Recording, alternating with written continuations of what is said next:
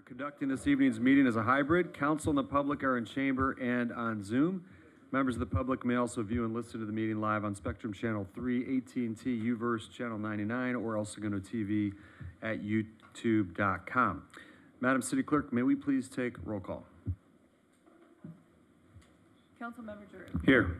Councilmember Nickel. Here. Councilmember Perstuck. Here. Mayor Pro Tem Pimentel. Here. Mayor Boyle. Here. All right. Thank you. All right, we're going to have the invocation led by Father Alexei Smith of St. Andrew's Russian Greek Catholic Church, followed by the Pledge of Allegiance, which will be led by Councilmember Nickel. If you could all please rise. Thank you, Your Honor. Let us pray.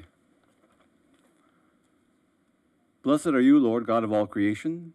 Through your goodness, we have been gifted with the splendid season of spring, with its coming feasts of Passover, Easter, and Ramadan, during which the earth and its inhabitants are renewed. May our actions here this evening be for our city truly a season of spring, truly a season of renewal. Renewal of our commitment to our city and to all for which it stands, commitment to one another, be we mayor, city council member, city staff member, member of our police and fire departments, resident or businessman or woman.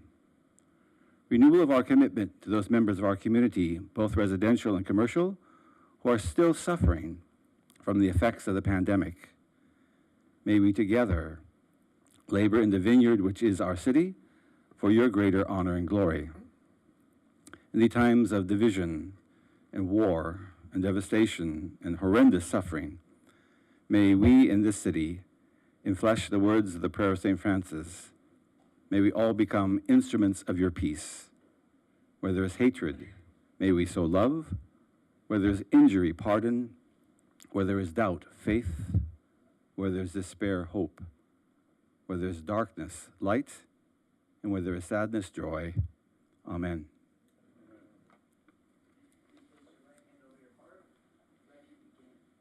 I pledge allegiance to the flag of the United States of America and to the republic which stands, one nation, under God, indivisible, with liberty and justice for all.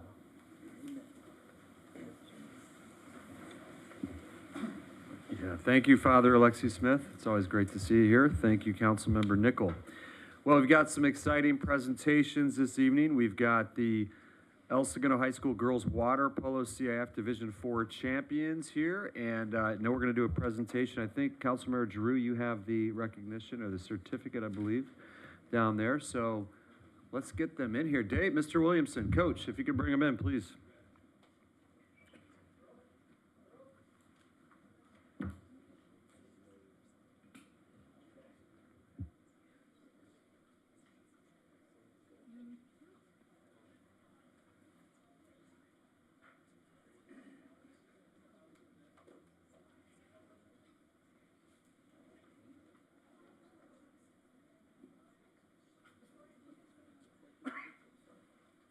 There's no walk-up music, Dave. You just come in. If I had thought ahead, I would have had a walk-up song for you. Oh, it would have been good, but I didn't.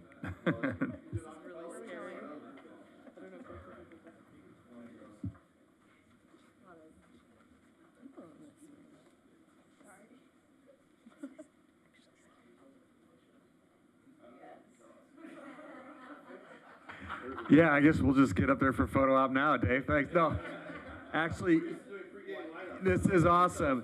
Hey, first of all, let's give these ladies, the El Segundo Eagles, a round of applause for CIF.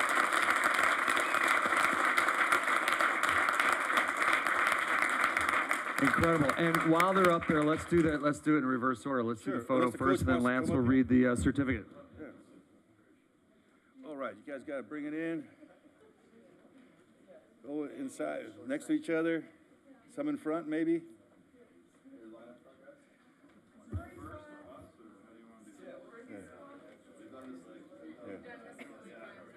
Yeah. All right. Yeah, you guys. Yeah, use that back area over there. There you go. There you go. That's good. Wait a minute. We gotta balance this out. council members everywhere. I don't know if I can get all you guys like that. All right, we can try. Let's see. Maybe I can get you guys. All right. Okay, I think so. Here we go. 1, 2, and oops. No good. Hold on a second now. That's no good. He doesn't like it. Oh, I don't know.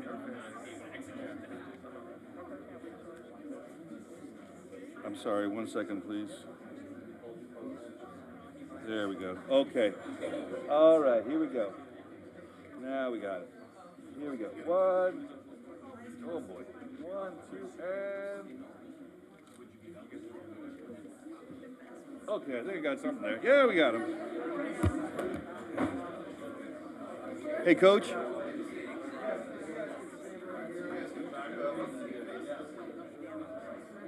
Yeah, Coach, you want to say a few words? Sure. Right. Yeah.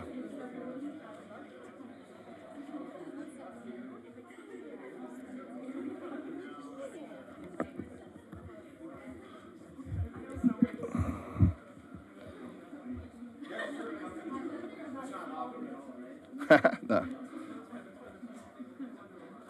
All right.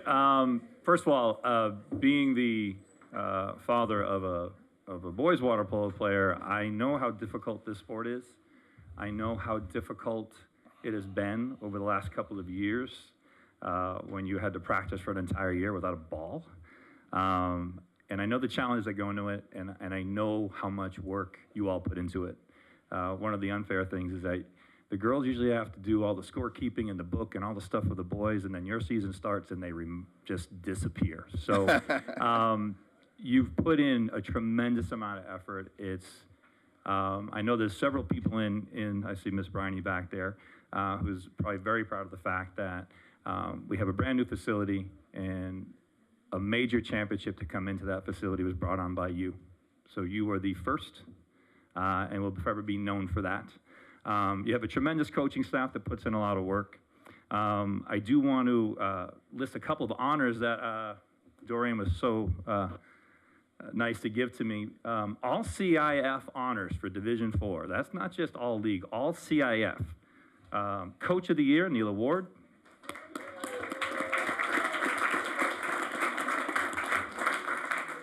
Player of the Year, Emmy Ramirez. All right, there's a video going to be played. Did I see that right? You scored like 160 goals or something like that? Some crazy number. Was that a typo? Yeah.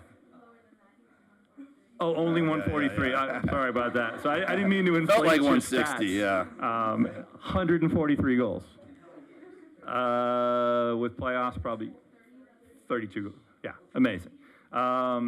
Then first team All CIF, Avery Torres. By the way, Emmy, you're a sophomore, right? Nice. Okay. Where's the Gundo Guardian? Kendall Donahue, our goaltender. Kendall is a freshman. Okay, so there is some years ahead of us. Alyssa Mullane, or is it Mulan? Mullane. Alyssa Mullane. Second team, Stephanie Rodriguez and Nicole Alpert. And third team, Sally Gonzalez. All right. So Pioneer League, okay, the local league. Most valuable player, Emmy Ramirez. Most outstanding, Avery Torres. First team, Stephanie Rodriguez, Alyssa Mullane, Kendall Donahue, and then second team, Sally Gonzalez and Nicole Alpert. That is amazing. So we just wanted to present to you the accomplishments in achieving a season record of 25-5, an undefeated Pioneer League championship, 2022 CIF Southern Section Division 4 championship, and a 2022 SoCal State Regional finalist. They just lost in the final there, but made it all the way to the end on that. So this is the furthest anyone has ever gone in the history, I believe, of El Segundo Girls Water Polo. Congratulations. And I know your assistant coach is never at a loss for words and loves a live mic and a warm audience. So, Coach, if you'd like to add anything. Sure. Thank you guys for the support. This is the most you guys have ever paid attention to me right here. Normally I'm yelling into a pool. Yeah, thank you guys for the support from the community. We had some really great home crowds out there throughout the playoffs, and playing in that beautiful pool is definitely gives us a home field advantage. So thank you to the city for providing such an awesome facility for us. And I just think not enough could be said about this group of girls specifically. We always have great kids here in El Segundo, and we have such great support from the high school and our AD, Coach Chev. But this team had something a little extra special when it comes to team chemistry and supporting each other. And it's great to announce those girls that made the honors, but they all deserve to be recognized like they are today, because it was the practices, it was the supporting each other, and it was the hard work that they all put in that got us where we were. And especially one more shout out for our head coach, Neela Ward, who just really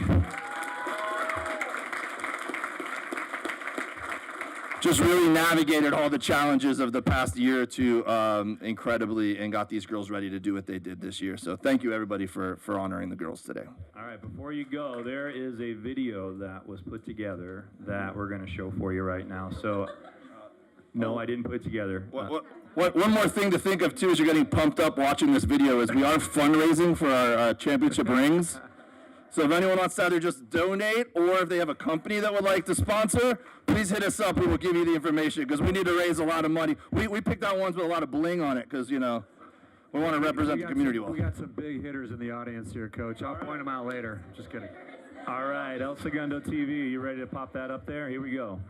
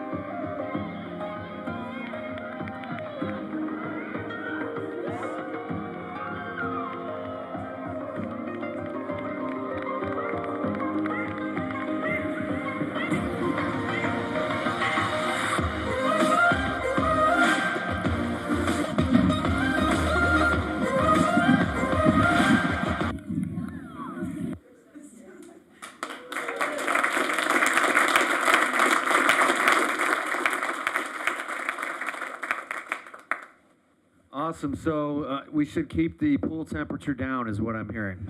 That's the ingredient to success. No, I'm kidding. Sorry, we're working on that. Source. All right. All right, I think Mr. Portland has some certificates for them, for each of them, so thank you again for coming. Appreciate it. Thank you. Thank you, guys.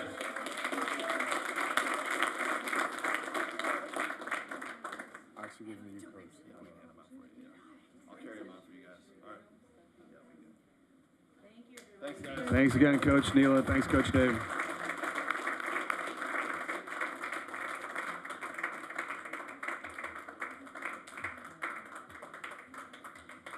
All right, next up we have recognition of Sergeant Eric Atkinson's graduation from the Sherman Block Supervisory Leadership Institute, and Chief Jaime Bermudez is coming up to the podium.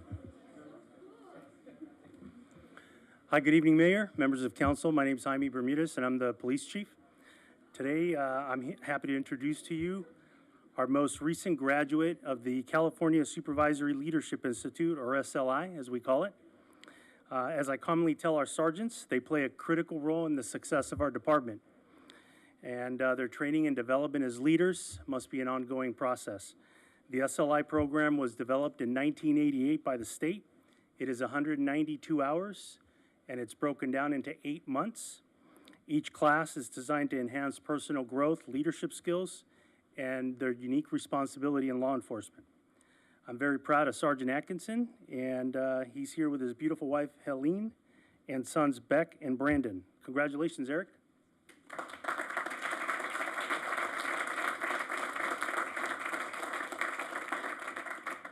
I'll keep this real brief. I just want to say thanks to the City Council and to the Chief for recognizing this accomplishment, and also to my wife for holding down the fort on all those weekends when I was away at training. And I'm just proud to represent the City of El Segundo and, of course, the El Segundo Police Department. Thank you very much. Thank you, Sergeant. Much appreciated. I think you're going to take a picture of Eric. Yeah, with the family. Bring your family up and okay.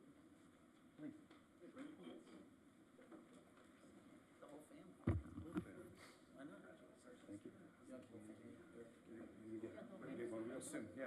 Hey, guys.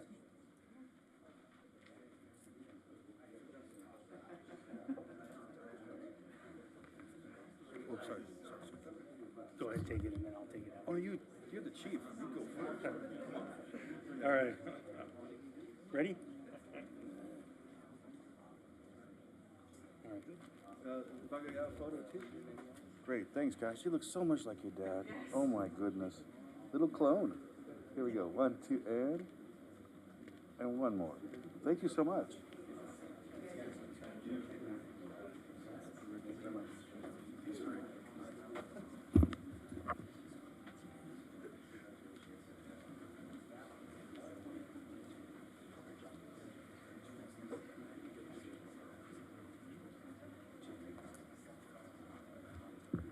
All right, Chief, thanks so much. We love the internal development. That's good. Great stuff. All right, next up we have National Women's History Month, and we have Councilmember Perstuck will read the recognition there. Yeah, thank you. And it's such a great opportunity to read this, especially since we just celebrated the girls' water polo and their success and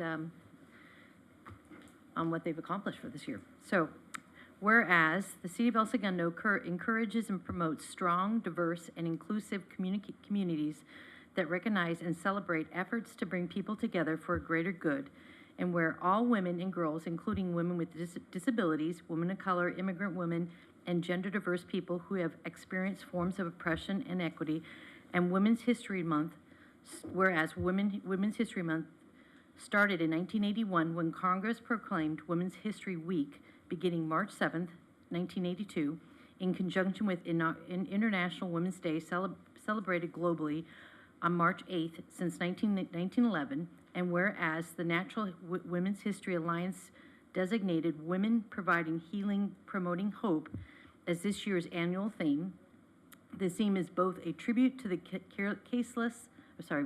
my eyes are not the best, ceaseless work of caregivers and frontline workers during this ongoing pandemic, and also recognition of the thousands of ways that women of cultures have provided both healing and hope throughout the history. And whereas the City of El Segundo has a rich history of many dynamic and strong leaders, community volunteers, entrepreneurs, educators, and other women who have contributed and constructed the path of the city and our city as we are here today. This includes the late Beth Morita and Stephanie Fuji, who were both champions of the El Segundo community, especially those with special needs. Beth Morita, Stephanie Fuji, and many other women of El Segundo bring their expertise, leadership, spirit of volunteerism, and energy to make El Segundo and the world a better place for generations to come. And whereas the celebration of International Women's Day and Women's History Month honors the collective power of women, values and achievements of women who have broken the glass ceiling, recognizes obstacles that remain, and inspires us all to do the continued work to advance the rights, opportunities, and full participation of women and girls of all backgrounds. Now, therefore, on this day, the 15th of March, 2022, the mayor and members of the City Council of the City of El Segundo hereby proclaim the month of March as Women's History Month in appreciation of the many contributions and achievements by women of the El Segundo community, as well as joining in the commemorating and encouraging the study, observance, and celebrations of the vital role of women in the American history. And I believe we have two members of our DEI committee, Christabel's online, and then Christina is going to accept the award. If you want to come up for a picture? Oh, yeah. Go ahead. Go ahead. I do, yeah, thank you. Thank you so much, City Council, for the proclamation. My name is Christina Vasquez, and I'm a local resident and a proud member of our city's DEI committee. I humbly accept this proclamation on behalf of the valiant women in this city who are leading the charge. Fire Department Chief Dina Lee, Deputy City Manager Barbara Voss, City Org, Committee and Commission leaders, City Department, entities such as the Library, Parks and Rec.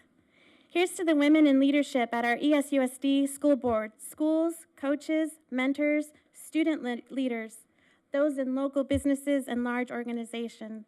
Here's to the unsung heroes in our community who are breaking barriers while lifting up others every day. We thank you. Like the many women who came before and the women who are still here doing the work, Beth Morita and Stephanie Fuji were champions of the city community, especially for youth and those with special needs, for education and for diversity. Thank you for including them in your proclamation. Finally, tonight, I am representing one of the two remaining women on the DEI committee, and I honor here tonight the strong and resilient women who came before and who will come after us, and to all those who are leading the way in and out of the spotlight to impact change in the midst of adversity. We see you, we appreciate you, we embrace you, and we thank you. Thank you so much. Thank you. Let's do a photo. Don't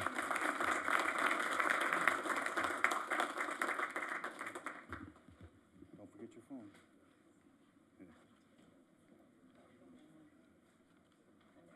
All right. I came in person. Oh, she jammed from the Zoom.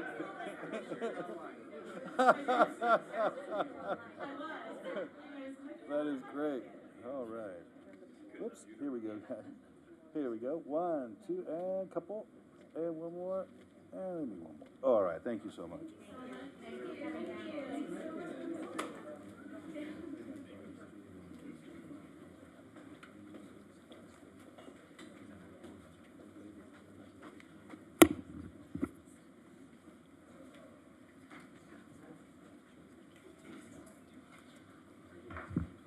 Madam Clerk, how many public comment cards do we have that don't pertain to the Pacific Coast Commons item, please?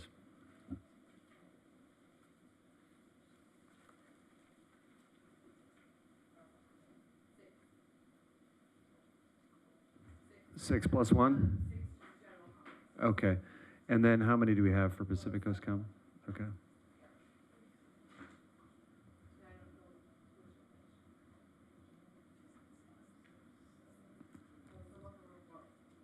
Okay, we're going to limit public comments to 3 minutes for each speaker this evening. So We'll start with Mrs. Briney. Since you're up, if you'd like to address the mic, we'll have you address first. We can start the clock for 3 minutes, please. I'm not going to take 3 minutes. I'm here tonight mostly to get me out of my house. To have me come down here to talk to you is either good or really bad. So I'm grateful to be here the same night as the girls. I told one of the moms, and I'll cry about this, is the last girls water polo team that won was in 2007, and my daughter participated. That's how we got so involved from 1999 on to get a pool built here in El Segundo. Lots of people sacrificed. Lots of people donated. Lots of people, Mr. Lundquist is in the room. I am embarrassed to say we donated, but you know, when it's all said and done, we made it happen because it was important enough for the kids of this community. I am flabbergasted that this pool is not working correctly. I am angry that it takes the city this long to make sure that something that should be proper isn't. I don't know if it's equipment, I don't know if it's personnel, I don't know what it is, but get it fixed. These kids deserve better. These kids who are now having to drive to Redondo. My granddaughter, who is 8 years old, is now driving to Redondo 3 nights a week so she can get her timing in to come to a junior guard program in El Segundo. She can't even do it in El Segundo. All right? So I don't know what it's going to take, but I'm here to implore you. There was so much sacrifice made to get that put together. Do what it takes to get it fixed and get it fixed properly so that these kids can use it. That's all I'm asking for. Thanks for your time. I appreciate it, but let's get this done. Thank you, Mrs. Briney. All right, Madam Clerk, who's the next up, please?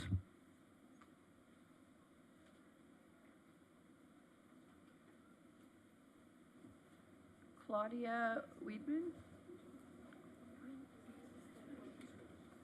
I'm here for the other item. Yeah, and Mrs. Briney, since you're here, you want to have, because you're probably going to leave, Mr. George, would you mind just giving an update on the pool, where we're at, with the just broad strokes, please? Certainly, Mayor. Yes, in the 7 days that I've been here, I can assure you that we have, the pool matter has become a top priority. We have identified the problem, and we have also identified what needs to fix the problem, and we will be on top of that as soon as possible. So it is being looked at, and it will be taken care of in an expeditious manner. Thank you. All right, next up, public comments, please. Randall Duncan?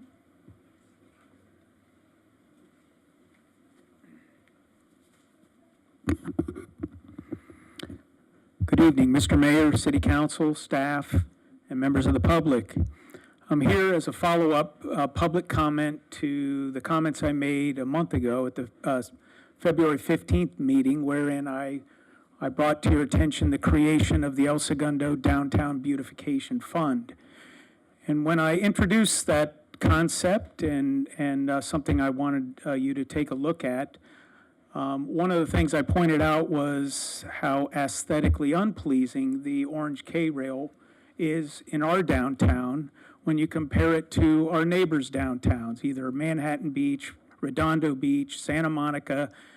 Either businesses or their local businesses or the restaurants themselves have vested funds in making those areas more beautiful and more aesthetically pleasing.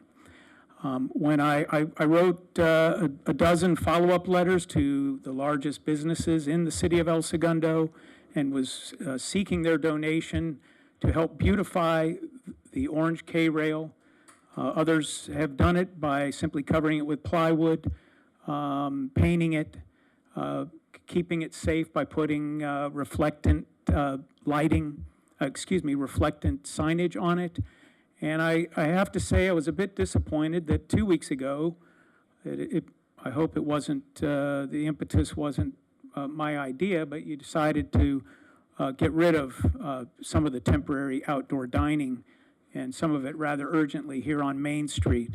The vote was 3-0 as 2 council members were recused to remove the outdoor dining that encroaches into the travel lane by April 1st. And that wasn't the reason for me coming to you a month ago. I feel the businesses have needed that outdoor dining in order to recover their losses from the 2020, 2021 timeframe. And by setting a date of April 1st for Main Street and August 16th for Richmond, and I presume Standard, even though there isn't an issue there, you're creating a disparity in some businesses can enjoy it through the summer, others are going to have to back into the parking lane, and that was not my intention. I'm about more revenue for the city, greater revenue for the businesses, and quite frankly, I do want to read this one statement that I had prepared. Outdoor dining, albeit initially authorized while we were collectively navigating through the COVID-19 pandemic, is among the most positive outcomes we have come to enjoy, therapeutic in many respects, as we went from living, working, dining, learning, teaching from our homes to emerging from a hibernation of Mr. Duncan, sorts. sorry, could you wrap it up, please? Yeah, sure. With a desire to be outside, dine with our friends, and enjoy the amazing weather. I'd ask that you please reconsider the action that impacts Maine. I have no business interests at Maine, but I'd like us to enjoy the outdoor dining through the summer. Thank you. Thank you, sir. Next up, Madam Clerk. Eric Pedersen, you're up, please. Good evening, everyone. Mr. Mayor, nice to see everybody. I'm Eric Pedersen. I'm one of the partners that just opened Tappy Zone on Main Street. And really glad to be open here for the city. It's really great to know the city and getting to know all the customers coming in and the diverse group of people that the city is about.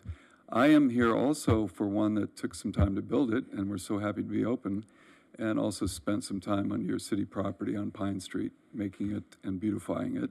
And I'm all in support. I don't know that much, but you can bet I will be around. I spent a lot of time in New York City on the Union Square Partnership bid for 25 years, being very much involved in my community and projects like what the gentleman before me just spoke about. So I just want to say hello to everybody. Glad to be here, and see you in the hood.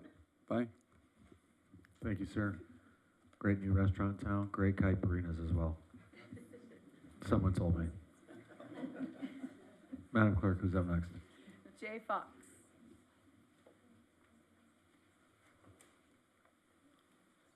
I am here. Welcome, everyone, and thank you for allowing me to speak.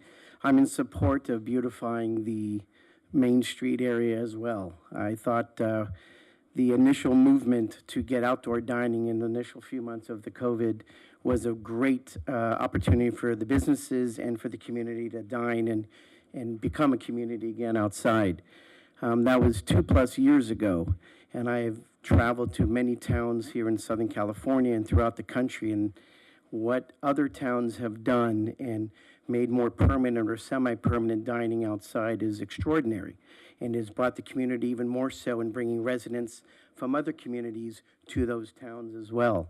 So it's been 2 years, and aesthetically it's been pretty much the same for the past 2 years. And as far as I'm concerned, when folks come into LAX, when I bring family and friends in from out of town, business associates, I want to show my pride in the town in which I live and the town in which I dine. And I feel more proud walking aesthetically through other communities than I do today in Main Street. And I think we can do a much better job. And I did read the gentleman's write-up and his proposal, and I think it's a very good one. I'm in the construction business, and we're an architectural firm, and we build restaurants around the country. And I think there's a lot to be done for a minimal amount of money to make things more permanent or semi-permanent. I don't know the long-term outdoor dining game plan, but I know in the short term, I think we can do a better job. It's been 2 years, and I think we can move the needle. Thank you. Thank you, Mr. Fox. Ryan Baldino.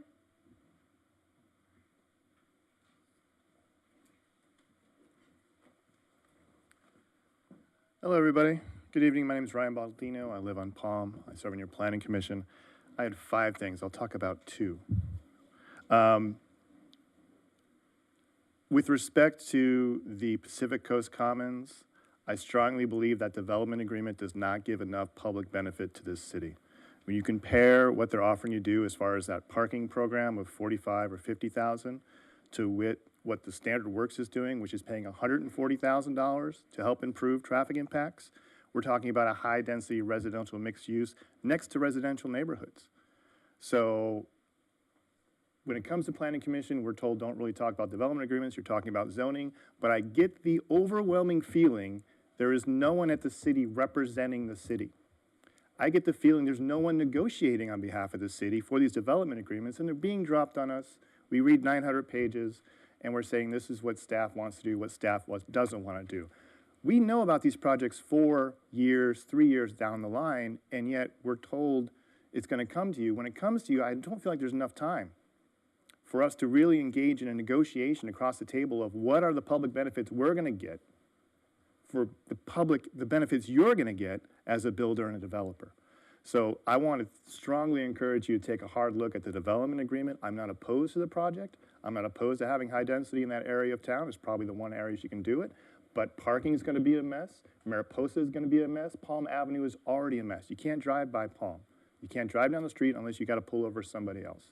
So if you're going to put 6 townhomes there with no parking, right, and assume they're going to park in a parking garage, I just don't see how it chalks out. So whatever you decide on that, let's have some constraints on it. Let's bring them back if things aren't working out, like we did with In-N-Out, like we did with Chick-fil-A, so that we can have some control over this project.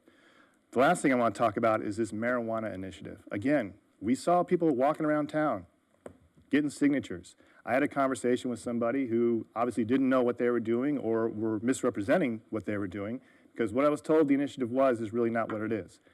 We have to have a city ballot for the same thing that allows the city to have control. We cannot let someone from out of town with their own private interests come in, put something on the ballot and rewrite our codes and our standards and tell us what to do. That's not how this town works, right? So whatever you need as far as help of drafting or getting it promoted and campaigning and explaining to people why the city version ballot is much better for the people who live here than one that's basically drafted by the people who want to sell marijuana in town, I'm here to help you. You don't have to worry about the city can't campaign for it. There's plenty of people who love this town, who want to keep this town special. I'm one of them. I'll get people behind me to support it, but you guys got to be proactive. You got to get something on the ballot. Otherwise, you're going to give a choice to the voters that you don't want those voters to make. That's going to change this town forever. So please think about that. All right? Thank you guys for your service. Thank you, Mr. Baldino. Michelle Keldorf.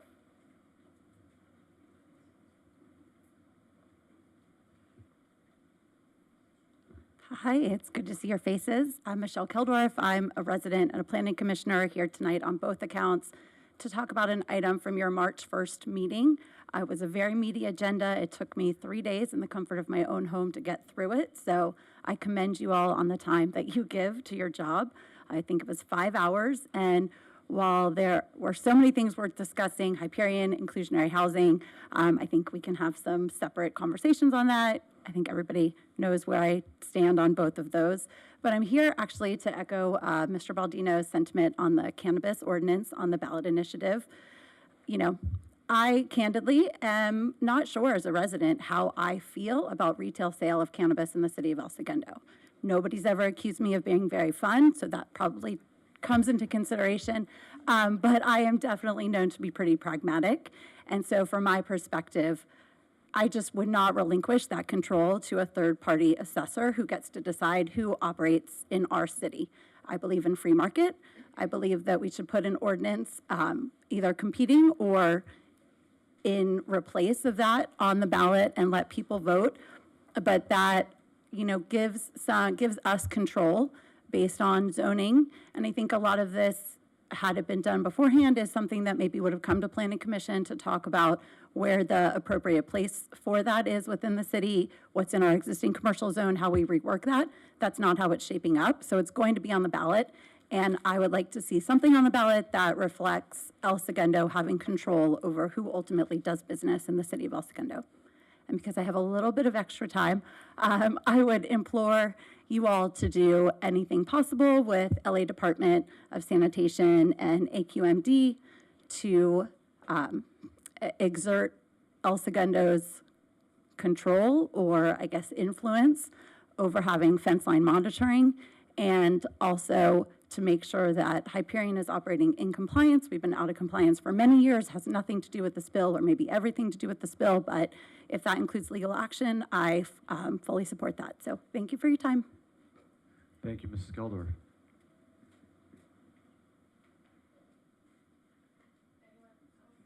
Anyone else here in chamber for public comments? Okay, anyone online? Yes. So anyone online, please raise your hand if you would like to speak, and we'll move you over. Looks like there is one.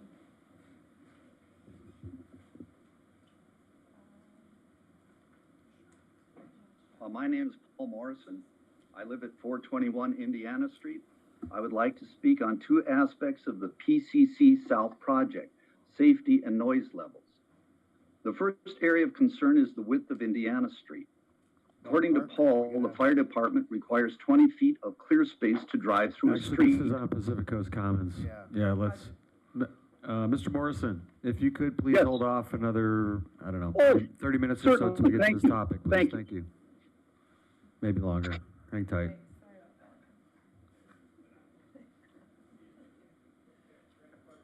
All right, is there anyone who just wants to speak general comments that's on Zoom? David from Brightview here.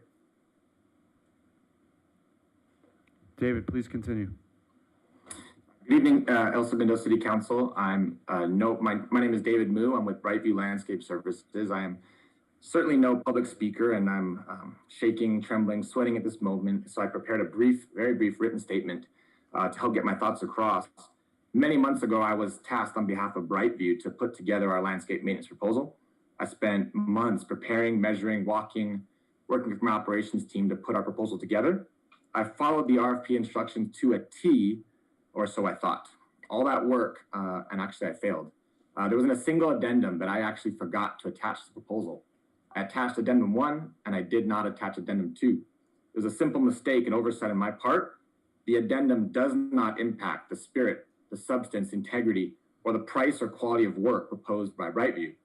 The page 6 of the RFP allows the city to reserve the right to request additional information or clarification from those that submit proposals, or to allow the correction of errors or omissions. The city also reserves the right, it says, to reject any or all proposals in whole or in part, or to waive any informality in any proposal, and to accept the proposal which, in its discretion, is in the best interest of the city. To wrap up here, our proposal basically saves the city $60,000 in regards to our competitors. We're an excellent landscape company. Our references are impeccable. The omission addendum, which I attached in the email earlier today, again, in no way impacts the pricing, the quality of proposal. Details matter, and attention to details matter. When it comes to landscaping, that is pruning hedges, cutting grass, we are much better at that than we are at paperwork. But so too in landscape and paperwork, when we make mistakes, we own them, and we seek to correct them as soon as possible, and that's what I'm here to do today. So I would ask humbly that you please consider our proposal, and I thank you for your time, and thanks for your consideration. Thank you, Mr. Moo. Anyone else online? All right, that'll conclude public comments. Again, we'll have some comments available when we get to item 14, Pacific Coast Commons. Mr. George, would you like to address any of the public comments? Yes, Mr. Mayor, thank you. Just a couple comments regarding the speakers. Just to let the council know that staff is working on two of the items that were brought up this evening. One dealing with the cannabis matter will be brought before you. We're anticipating bringing that before you on April 19th for a full discussion. And then on the outdoor dining patio situation, we are tentatively scheduling that for the first meeting in May. So both of those items will be before the council for full consideration and discussion. And then just for order of the meeting itself, I hope this is the appropriate time to bring it up, but if we could pull item 17 and continue that to a future meeting, that's the mid-year budget. And then also, if the council could please consider moving item 19 to right after the consent calendar. It's the financial report, the consultants, if we can, it should be a relatively quick matter, but if we can move that up, staff would appreciate it. I don't think there are any objections to moving that up. No, great. Thank you. Thank That you. concludes my comment. Anything on there was a concern about the contract. I know there was an unqualified bidder based on the contract process proposal. That item is on the agenda, so we can discuss the details of that. Great. Public Works prepared to discuss that during that item. Excellent. Thank you. All right, first up, yes. And you're also going to move up library. Yes, oh, thank you for that. Item 20 is going to move up. That'll be right after item 19, which is the annual comprehensive financial report. All right. I'm moving it right after the staff presentations for the comprehensive financial report. That's what we discussed. Is that correct? That is what you discussed. And Okay. I believe it's number 18. I made a error on the 18, script. yeah, boy, all right. So Is this next up co-curriculum? is the annual comprehensive financial report for fiscal year ending June 30th, 2021. Mr. George, who will report on that item? First, you need to read all ordinances, and then you're doing consent, and then you're doing that. Can I help? Sorry about that, all right. So, Just read all press- ordinances and resolutions on the agenda by title only. Do we have a motion to do so? So moved. Awesome, we have a second. Second. All in favor? Aye. Any opposed? No. 5-0. Yes. Thank you. All right, consent, items 5 through 13. Are there any polls? Mayor, I have one comment. You don't need Yes. to pull it, but on the resolution regarding teleconferencing, that will be for a 30-day period, right? It says through the end of March, but it'll actually be for a 30-day period in accordance with state law. You don't need to pull it. I just want to make that clarification. Okay, is it just me or are you having a hard time hearing Mr. Hensley? Item number 10 is about teleconferencing, and the recommendation, or it states that it will expire on March 31st. It actually should read that it'll be expire after 30 days. So you don't need to pull that. I just want to note that that change will be made. Okay, great, thank you. All right, having said that, are there any polls? Do we need to pull item 11 to address Mr. Moo, the public comment? If you want to, yes. Only if you want to.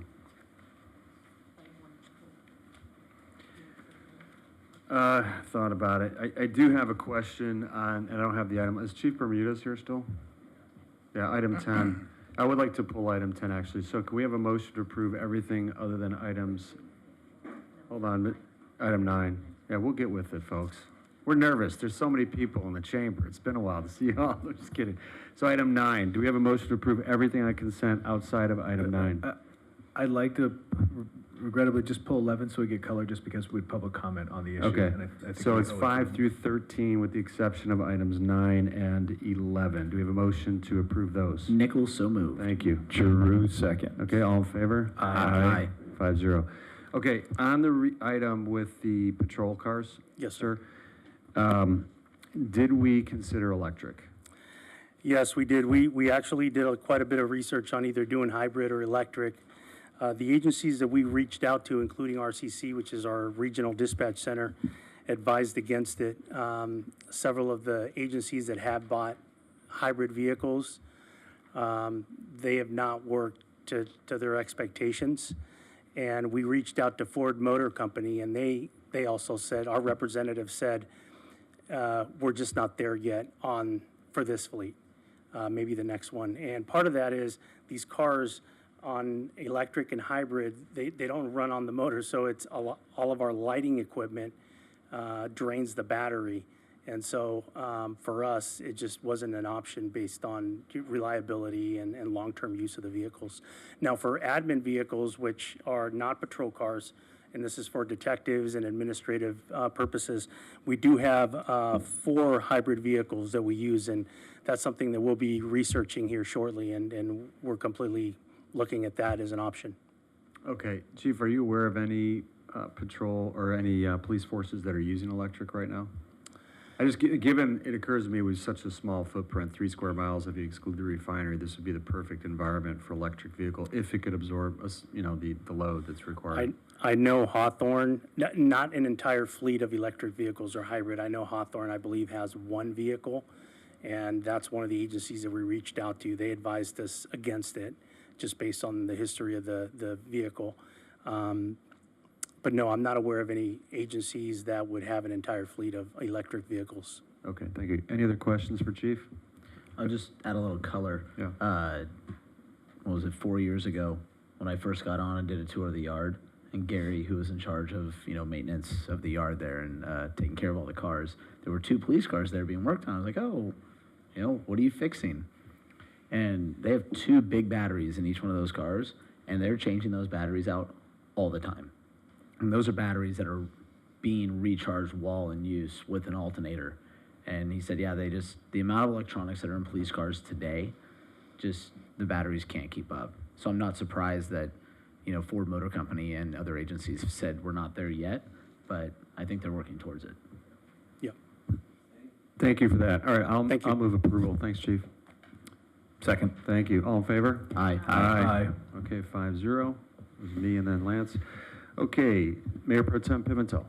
There's the service agreement for citywide landscape maintenance. I believe Public Works is here. Mayor Pro Tem, would you like a brief staff report or just a response to the comments? Just a response to public comment. Okay. This looked like a pretty routine contract, but if there was a dispute or anticipation of a dispute, just add color. Public Works Director Elias Sassu will answer that. Good evening, members of the City Council, Mr. Mayor.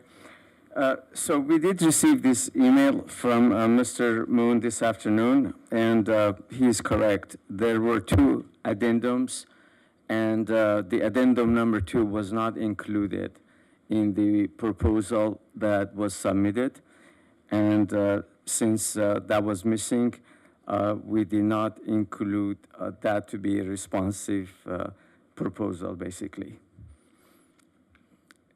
Very well, and given the disparity in cost where he believes to be a low bidder over 3 years of $60,000, do you think it is worth reconsidering, or are you comfortable with this to move forward?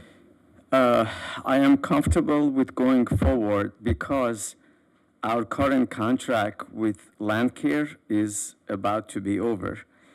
And and we have not checked his references, not to say that they are bad, but we did not check. So if we do not approve if the staff recommendation is not approved tonight, we have to go back and check the references to be sure, and then we would have to come back in April, and then we would have to extend the agreement with Landcare, and the Landcare was one of the entities that gave us a proposal for 3 years. Their price was twice as it was last 3 years, if that makes sense. So they may not decide, they may not agree to continue taking care of the business till we come back to the City Council with another recommendation. So that's something to be considered. And also the fact that we want to be really consistent. We want to go by the rules. We have addendums. We want them to be identified. We want them to be submitted. We would expect the bidders to check their work and be thorough. And I understand there was maybe an oversight, but we really want to stick to our rules and regulations. Thank you. I'll move approval. Oh, sorry. In your experience, Mr. Sassoon. Yes. Sorry. In other cities prior to our city, do landscape companies change typically at the end of their term, or there's like one landscape company? Because I guess just my pragmatic thought is they already know what the job entails. We know that they know it. There's no learning curve or anything. And so I was a little surprised it wasn't the same company, but then hearing you say that they came back at twice their rate, that's a little surprising. And so I'm just curious, is that normal? Given the conditions of COVID and the gas prices, and I check with contractors often, frankly, things are changing very, very rapidly. I've never seen anything like this. But things are almost costing the city twice as much, not exactly twice, but things are going so much higher because of the COVID situation, because they cannot find people that they can depend on and keep their personnel. They also, the other costs have gone up, including gas. So frankly, I didn't expect that, but as we go forward, we need to understand that things are going to be more expensive, and frankly, twice as much is no longer surprising to me. All right, someone like to move approval? We have a motion. I'll second it. Thank you. Who made the motion? Chris did. I moved. Oh, you did? Okay, cool, In thanks. motion. All right, all in favor? Aye. 5-0, thank you. All right, that concludes consent. We're on to staff presentations, and we're going to go with just to clarify, the annual comprehensive financial report, item 18, followed by the library item with the committees, commissions, and board library items. So, Mr. George, who will report on the annual comprehensive Yes, financial report? Mr. Mayor, our Chief Financial Officer, Joe Lilio, would present that item. So, good evening, Mayor and the City Council members. The item before you is to provide a high-level overview of the annual comprehensive financial report ending fiscal year June 30, 2021. Mr. Patel, a principal from the city's audit firm, Clifton Larson Allen, will provide a very brief presentation. Mr. Patel, can you hear us? Yes, I can. Can you hear me? Yes, sir. Thank you very much, Mayor and members of City Council. Nitin Patel with Clifton Larson Allen, and I'm going to give you a brief overview of the annual comprehensive financial statement audit. The scope of our work included performing an audit of the city's financial statements. Also, we did an agreed upon procedures on the GAN appropriation limit. We completed a compilation of the annual state controls report. And finally, we did prepare the annual comprehensive financial report. The financial statement objectives included, one, management is responsible for the preparation and fair presentation of these financial statements. The auditors are responsible for expressing an opinion on these financial statements. Our audit was conducted in accordance with generally accepted audit standards and government audit standards. And we did issue an unmodified opinion on the financial statements of the city. In other words, the financial statements are fairly presented in all material respects in accordance with generally accepted accounting principles. There was an item, emphasis of matter, in our opinion.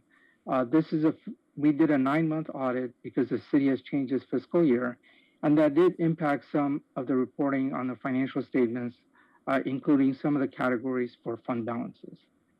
We did issue a report on internal control over financial reporting, and we did not have any material weaknesses to report to you or any non-compliance items. Finally, certain required communications to you. We did not have any difficulties in performing the audit. We did not have any disagreements with management. Management did correct all the adjustments that we proposed. The city did adopt GASB Statement 84, which is related to fiduciary activities in the current year. We did not note any transactions where there is no authoritative guidance.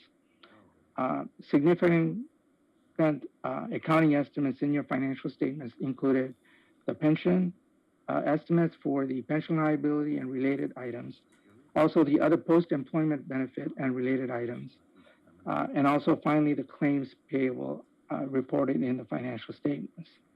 Finally, the other matters to communicate to you, there is required supplementary information that is reported in your financial statements. We performed limited procedures on that information and did not give an opinion. There is supplementary information which we did reconcile to the underlying accounting records which were used to prepare the financial statements. And finally, the introductory and statistical section of the city's financial statements were not audited. And that concludes my comments. Thank you. All right, thanks. Mr. Lilio, any comments to follow up on the consultant? No, Mr. Patel, thank you very much. Just one thing I do want to point out, Mr. Patel did say there were 0 findings for this audit. And as mayor, I know you were on the council 5 years ago. We had 21 findings, and we've slowly dwindled down those findings over the years. So 0 findings, and hopefully we can continue with that. Great job, Mr. Lilio. Everyone in your department, really well done. Thank you. All right, we're on to the library fees, adult fines item. Who will report Mr. on Mayor, that? but before we move on too much, I'd say that as clear as this is to read, I think it's worth that we gloss over the importance of what's in it. And people at home, this is available on the website. You can look at our fund and to see what Joe and his team have overcome in terms of financial headwinds and finding a way to make this work. I mean, the numbers are somewhat staggering about the gaping holes in the budget over the last 2 years. So I think that that's something worth calling attention to. It's very easy to read, but that has been some making lemonade, and thank you, Joe. On top of leading the pension obligation bond and serving as acting city manager. Thank you so much. Mr. Nichol. To add color to that, though, Mr. Pimentel is on page 775 of our agenda packet here. I just want to make sure the public knows, because of the switch in fiscal year and going shorter, some of those in summary findings are not very telling. Public safety expense didn't really decrease by $21.5 million, right? It was a shorter year. So things like that, please take that into consideration when you're doing some light reading tonight. There'll be a quiz later. See who took them up on that. All right. Library Board of Trustees presentation for consideration of eliminating adult overdue fines. Mr. George, who will report on this? Yes, Mayor. Mark Herbert, our manager at the library, and then Sarah Whalen will report on this item. Well, good evening, Mr. Mayor and members of the council. My name is Mark Herbert. I am the library manager. In 2019, with City Council approval, the El Segundo Library eliminated children's overdue fines, making it more equitable for children to borrow and to continue to use materials from the library. Prior to and since that time, there's been a growing movement in the public libraries to eliminate all overdue fines. A presentation about this topic was brought to the Library Board of Trustees in January, and I have via Zoom Library Board President Sarah Whelan to give the Library Board's recommendation to City Council. Good evening, Council. Can you hear me? We can, thank you. Excellent. I am Sarah Whalen, President of the Library Board of Trustees. Thank you, Mark Herbert, Library Manager, for all of your assistance with this quick PowerPoint presentation on why Council should support our library moving forward to go fine-free.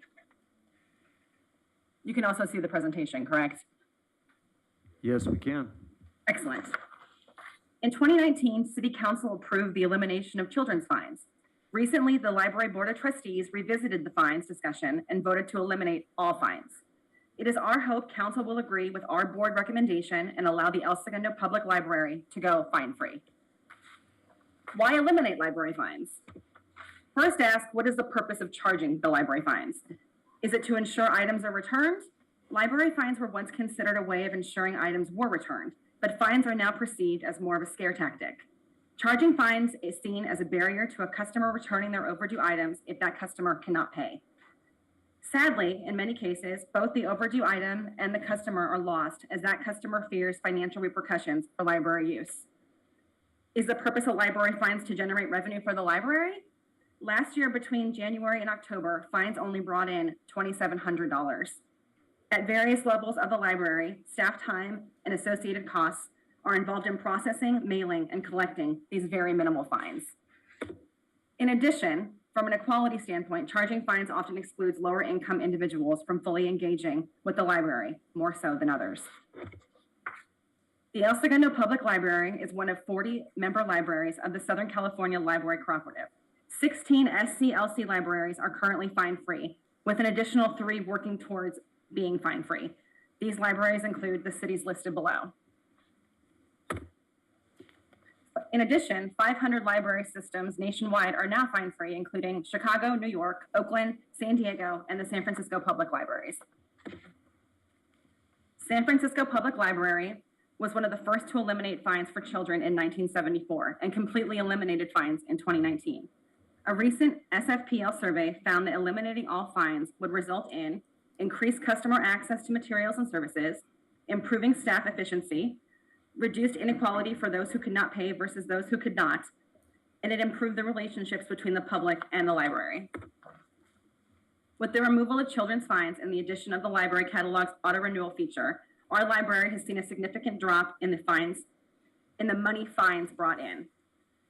These fines are only a very small fraction of our library and the city's budget. These are the charges and fees that would remain in place despite going fine-free. Borrowed materials that are not returned or return damaged, and DVDs that are not returned. Therefore, The Library Board of Trustees respectfully requests that council vote to eliminate all daily overdue fines. Thank you very much for your time, and Mark or myself are happy to answer any questions. Thank you, Mrs. Whalen, and thank you for serving as the library board president, volunteering your time. Any questions? My pleasure. I have a question. Do we mail letters to try and track down overdue books? That's our method of doing it still, right? Not phone calls or emails? Yes, sir, we still do. We do mail out overdue notices. We also send a lot of our notices via email.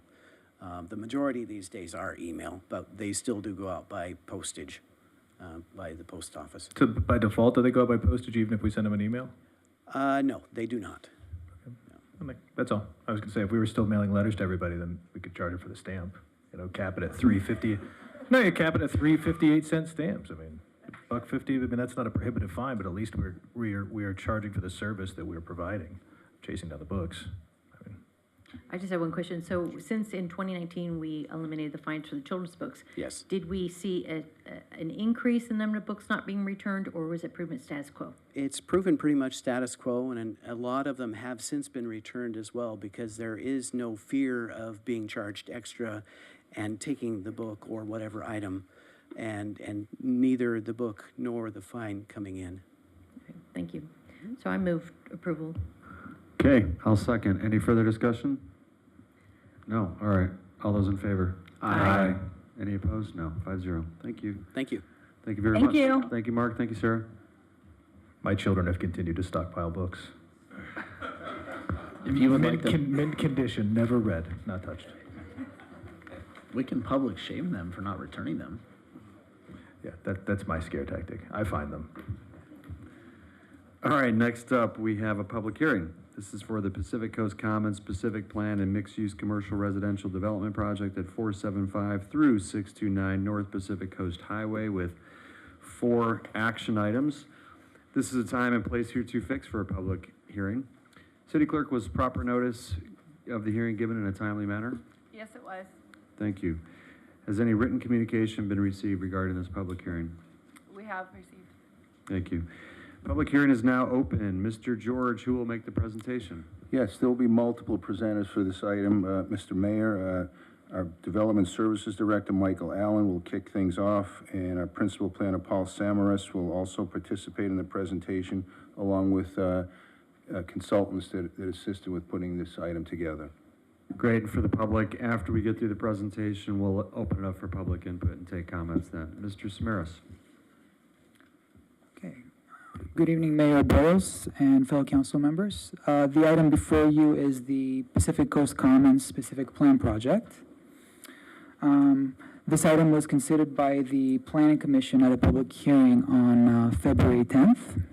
And at the conclusion of that hearing, the Planning Commission recommended that the City Council approve this project. Just going to wait a second to get the PowerPoint up and running here so I can get into the slides. Next, please. The project site is the old Hacienda Hotel property, currently the Aloft and Fairfield Inn and Suites hotels, which consists of 2 city blocks along Pacific Coast Highway, extending from Holly Avenue to the south all the way up to Palm Avenue to the north. And Mariposa Avenue splits the site into 2 blocks. Currently, the site is zoned C3, general commercial, and parking, the north part of the site. The applicant proposes to redevelop the parking lots at the south end, and the north end of this property, as well as the vacant banquet hall and food and service building at the corner of Mariposa and Pacific Coast Highway. Going from the left side to the right on the screen, on the southernmost site, which we will call PCC South, the applicant proposes to develop a mixed-use building with 120 apartment units, 5,700 square feet of commercial retail uses, and a 336 space parking structure. And moving towards the right side of the screen, in the middle, the PCC Fairfield parking site, the site of the vacant banquet hall building, will be redeveloped to allow the construction of a 215 space parking structure, along with 3,200 square feet of commercial uses. I should mention that the applicant also proposes to include a community meeting room in this building that will allow local nonprofit groups to use free of charge. At the northern end of the project, the site called PCC North, the applicant proposes to construct two buildings, one mixed-use building consisting of 137 apartment units, 2,200 square feet of commercial uses, and a 252 space parking structure. The second building on that PCC North site is a building that will contain 6 townhome condominium units. As I mentioned earlier in the, if you could hit the next slide, please. Here we go. So overall, this project, if approved, would result in 263 new residential units, including some affordable units, which we'll go into a little bit later. 11,000 square feet of commercial space, 792 new parking spaces and parking structures, in addition to some of the existing surface parking that will remain. Next slide, please. Now, as I mentioned, the property today is zoned commercial and parking. Those zones do not permit the construction of a mixed-use residential commercial building. So as a result, the applicant's request includes a number of entitlement applications that you see on the screen. Now, the first four entitlement applications establish sort of the broad regulatory framework to allow this proposed project to proceed. It changes the zoning, changes the general plan designation, and puts in place a new specific plan that will set the permitted uses and the development standards for the specific plan area, including density, height, and other standards. Broadly speaking, approving this request to establish this regulatory framework is a good idea for a couple of main reasons. Next, please. Number one, there is a demonstrated need for housing, both regionally and locally, and this project would contribute substantially in that regard.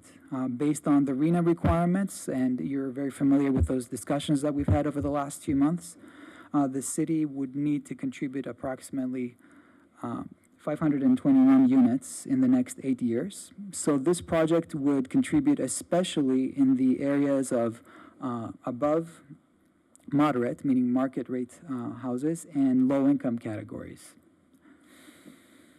The second reason, next please, is the location. The location for this type of development, a mixed-use, high-density residential project, is very appropriate because it is adjacent to or within walking distance to a lot of services and amenities such as schools, parks, shopping centers, grocery stores, and a very large employment sector, a job sector on the east part of town. And it's also close to transportation services, the Green Line, the PCH, the airport, which would contribute to reducing, traffic circulation and the associated emissions from that. Next, please, we'll go over some of the other entitlements on the list that I showed you earlier. There is a subdivision requested to separate the property into 6 individual parcels. So one parcel for each new building and existing building within the specific plan area. Next. There is a site plan review and parking demand study request. The site plan review request involves a review of the physical development to ensure that it complies with the development standards and the design guidelines in the proposed new specific plan. As I mentioned, the development occurs in 3 main sites, and we will look at each site in a little bit more detail in the following slides. But before that, I would like to say a quick word about parking and the parking demand study that's part of the project applications. As part of the proposal, the applicant has conducted a parking demand study and a shared parking analysis to determine the number of parking spaces needed for the proposed development. And that study was peer-reviewed by the city and the city's traffic and parking consultant. And it concluded that approximately 790 spaces would be needed for this development to accommodate all the uses in the specific plan area. The project proposes more than that. It proposes 818 spaces, which will be adequate based on the conclusions of this parking demand study and the shared use analysis. Next, please. Going into the individual development sites. PCC South, it will include, as I mentioned, commercial retail uses on the ground level facing Pacific Coast Highway, along with residential apartment units above and wrapping around the parking structure in the middle of the building. Vehicular access to this property will be from Pacific Coast Highway and will be shared with the Aloft Hotel next door, along with a second access off of Indiana Street. This is a rendering of the PCC South building. This building and the other proposed buildings on the site provide multiple building planes, a variety of materials and colors, all of which provide a lot of architectural interest, which is very consistent with the design guidelines in the proposed specific plan. Next, please. The next site in the middle of the overall specific plan area, the PCC Fairfield parking site. This site, as I mentioned, is currently occupied by a vacant food and service building. It will be redeveloped to allow for a 6-level parking structure with commercial uses on the ground level facing PCH. Vehicle access will be shared with the Fairfield Inn and Suites Hotel, and that access will come from PCH. And that's natural, as this structure will primarily serve as the hotel's parking. It will be replacement parking for the surface lot that's north of Mariposa. But it will also serve as overflow parking for other uses in the specific plan area. I should mention that as part of the development agreement for this project, the applicant intends to provide a meeting room, as I mentioned earlier, that will be available free of charge to El Segundo nonprofit groups. These are some renderings of the building along Mariposa Avenue on this side. Next. The PCC North site, north of Mariposa Avenue, between Mariposa and Palm. At this location, the applicant proposes a mixed-use building, as I said, with commercial on the ground floor and with residential on top and wrapping around the parking structure in the middle. At the northern end of this site, there is another building with 6 townhome condominiums. And both of these buildings will take vehicular access from private driveway, both from Mariposa on the south and Palm Avenue on the north. These are views of this particular building on the north, and these are views of the proposed townhomes. Now, overall, the site plan and the building design comply with the standards and the guidelines established in the proposed specific plan. Now, with that, the next request for council is waivers from the dedication requirements along the public streets around the property. This particular request, the city requires dedications on Holly Avenue, Indiana Street, Mariposa on the north and south sides, along with Palm Avenue. The developer, the applicant, is able to comply with all of those required dedications, with the exception of Indiana Street and Mariposa Avenue, the south side of Mariposa Avenue. In those cases, the applicant is requesting a partial waiver of the dedication requirements. The primary reason is along Indiana Street, there are existing buildings on the site that are built right at the property line, so there's no feasible way to dedicate additional land. On Mariposa on the south side, because of sort of the tight configuration of that parcel, it would make it very infeasible to construct a parking structure and fit all those vehicle ramps in the structure to provide that replacement parking on the site.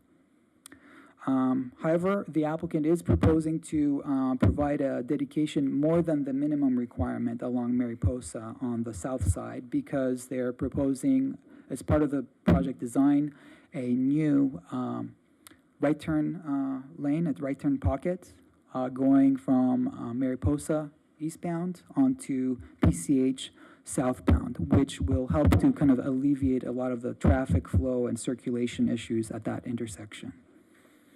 Next, please.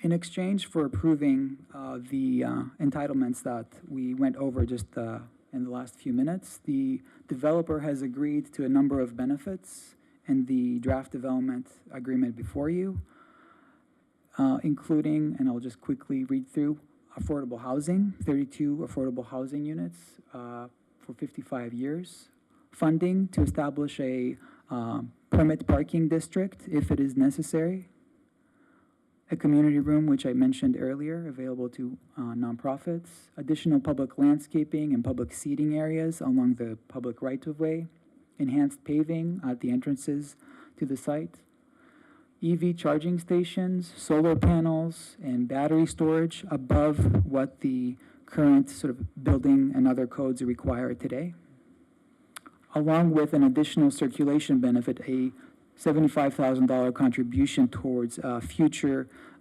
street, pedestrian, and other safety improvements in the area around the site. Next, please. In the overall list of entitlements. If I might just, at that point, there were comments and questions about the negotiations and the process as far as what was provided to the city, and there were at least 4 to 6 meetings with a consultant that the city hired as to look at these numbers and what the developer was willing to put forward as far as community benefits, and then looking at the cost of providing the 32 affordable units. And so when you hear that part of the presentation, look at this, because there were, again, some comments made that perhaps there was no study that was done. And in fact, the city spent a lot of time with a consultant looking at if you wanted more benefits, then you would have to take away some of the affordable units because there's a cost of doing business tied to each one of those. And so the city used Kaiser Marson Associates. They looked at just giving you the backdrop. They looked at that very thoroughly over the course of about 12 months and worked with staff. And the reason I'm raising this is because the staff changed over that 12-month period, obviously. But it was whether the council believes it enough or not, or doesn't want the deal, that's a different issue. But it was a process that involved consultants that have a lot of background in this field. So just so you have that backdrop. And I would like to add that Jim Raby from Kaiser Marston Associates is on the meeting on Zoom tonight in case you have detailed questions about that. Moving on to finish up with the entitlement list, the site as it exists today has certain entitlements in place. So the proposed project would modify those existing entitlements for the existing hotels. There's a entitlement, a subdivision on the site, which will be affected by the new project and replaced by the new project. There is CUPs for the alcohol service at each hotel, and existing off-site parking covenants for the 2 hotels. So those, as a result of this project, would have to be amended. That's why you have 2 additional resolutions in your packet today, one approving modifications to those entitlements for each individual hotel. Next, please. As part of the overall process and review, the city staff conducted a thorough analysis of the environmental impacts from the proposed project. Prepared a draft EIR, which was made available to the public for review. At the conclusion of that public review period, staff prepared a final EIR incorporating and addressing all the public comments received. And At this point, I should mention that one of the additional written communication items you received was from a letter from a law firm with comments regarding the adequacy of the EIR. The information that we provided to you on the dais was included staff's responses to the comments made by this law firm. I just want to mention that for the record. Next, please. As I mentioned, the Planning Commission reviewed this project in February, and the Commission recommended approval of the project with the following added conditions and DA provisions. Number one, adding wayfinding signage so that it's very clear where all the parking structures are, so that visitors to these sites can find parking anywhere in the specific plan area. A restriction on allowing only right turns from the site onto Palm Avenue for the purpose of avoiding traffic going into the residential neighborhood to the west. Prohibiting gates at the entrances to the PCC North site at Mariposa Avenue and Palm Avenue. And the purpose of that is to avoid vehicles that come up to a gate and having to back up all the way to the public street. Maintenance provisions for that proposed community meeting room. And as I mentioned earlier, a $75,000 contribution for future traffic or pedestrian improvements in the project area. With that concludes our presentation. Staff and the Planning Commission recommended approval of the project and the resolutions and ordinance before you. Thank you, Mr. Samaras. All right, public hearing is now open for public input. Madam Clerk, is there anyone in attendance that would like to address this topic? Yes, first up, Sandy Berg. Mayor, we should let the applicant actually go first and give them 10 minutes for presentation. Yeah, good point. Thank you. Yeah, I'd love to hear from the applicant. Thank you. Generally, we give the applicant like 10 minutes as part of their overall presentation.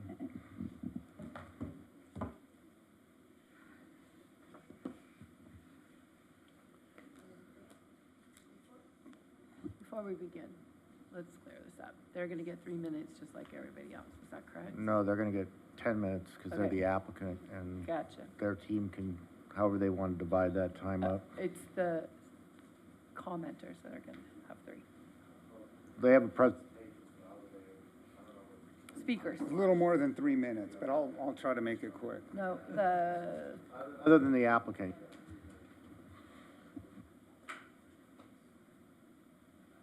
Checking our technical team here. We're good? All right. First off, I'd like to thank the mayor and council members for letting us present here the Pacific Coast Commons project. My name is Lionel Uri. I'm the Senior Vice President with Mar Ventures. And on behalf of Mar Ventures and Continental Development Corporation and BRE Hotels, I'd like to make the following presentation. First, I wanted to start by discussing the project vision that we had for Pacific Coast Commons. We wanted to provide much-needed housing. This is housing for people that are not homeowners, but still live and work in the community of El Segundo. We think it's the right location along PCH for circulation and also to help improve and beautify Pacific Coast Highway. As you know, housing is a challenge, and it's important to have a diversity of housing options for El Segundo's employees, essential workers, and friends and family that cannot afford what the typical home value now is in El Segundo of approximately $1.7 million. And we think that this project helps meet those needs. When we started, we looked at the architecture. We know that this is an important residential project in the city, and we spent a lot of time on the design of the project to make sure that it continues with the precedent of high quality architecture and design that Mar Ventures at Continental Development are known for in the city. Here's a rendering of the project looking north from PCC South, and you could see the variety of materials and a modern architectural style, but still fitting in with the context of the city. And here's a second view of the project looking south. And this also shows the articulation, the multiple planes, the different kind of materials that we're using to make it look like it's several projects and to break up the massing. This is a site plan of the project. Staff has already touched on the details of it, but you can see PCC South, the parking structure, and north along PCH between Holly and Palm. Community meetings and engagement were important to us. Even during COVID, we had several meetings with neighbors and community groups. We listened, and it did help shape our final project that's here before you today. Some of the benefits that we derived out of these meetings were to optimize the right turn lane on Mariposa, increase the amount of affordable housing, discuss the need for a community space and optimize that for the groups that are going to be utilizing it, covering the residential parking permit district cost should that be needed, increased our landscaping, and also greatly increased our green initiatives on the project. This is the proposed right turn lane on Mariposa. As you can see in the current condition right now, there's no free right turn lane. So what happens is if there's one person that on a red light that wants to go straight through, it blocks all of the cars that are trying to turn right on PCH from making a right-hand turn on red. So with the new condition, that will alleviate that situation and help improve that intersection. Affordable housing, we are proposing 12% of the units, a total of 32 units, to be affordable housing. One of the key points we'd like to address is this is not homeless housing. This is not free housing. This is housing for people like teachers, first responders, civic workers that live and work in the community. As you can see, the average El Segundo teacher's salary qualifies for one of the low-income units in the development. Another important point is that, Jake, if you could just go back one, is that these units will be indistinguishable from the market rate unit. They'll be spread throughout the project. The fit and finish will be exactly the same. And then I'll talk for a moment about the community space on the ground floor of PCH. We heard that there was a need for this space in El Segundo, which is a space for El Segundo nonprofit groups to use, a flexible room for meeting and events at no charge. After feedback with these groups, we developed this layout, which is a flexible space, like I'd mentioned, storage, office, and entry from the parking structure for easy access, so it can be used for a multitude of events from a gallery show, fundraiser, draft, a board meeting. All will be available and given priority to El Segundo nonprofits. The permit parking district, this is something that must be voted on and agreed to by the residents. But after consulting with the city on the estimated cost to implement it, we're providing $25,000 payment towards implementation of it if it is necessary, and the extent of which would be decided by the residents. As far as our green initiatives go, we have increased our solar. Our EV charging stations, we have 200 EV spaces with 50 installed chargers and 150 EV capable spaces, so that's much more than is required by code. We have net increase of 60 trees, and we have bike racks throughout the project as well. Lastly, and this was touched on briefly in the staff report, the city engaged the services of Kaiser Marston, who did an intensive 8-month to 12-month review of the project. And in their analysis, they were analyzing at the time 10% affordable housing units and no community gathering space. And at that time, in that analysis, they found it to be almost problematic financially for PCC.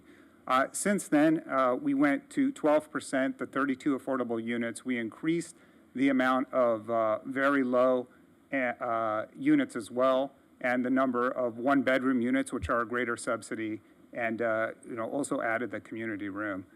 And this is just to say that between working with the staff, the fiscal analysis, recommendations from the Planning Commission and the community, we concluded that this current iteration of the project, we really feel is the optimum balance of all the different components to make PCC a successful project for the city and for the community. And, you know, with all the work that has gone in and all the different considerations, you know, it's all give and take, but we think we've really honed in on the best project possible, and we hope you might reach the same conclusion. Thank you. Thank you, sir. While you're up, are there any questions, not comments, but just questions for of clarification for the applicant while he's up? I just have one question. So in regards to parking, you know, one of the things that always is challenging is if you're charging for parking for the residents. And generally what you find when you charge your residents for parking, they park in the streets. So are you intending to charge for parking, or are you going to embed that charge into the rent? No, the parking will be part of the rent. So when you lease an apartment building, your rental rate will include the parking space. So it's all So there's inclusive? not an incentive, so it's all inclusive. Okay, thank you. And for the retail tenants, also just following the thread, you know, there'll be a validation ticket, 2-hour free parking if you're coming to, you know, eat at the restaurant and that sort of thing too, to also promote people parking in the structure. All right, thank you. Thank you. Mr. Mayor, I got a quick question. Yeah. So I understand one piece for PCC North.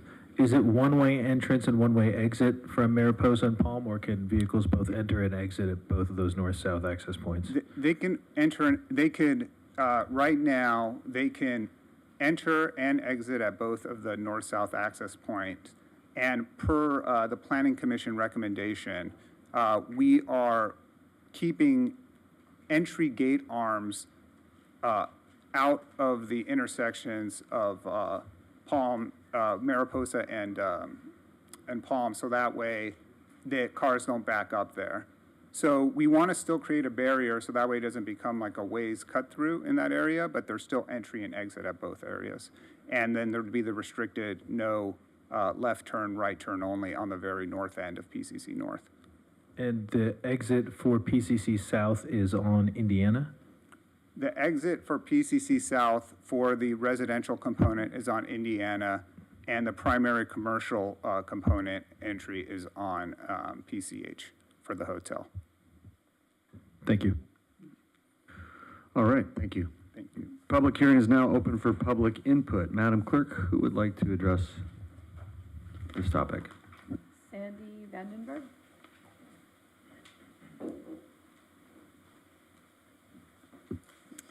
Hello, Mayor and City Council. I'm Sandy Vandenberg, and I am an almost 20-year resident of El Segundo.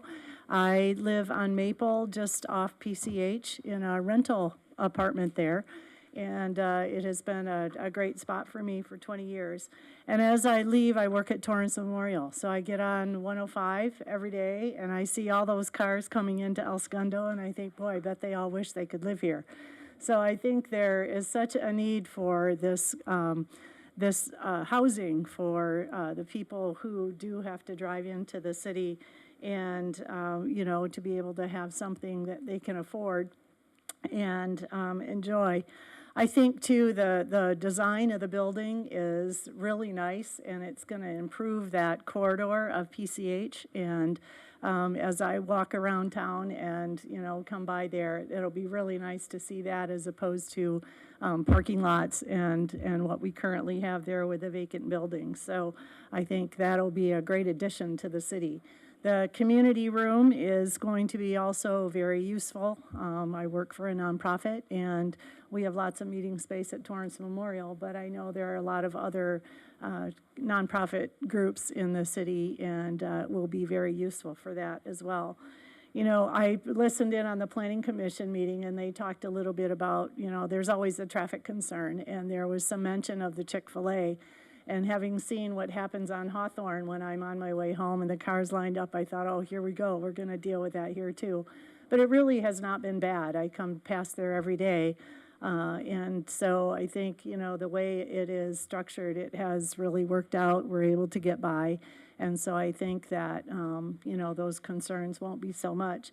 I do want to mention, though, I don't quite understand that right turn only suggestion the Planning Commission made on Palm, because I was behind somebody on Palm on a Sunday trying to turn left onto PCH from Palm, and I thought, you know, this is going to be a nightmare if that's the way it's going to be done, and people tried to turn left onto PCH from Palm if they can only go right out of there. So it makes more sense to me to come left out of Palm, go down to Washington, and then be able to use the lights at either Maple or Mariposa.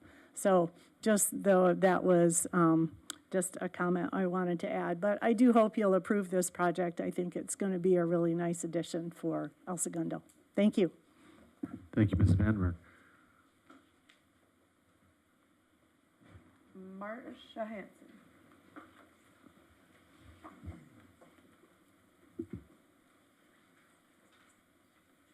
Good evening, Mayor Boyles, members of the City Council.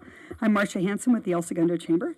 Tonight, I'm here on behalf of the El Segundo Chamber in support of the proposed Pacific Coast Commons.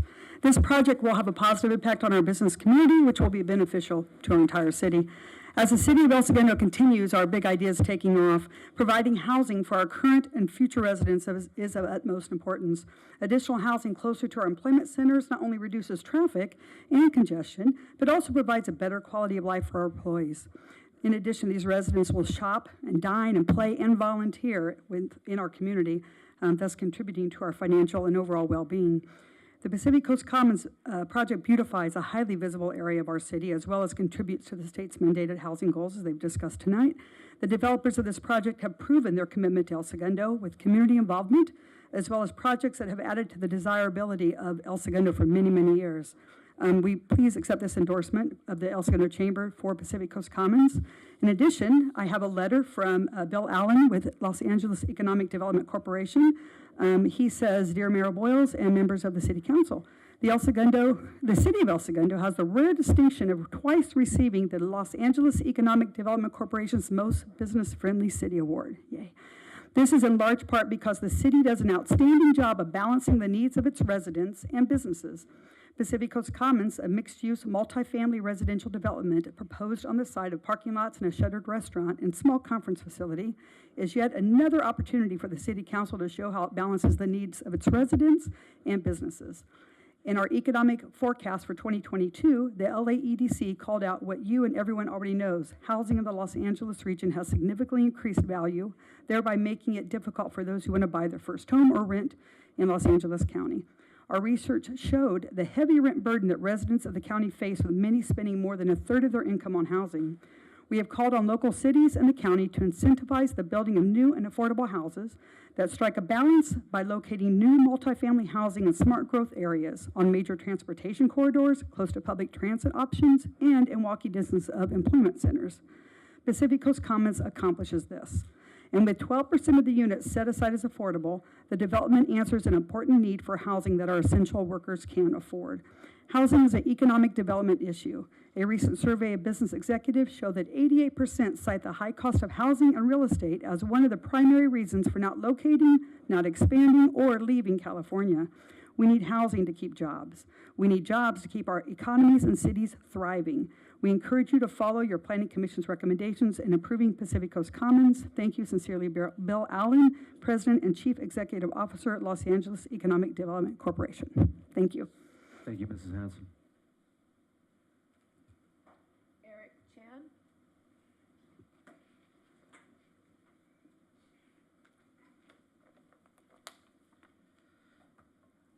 Good evening, Mayor Boyles and members of the council. My name is Eric Chan. My day job, I actually work for the LA Clippers, but today I come here with the distinction of wearing two distinct hats. First and foremost, I come here as a proud and happy El Segundo resident.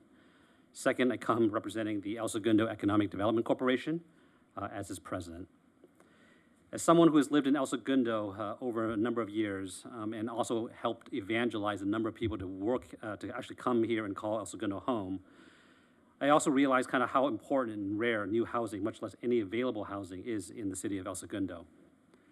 In addition, as someone who has a teenage daughter, I desire a future where when she finishes college, she has the ability to find housing in El Segundo that meets her stage in life and allows her to build her own network and her own legacy in the city. However, to my understanding, there hasn't been any new apartment buildings built for about 3 decades here in the city. Just last month, the Daily Breeze published a story on how rents across the entire region have seen the biggest one-year gain in at least a decade. At the same time, apartment vacancies are at a 22-year low. Given the density of the R1 housing network, bluntly, and to my point, as a resident, I am supportive of high-quality multifamily developments within our city. With my other hat, the El Segundo EDC and its board is keenly aware of how important the lack of housing here is to the city and its employers. Businesses are struggling to recruit and retain employees due to the sheer lack of housing availability. The Daily Breeze story made an important point. Apartment construction long has lagged job creation into this region. The city needs to provide high-quality housing options, not only to meet its state-mandated obligations, but to drive economic development as well. With good housing, without good housing, economic development will be difficult to sustain, as I fear a day where quality companies here won't be here much longer, all of whom serve as strong financial supporters for the city. As you know well, El Segundo is a city where big ideas take off. It also needs to be a place where our workforce can afford to land. With housing zoning where it is today, and with a desire to maintain the R1 single-family home network that we all enjoy, PCC is an important step in the right direction, providing not just more housing opportunities, for being part of the broader strategy to support economic growth within the city. I hope that the City Council continues to support this proposal, and thank you for the time. Thank you, Mr. Chen.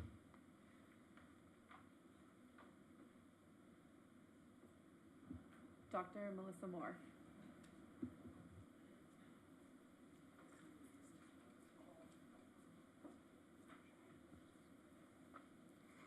Good evening, Mayor Boyles, members of the City Council. It is great to see all of you. I'm Dr. Melissa Moore, Superintendent of El Segundo Unified School District. And first off, thank you for honoring our girls water polo team this evening. It's wonderful to have the city acknowledge such a tremendous accomplishment on behalf of these young women. I am here this evening representing the El Segundo Unified School Board, and I'm also a member of the Chamber of Commerce Executive Board. And I'm here to express my enthusiastic support for the Pacific Coast Commons development. Our school district was made aware of the project as early as spring of 2020, and we all know there was a lot going on in spring of 2020, but that did not by any means deter the folks and representatives moving this project forward. The team at Continental Development and Mar Ventures genuinely understand the nature of the El Segundo community and began outreach and engagement early on. On July 7th, 2020, representatives from Mar Ventures and Continental Development provided the Board of Education with a comprehensive presentation regarding this project. Mar Ventures and Continental Development have a history in El Segundo as reputable, responsible development partners within our city. The board provided them genuine feedback and expressed support for the project moving forward. And of course, it was of great interest regarding the affordable housing option for our teachers, essential workers. He was accurate on the salary as far as where teachers come in, especially a new baby teacher who's entering the profession. And this year alone, we hired over 20 teachers. And so this is a real issue for our school district. When the additional questions surfaced from the board, the representatives were highly responsive and always could be counted on to follow up on each and every item. One example within the project that demonstrates their listening to the community over this time was, first of all, the wide range of housing options and that increased. So perhaps our teachers, our firefighters, our police, our nurses, our city civil servants, will be able to benefit from this housing and meet that essential need. In addition, declining enrollment in the South Bay is a real issue for school districts across the area. We have been very fortunate that we remain a destination district and have many folks who would like to come to this community. Obviously, it is our primary focus to serve the residents of this community. And so with this community being on west of Pacific Coast Highway. That means more students, more families for the El Segundo Unified School District who we can serve, and we want to serve our residents first. We are well prepared to make any adjustments if we were to have additional increases in our enrollment, as we do have the new building at Richmond Street, which will increase in a net gain in classrooms, as well as can adjust our permit adjustments as far as incoming students from outside the district. Lastly, El Segundo is highly engaged with a lot of community groups, and so we were very excited to see this meeting space. I know there have been multiple times where staff has reached out to say, could we have a staff retreat or whatnot? Dr. Moore, do you mind? Sorry, we're over time. Do you mind? Oh, I'm sorry. Thank you. Yes, I just want to say that I believe this is a shared interest, that the school district would increase enrollment and the city would have a property that would be transformed into housing with contributing members of our community at large. Thank you so much for considering. Thank you, Dr. Moore.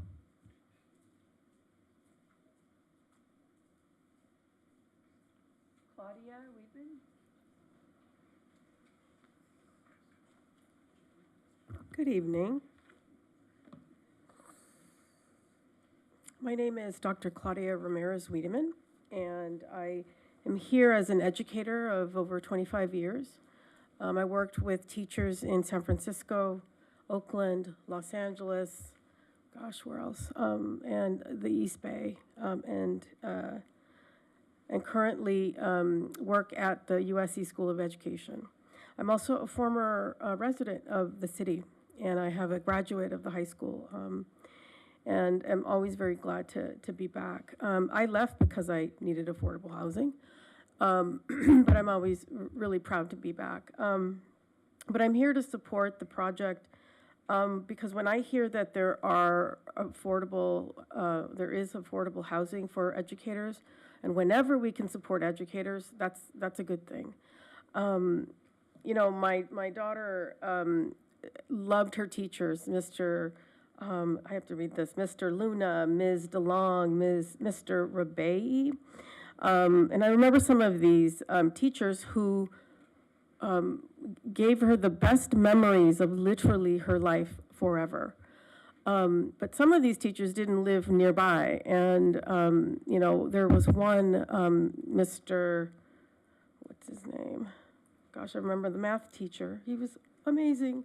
But he would come in the morning to provide tutoring for the students, including Lucia, my daughter. But he lived in the city and he could do that. And I'm wondering how many could provide that extra support if they lived nearby. And so I want to just reiterate what others have said, and I was here in February to say the same thing, and I'm hoping that that you consider this project and approve it. 50% of teachers leave the profession within the first 5 years, and with commutes at more than an hour these days in the U.S., it's not going to get better. And so now, even as a result of COVID, we have teachers that are even more impacted by what's happening in the classroom and in their lives. And so I want to try to humanize this issue. You know, we talk about plans and all the things that that we do here in this business meeting, but this is about human beings, young people who learn through other human beings, and they have to be well taken care of. They need to have the opportunity to live in the city that they work, and when we can support them in these ways, I'm here. So I'm hoping that that is possible tonight, and that we can invite our teachers to live and work in El Segundo. Thank you. Thank you, Ms. Ramirez. Mike Rotolo?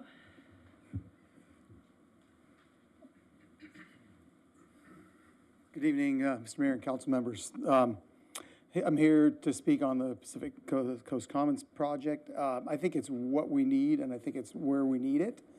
I've worn several hats over my years. 11 years ago as president of the Chamber of Commerce. I see this as a wonderful way to get more support for our downtown and those businesses. As a president of the El Segundo Scout House Association. I applaud the building that we can use an office in there if we need. I think that's a great support. And also to bring more youth into town for scouting.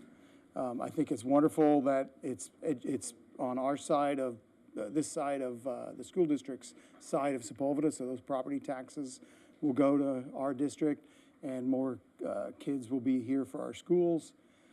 I think it's with Marv Ventures and what they've done in this town, to have a local developer that understands our needs, you know, in a Southern California where we're at, is wonderful to have that partnership with them.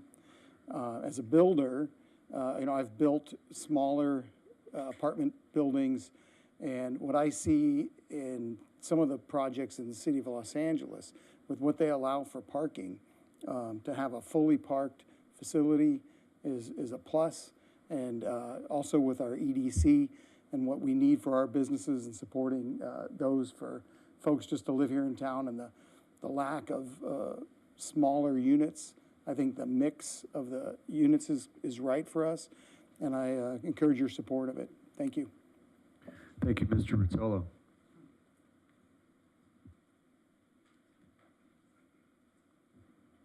Emmanuel Torres.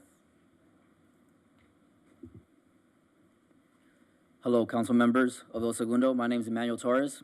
I am from Long Beach, California, Local 562, Southwest Regional Council members of Council of Carpenters. I live and work in the Long Beach, VA.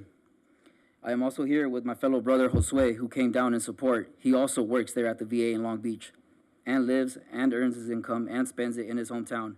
I would like everyone and myself around the job site to be properly trained as well, or just as well as we do with our members.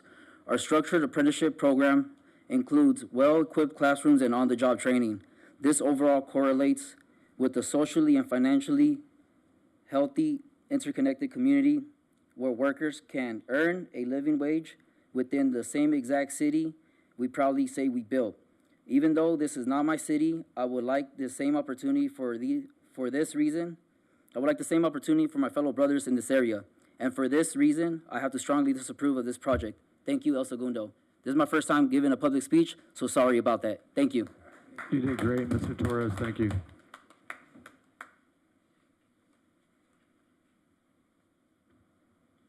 Roberto Ruiz.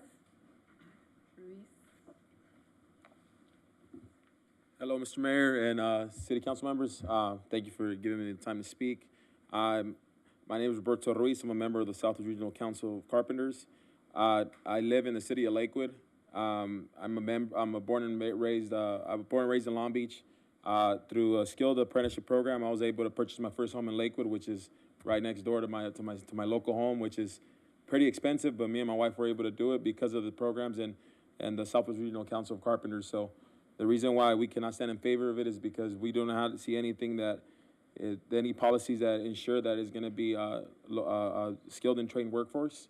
I've actually been able to build Terminal 6 Alaskan Airlines. You guys might be familiar with an LAX. I also was part of the Retail Island and Tom Bradley. And I think, having a policy that ensures that you guys have someone that builds local hire with a skilled and trained workforce will not only ensure that you guys get a project that someone's proud of, but they'll put a little bit more effort and make sure it's built correctly. So thank you guys for your time. I really appreciate you guys. Thank you, Mr. Ruiz.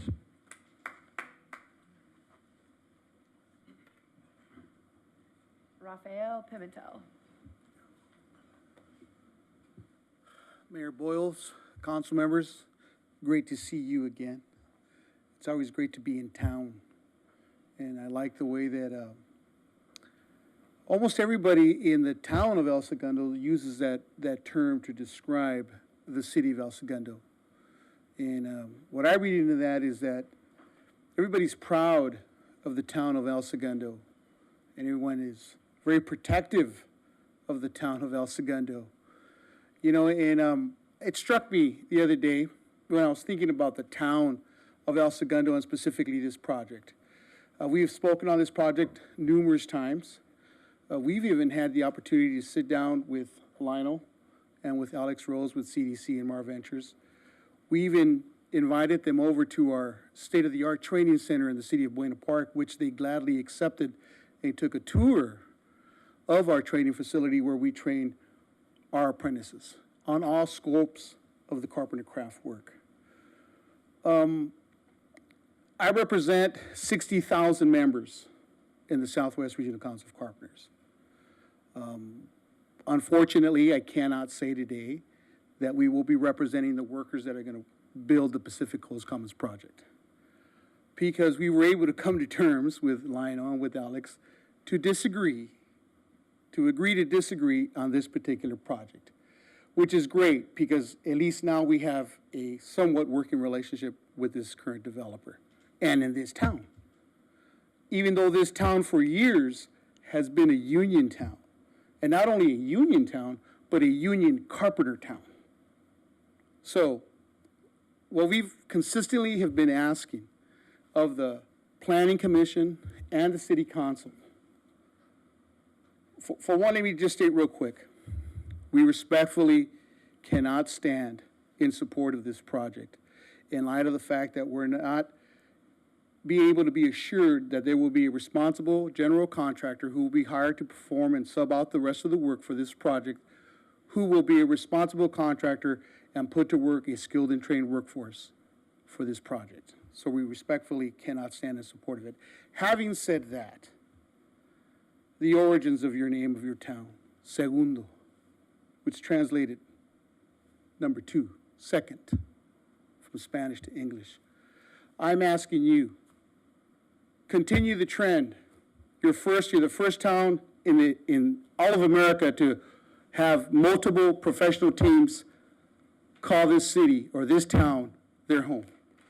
Be the first again. And we're asking you to consider a citywide PLA or workforce agreement for this town so that people who live in this town can work in this town and spend their money in this town. Thank you for your time. We appreciate it. Thank you, Mr. Pimentel. Ray Lawson? Good evening, Mayor Boyles, City Council members. Last is first and first is last. Yes, I too, Ray Lawson, am a representative of Southwest Regional Council of Carpenters. It's great the housing needs are being met or being recognized for the city of El Segundo, but we're talking about the people that's going to build it. We brought some of our brothers and sisters here that work. They get up 6 in the morning, they go to work. Some of them work at Chevron. Some of them work at the Hyperion plant. They work all day and they come here because they're concerned. Some of them live in the surrounding cities. Hey, you see the prices of the houses in El Segundo? Some of them would love to be a homeowner. The American dream is to buy a home. That's part of the American dream. And the people that do this work want to be able to participate in the American dream. But in doing that, okay, yeah, we see projects going up in El Segundo all the time. Mixed uses, homes, housing, and so forth. But who are the construction workers that's building these homes? How are they living? Do they have health care? Do they have a livable, decent wage? You know, these are things to consider. Are they able to upward mobility to get out of from one level of living to another level of living? Are those things being taken care of? Are they even concerned of ours? And it should be. I mean, coming out of this pandemic, we talk about reimagining society all the time, racially, socially, economically. And this is a great chance, board members, mayor, to actually do something about it, to actually say, can we help these people? Construction workers, yeah, it's a job, we see them, but they're skilled craftsmen and women that do this work. And they deserve a livable wage. They deserve health care. Their families get sick, they get sick, and who's going to take care of them? Who's ensuring that they're getting taken care of? And we understand Mar Ventures do great work in this city. We're not denying that. But on this one, are they ensuring that they're going to be using a responsible contractor that's going to take care of those things, that they're going to have a decent wage, that they're going to have skilled and trained, the best? You know, El Segundo has the best workers here in aerospace and oil fields. So the best homes here, but we want to have the best construction workers, the best well taken care of construction workers. So we're just asking that you consider that in your decision. You know, we don't support this project just for that reason, because we want to ensure that the construction workers, no matter where they be, where they at, whether they're union or non-union, that we want the best for everyone all the way around, because it's a saying that we say we do the same work, we should get the same pay. Whether they're union or non-union, they should have benefits, the best job, the best wages. So we want to ensure that. So tonight, I'm asking that you consider that. And thank you for your time. Thank you for me sharing. Thank you, Mr. Lawson. Is there anyone on Zoom that would like to speak?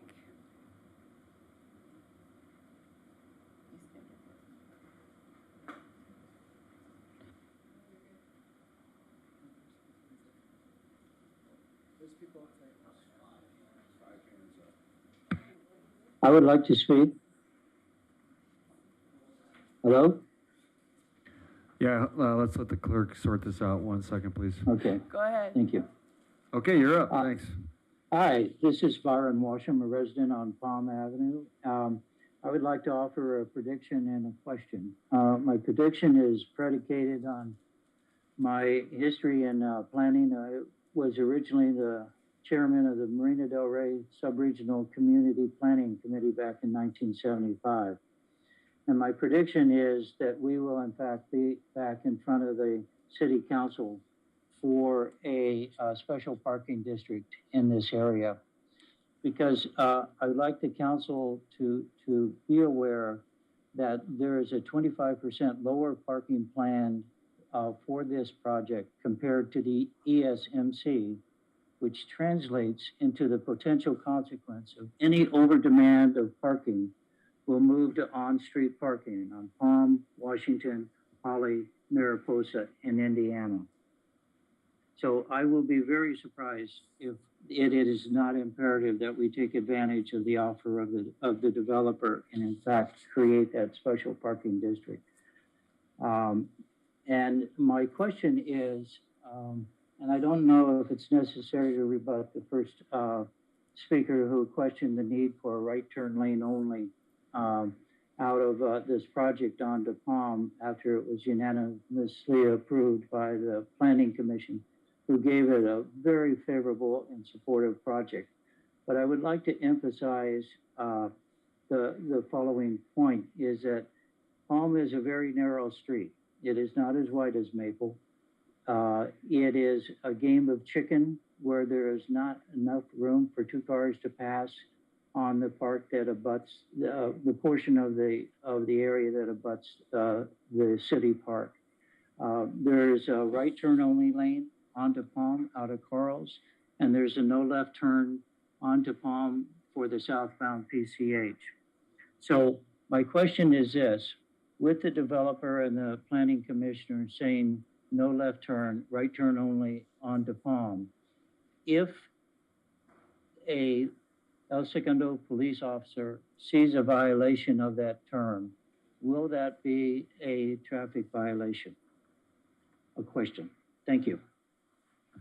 Thank you. We'll address, I'll ask the city manager if they would like to address your question at the end of public input. Thank you.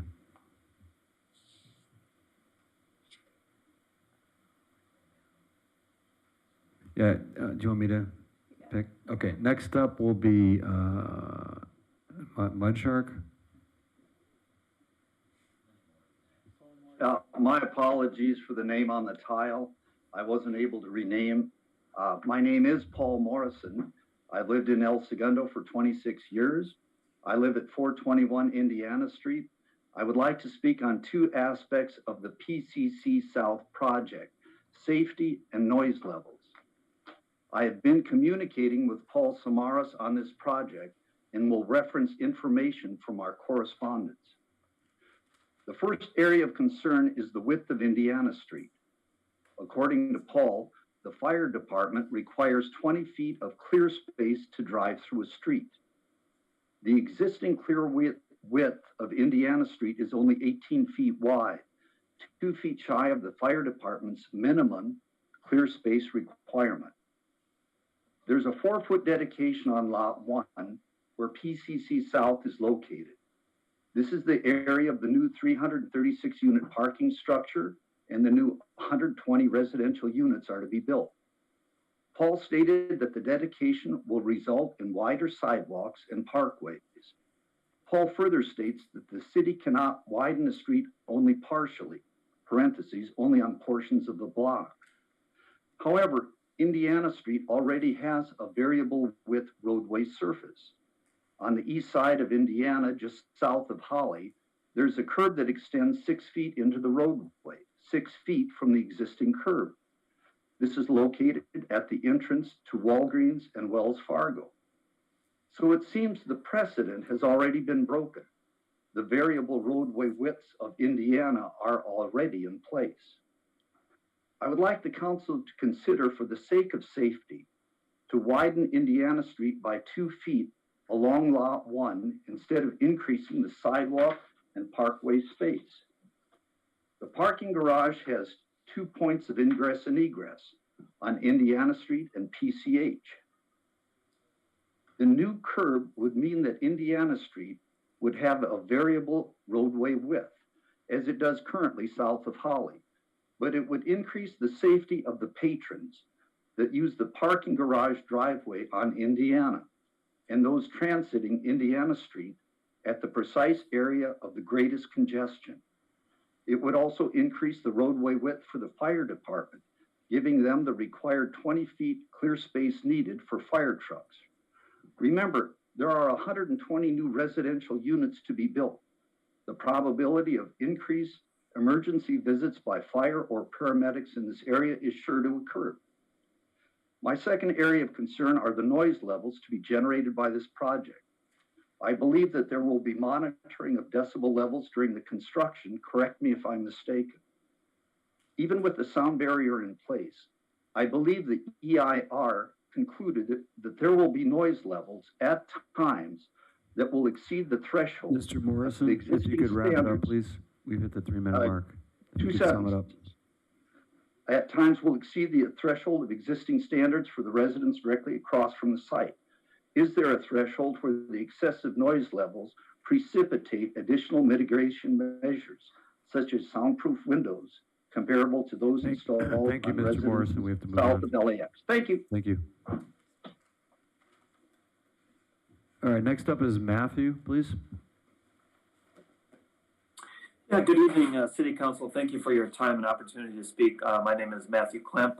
I live on the corner of Elm and Washington, and I share a lot of the concerns that the last two speakers had.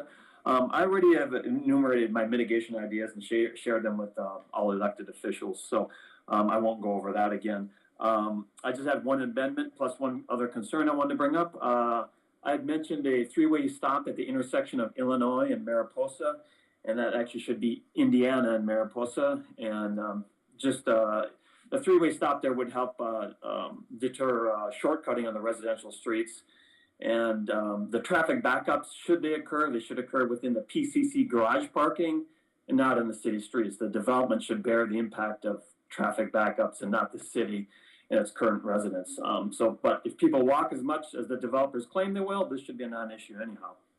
And one concern I was going to bring up as well, it has to do with noise.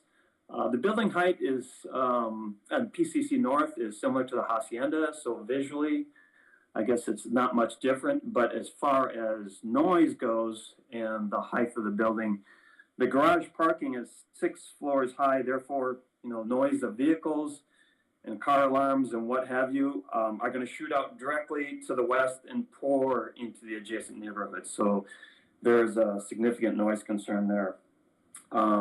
If this is passed, I hope that strong mitigation measures are put into place or at least held in reserve for potential negative impacts. I hope we could have some sort of mechanism put in place to hold the developer accountable for the claims that they made in the EIR so as not to push issues onto the city in the ensuing years. City of El Segundo has never had a multifamily high density like this before. This is an experiment in some regards, or in all regards, you could say. I think should be treated as such in the oversight. Thank you for your time.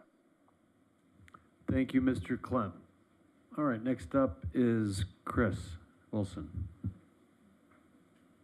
Good evening, Mr. Mayor and City Council. My name is Chris Wilson, representing the Los Angeles County Business Federation. We are a diverse grassroots alliance of 215 business organizations mobilizing over 400,000 employers. My comments are in relation to the PCC Mixed-Use Commercial Residential Development Project. As you know, California's housing crisis is both wide and deep. In order to meet the governor's housing production goals, we have to think innovatively, creatively, and outside the box. This project before you achieves that. It provides a full range of housing options. It provides housing for people that work in the community. It balances economic development with green initiatives such as electric vehicle infrastructure. And it is centrally located in an area that will encourage people to walk to work, ride public transit, and even take advantage of local nearby amenities. BizFed believes that increasing housing supply is the most effective way to solving our affordability crisis. Mr. Mayor and council members, there is no silver bullet to solving our housing crisis, but projects like the PCC Commons are great first steps. Thank you so much. Thank you, Mr. Wilson. Anyone else? Okay, Maria Barden, please. Hello. Hello, good evening, City Council. My name is Maria Barden. You mentioned about a $75,000 allotment towards future permit for parking. I think we already know that we need to have that now. So if you already projected that, I think it should be used. The development and the renderings of the development of Pacific Commons is beautiful, there's no doubt. My concern is that all of these, Pacific South and Pacific North, are so congested in one area. I mean, as you come into El Segundo, you have the Travelodge Hotel, which is hideous. I don't know if they're making a lot of revenue on that, but I've heard from the police in the city, it's a pretty shady area. You have the Bank of America, that banks don't need all that space right now. You have the IHOP, the parking of IHOP, and you have the Stickenstein. I was really wondering why you chose to use such a small area where you're going to have residents next to a gas station in just such a small area. And wondering why you couldn't use other land on PCH. Another thing is you mentioned about teachers and firefighters, policemen. I totally commend, I think, yes, we need to allow for low income. My concern is, number one, my question is, how many teachers are in need of jobs here in El Segundo? And secondly, when you interview or when these people come to apply to get an apartment at Pacific Commons, are you only going to rent to teachers, firefighters, and policemen? How are you going to ensure that it's only going to be for them? And secondly, I wanted to know if the charging stations were open to the public or not, or if there'll be a charge for that, or if it'll be an area just used for the residents of Pacific Commons. I live on Palm Avenue. I've been here for 28 years. I can't believe it. It was a 3-year plan, and my kids went to school here, and they never were bullied. I can't say enough about El Segundo. I'm so blessed to be here, and my kids are doing wonderful. But it is a safety concern on Palm Avenue. Right now, you have 2 cars, you have kids walking back and forth, you have people jogging and exercising. You bring all these people in, and making a left turn on Palm is going to be detrimental and a very big safety concern for the city of El Segundo. That's $70,000, $75,000. If you're going to do this here, you need to have permit parking. I don't like it. I think it should be spread out. I don't think it looks right. It's too congested in one area. I think it's beautiful development, but it should be spaced out. But anyways, Thank you, Ms. Barden. Time's up. Thank you so much. Appreciate you calling in. Thank you.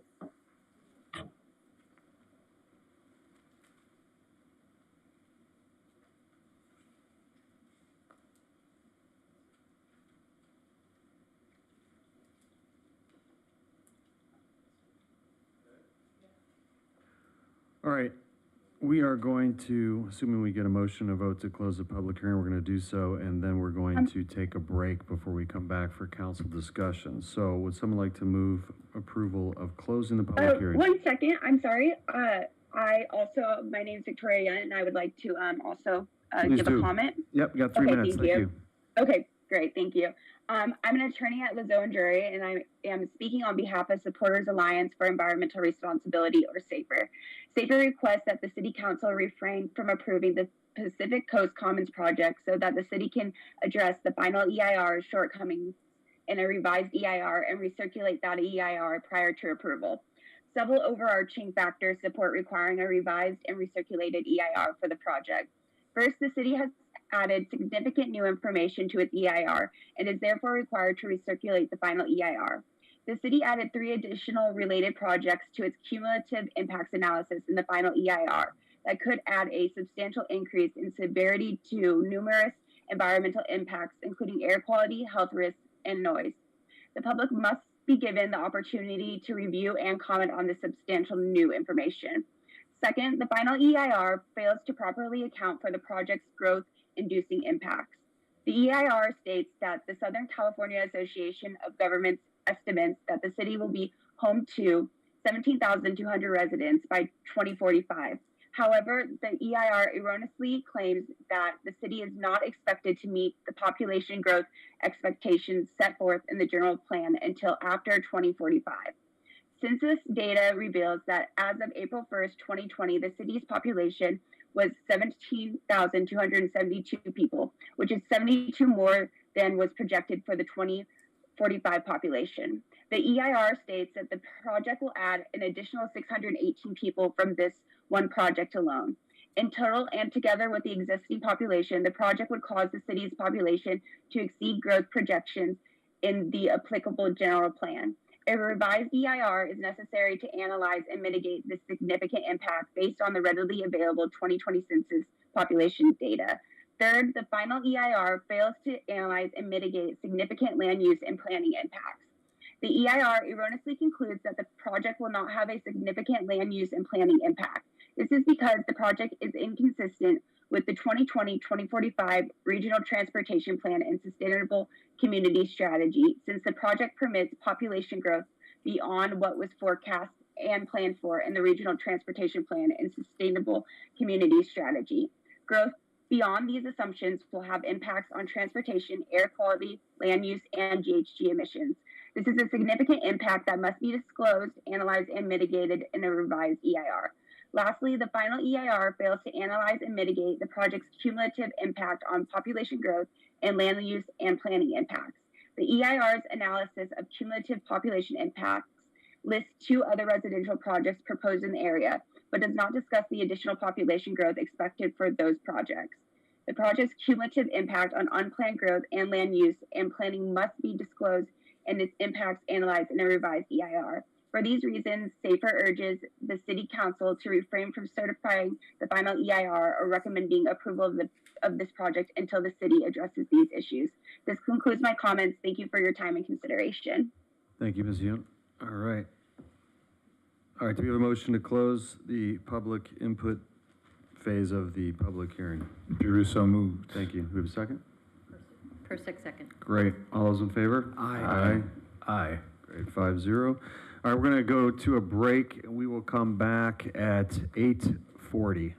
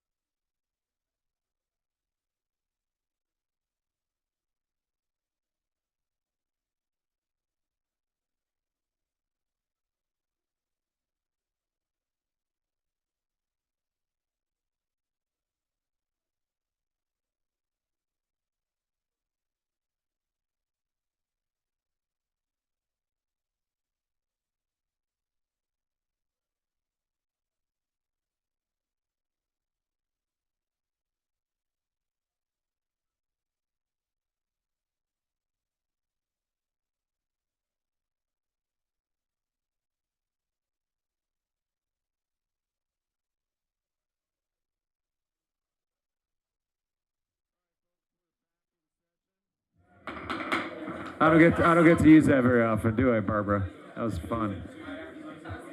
Mayor Pro Tem uses any opportunity he gets. All right, so there were some questions that came up during the public input section of the public hearing that I believe staff would like to address. You want to take that over, Mr. George? Yes, Mr. Mayor, yes, we obviously had a few minutes here to take a look at the questions, and staff is prepared to generally give a response to some of those questions. Paul? Okay. I took some notes here on some of the questions. If there's something that I missed, please let me know and I'll try to address it. We had a question about the width of Indiana Street and the possibility of widening Indiana Street. As a practical matter, it is not possible to widen Indiana Street on this particular property's frontage because, as I mentioned in my presentation, there are buildings that are built on the property line. So it'd be very hard to widen Indiana Street. And generally speaking, the Public Works Department, does not want to widen only a portion of the street and then end up with a kind of a step out into the street. Typically, when we do widenings, it's across an entire block or segment of the street. Are we able to shrink the sidewalk though? That was the issue, I feel like, when we looked at this a long time ago. The existing sidewalk along the property frontage is about 8 feet currently. So if it is the council's desire to require the applicant to widen the street and take away part of the sidewalk, then it is up to you to decide on that. Thank you. From an emergency services, that was one of the things that got brought up. Is it a problem, or as Chief Lee identified it as an issue? It is not a particular problem today. There is room on the street between parked cars for fire trucks and other equipment to go through. Usually when cars are parked on the street, they only take up about 7 feet or so. So if you consider that, you really do have about 20 feet in the middle of the street for fire apparatus to go through. The next question was regarding noise and whether the decibel levels would be measured during construction. Now, the EIR has mitigation measures that set certain limits on the noise coming from the construction. The applicant is required to abide by those and the city's noise regulations. The measures do not specifically say that there has to be a meter on site to do that at all times during construction. That is kind of our partial answer to that question. The next question had to do with...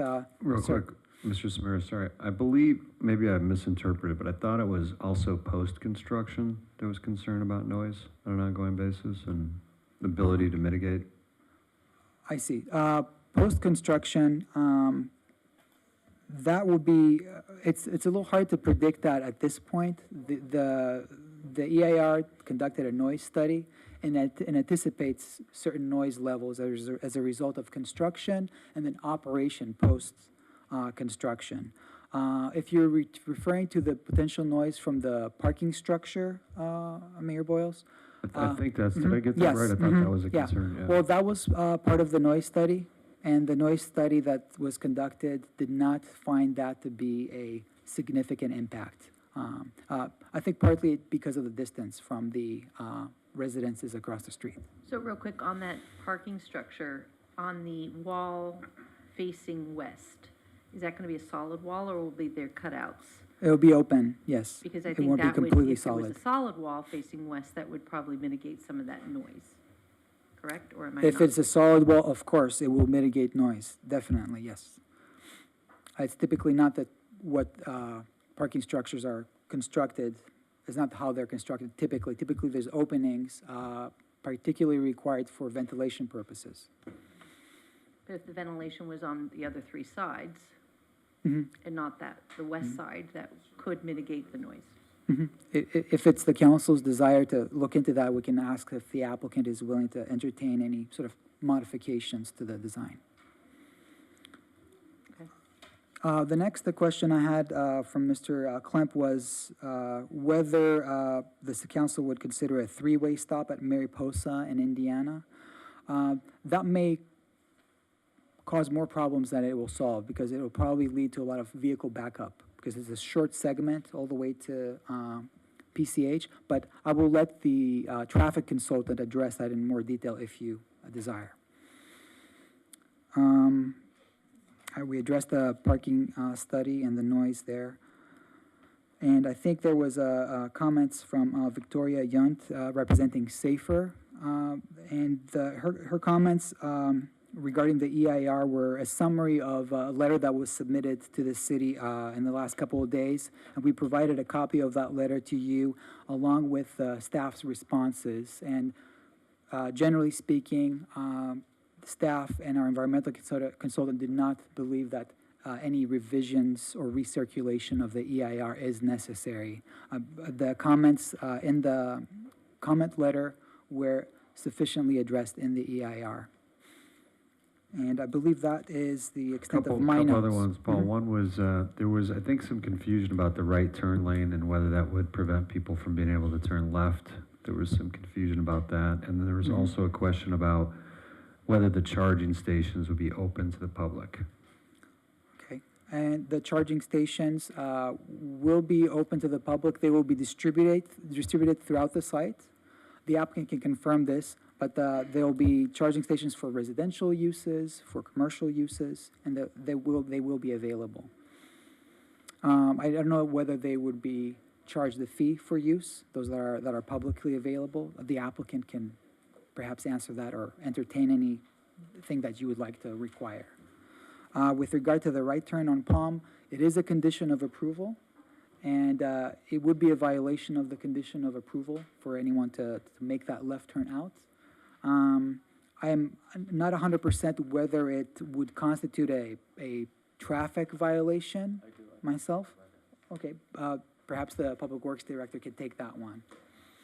So, typically, if there is a sign installed in white that says right turn only or no left turn here, those in white are enforceable by our police officers.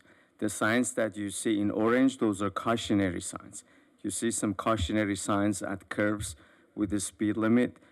If you go over the speed limit there, you cannot get, the police officers cannot give you citation. If it is in white, they could. So does that mean the sign will be in white? Maybe they can make it. Or Yeah, if that's the condition, then those signs would be installed in white and would be enforceable, yes. And what's the feasibility of actually putting a light then on Palm and PCH? Setting up a signal, traffic signal light requires a warrant study.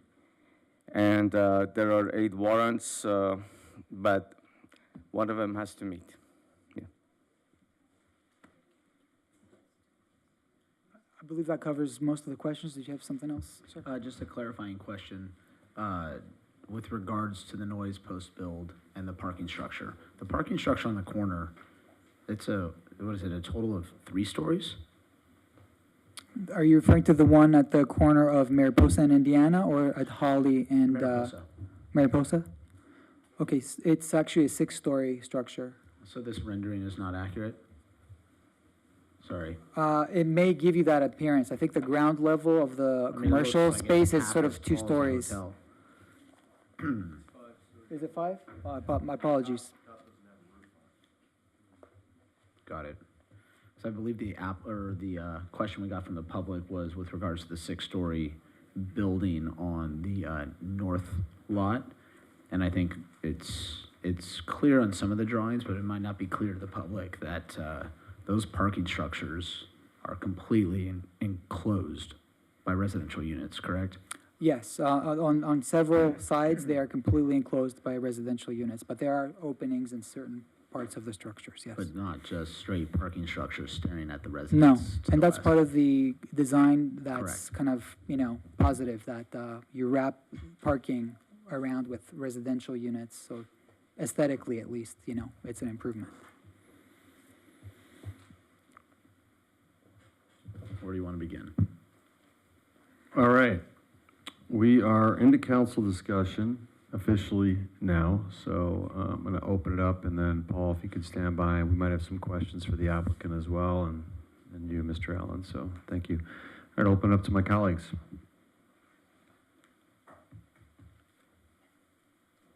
I'll take the conch if you're gonna give it to me. Couple questions, comments. Michael, I'm gonna give you a little glimpse into my brain real quick, and then we can go from there, right? So, couple things to look at this. Obviously, it's the first project of its kind in this town. It serves many purposes for us on some of the things that we have been force-fed from the state. All that said, Dave Wagner used to be the chairperson of the Planning Commission. He used to say it's got to be a win-win, right? It's got to be a win-win for the community in order for it to make sense. And so I think we're there. I think we're at a win-win, but I also think that some of these concerns that we're hearing from the public are things that carry some weight and something that we should consider. And many of it, I don't think that it's necessarily completely on the applicant as much as some of this onus may fall on us as a city and things that we need to be prepared to do, and we as a council need to be prepared to either budget for it or, set policy accordingly and look at things. One thing that was brought up in public comment, and it was something that I had listed as one of my questions, was the parking permit. Mr. Urho, you said something that I thought was kind of funny, and I'm gonna send it right back to you, where you don't want the gates on that driveway, because you don't want it to be a ways cut through, right? And I'm sure everyone that lives on Washington Street is like, well, we don't want Washington Street to be a ways cut through, So having lived through 6 years on the Planning Commission and entirely too many traffic studies and parking studies, what I've learned about traffic in life is they talk about traffic flow, and it's like water, right? It will move to the path of least resistance, right? And so when I look at this and I think like, okay, we can tell people they shouldn't make a left on Palm out of that project, to then go down to the stop sign, to make a right on Washington, to make a right on Maple, to get the light on Maple to go north on PCH. But unless we're gonna be out there and enforcing that, there's no way to stop it. If you've traveled eastbound on Mariposa in the morning, now that right-hand turn pocket, it's gonna help tremendously. And we do have a do not block marking in the intersection of Indiana and eastbound Mariposa. But if anybody's experienced this with anybody trying to pull into that parking lot that's there for the Hacienda now, or sorry, not the Hacienda, but the Fairfield now, and or people trying to come out of that 76 station, that's a little congested area many times during the day. And so as much as I'm sure the traffic consultant would tell us that a three-way stop sign or any kind of traffic measure at that intersection is not recommended or would only impede the flow even more, onus may be on the city to go and try to work on the flow of the traffic there, or monitor it, or make sure that people are using or entering and exiting this project correctly. Because at the end of the day, we want it to be a win-win. Now, going to permit parking, I said this, well, actually I couldn't say this because I was conflicted out based upon my location and the maps and distances that we have, but the last permit parking that some of us approved up here on California Street, my thought with that was, if we keep picking and choosing these permit parking zones, you're only pushing the person who's gonna park outside of those zones just one street over, and one street over, and one street over. And so we either have to zoom out and look at this as a complete holistic approach from the city, because we do have the airport traveler that uses our town as free weekend parking. 72 hours, you can park on our streets. And so people park, they get in their Uber, and they're gone. And they're back on Sunday night to get their car, and no ticket. There's nothing that we can do because we have nothing on the books for it. Now, saying that we're gonna get money from the developer in order to do the study to try to get parking permits, based upon our current code, what is the percentage of residents that you have to have agree to that? It's like 75%. Somebody's gotta. Elias just did this year. More than 50%. Correct. Okay, so I guess my fear in all of this, you know, speaking to my colleagues now, is if we leave it upon the code as it's currently written and they can't get more than 50% signatures from residents, that because you have people that are like, no, I've lived here for this many years and I'm not gonna put a permit sticker in my window, and absolutely not, I'm not dealing with permit parking, I believe we could potentially have an issue. You know, I believe the project is parked adequately, but at the end of the day, if you have a guest come over, you know, people are coming and going, people will park where they want to park. And one can make an argument that there's already a parking issue on East Palm. I don't know if you've ever tried to go to a friend's house or go to Washington Park there, but parking can be a challenge in that section. So I think the city needs to have a plan. You know, this building is not going to get built overnight. We have time to get something in place before, you know, people start to dwell in these apartments, but the city has to have a plan, and I won't feel comfortable with this until I think we do, you know, or I have a commitment from staff that we can look at that code and we can bring it back before this body to get voted on. The other thing, there's parks there, right? I know one is considered a park and the other is considered, I mean, Freedom Park, it's named Freedom Park, but what we learned on the recent cannabis mapping is that it's technically not a park by certain standards because it just has paths and grass underneath the power lines.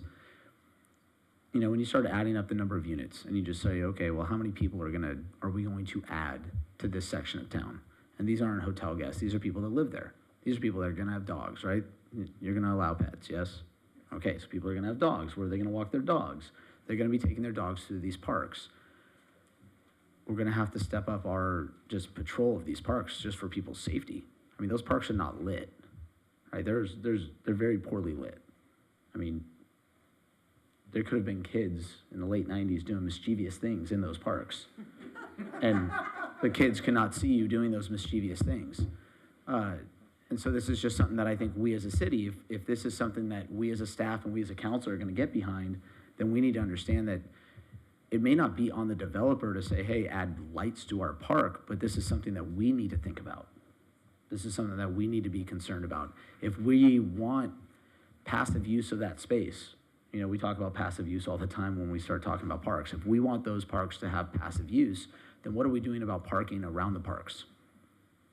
You know, because it's my understanding, and I could be wrong, I'm wrong all the time, but when you do a permit parking for residents, if you're looking at Washington Street on the east side of the block is bordered by a park the entire length from the 600 block on, right? You can't have a permit on the park side because the park, you need parking available to people who are coming and going and using the park. But is it a 2-hour parking zone? Is it a 3-hour parking zone? Is it a 5-hour parking zone? Like, what are we doing to ensure that there's still gonna be parking spaces for passive use of those parks, right? I think I was giving you a lot of sentiments. I have other questions, but I'm happy to pass it on. On the parking, the more strategic parking program, I thought, do we have that on the plan for next year already, or are we still gonna vote on that in April? I know we had talked about putting that in the work plan. Did we actually vote on that and approve that, or is that up for review in the strategic plan in April? It is for the review. Okay, thank you. Okay, we'll be discussing that one here in about a month. I'm gonna move, Scott, I'll let you gather your thoughts. We'll go to Lance, Councilman Drew. Yeah, so I'd like to start by saying that I do support the project. I think it's a beautiful project. I think it checks off, as we've talked about tonight, all the boxes. It's a transformative development. It'll forever change the face of El Segundo on PCH. It's got a significant inclusionary element for affordable housing that we've never had before. It helps our RENA numbers, it helps our businesses, it helps our schools. And although this does technically take potential commercial space, you know, a way that could potentially be used for another hotel or restaurant, I also recognize that the positive economic impact of built-in consumers to the city can outweigh that. You know, as we've gotten a lot of, you know, letters that you haven't seen that we've in our inbox, there's always questions about the pain points of construction and noise and things like that. But The reality of this is whether this is an apartment complex or a hotel or an apartment or an office building, you're going to have to go through the pain points. It's just a matter of that. It's not city land. It's a land that was purchased for development. We're going to have to go through that. My issue actually is the development agreement. And what I mean by that is that I'm not sure there has been enough discussion internally. We have a new interim city manager who has a lot of experience in this arena. I would just like for us to take a little bit of time, even if it's just to the next meeting, to have our staff just kind of get together, have Mr. George get a little bit more, up to date on what this is about, and really look at what that development agreement is. If there's one thing that I learned since December about development agreements, is that they seem to be very fluid, as I learned from the Raytheon and Charger thing. So I really would like us to take a step back and make sure that we are addressing the needs of our residents and doing what's best as far as what this project is. So it's, again, not a matter of not liking, not wanting. I just think there's a little bit of a step we have to take here to act on behalf of our current residents. Mr. Nickel just talked about, parking and permits and things like that. Yes, we just talked about this a little while ago. It just moves the problem to the next block. That being said, there's a couple things that I noticed in the staff report, 25,000 pledge to study parking, but only if it's initiated by complaints of the residents. We already got the complaints. So we have to just kind of figure, is 25 the right number? Is it not the right number? I personally don't know. You guys there's more experts in this room that can discuss that. I'm just saying that number doesn't look right to me. 75,000 for a traffic study 6 months after completion of the project. We have another land use issue coming up right now for standard works that it's, I think, $140,000 to paying into this thing. So again, the numbers I just want us to take a different look at it and make sure that we're doing the right things. The other one that came up is that there's an approximately $127,000 per year negative impact cost to the city for this development, which would be emergency services, police and fire. So that's $127,000 in what we're projecting. As we all know, that's going to go up.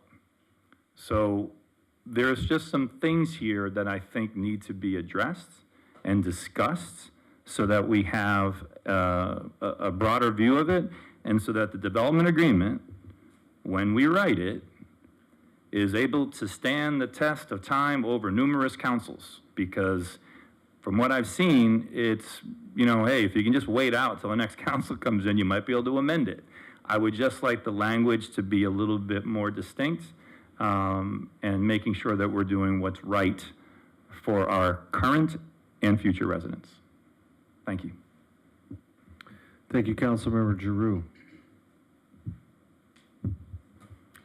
I'll just ask one question. In regards to the plan, as Councilmember Nickel was mentioning, we need to be ahead of plan as far as the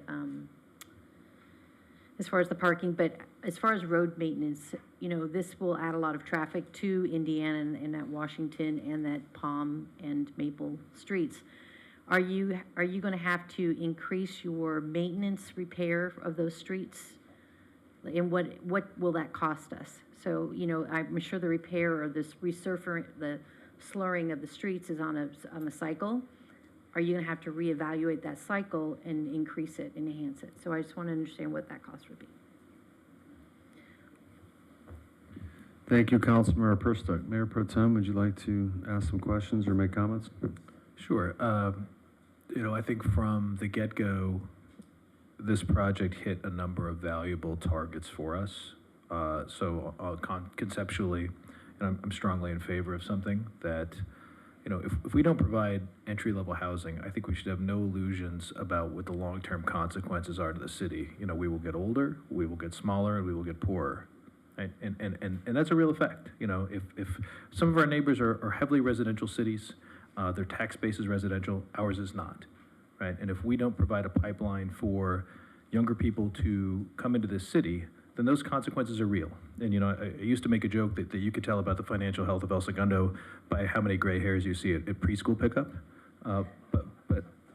Right? But it's true. It's true, right? If the entry-level housing is $2 million, then there's going to be a lot of people who look like me at Eagle's Nest, and that's not vibrant for the city. But that does come with a cost, and I don't think we should have any illusions about it. You know, people will feel, particularly people, as Councilmember Nichol alluded to with the 90s thing, that if you came of age of El Segundo in the 80s, you came of age at a time when the city had 13,000 people. Now, historically, it's hovered around 1,550, but it hit a low in the 80s, so there's this sense that we are just flooding it with people. Now, the average size of a home, in terms of people, we are less dense than we were because we have smaller families. But it feels like there's units sort of cascading, and I think we have to be sensitive to the way that plays out. And the way that really plays out is the reason we're talking so much about parking, and we're talking so much about traffic. Because have no illusions. If we have people exiting the parking lot for PCC North, they're exiting onto Mariposa, southbound, to go east. At the same time, people are coming out northbound on Indiana and going east. That is going to make the run to in and out a nightmare.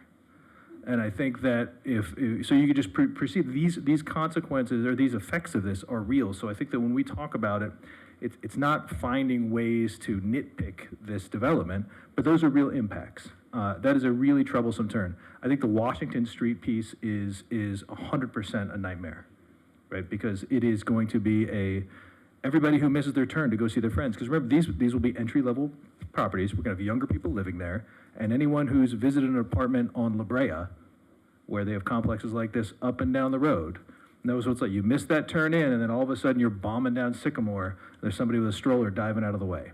So I think that those impacts are things that we really have to explore about how we look at the traffic flow here. So I think that we've got some questions for the traffic consultant about what that looks like, both on the egresses to PCH, but also on these secondary roads.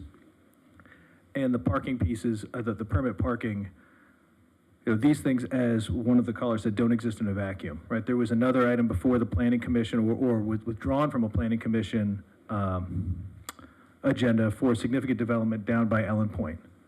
So if you add in those developments, you are talking about potentially permanent parking, everything from Washington to the west, and then everything from Holly all the way to Palm and Elm in the north. I mean, all of those developments, because people coming to visit are just going to have a place to park, and they're not going to park east of PCH because there's nowhere to go there. There's only so many parking spots by Pollo Loco, so they're going to be filling these things up. So when we talk about constraints that we have, the impacts to us are, that is a code enforcement. I know I talk about code enforcement left and right, but in terms of meter maids and code enforcement, that is an impact to the city that we will have to fund.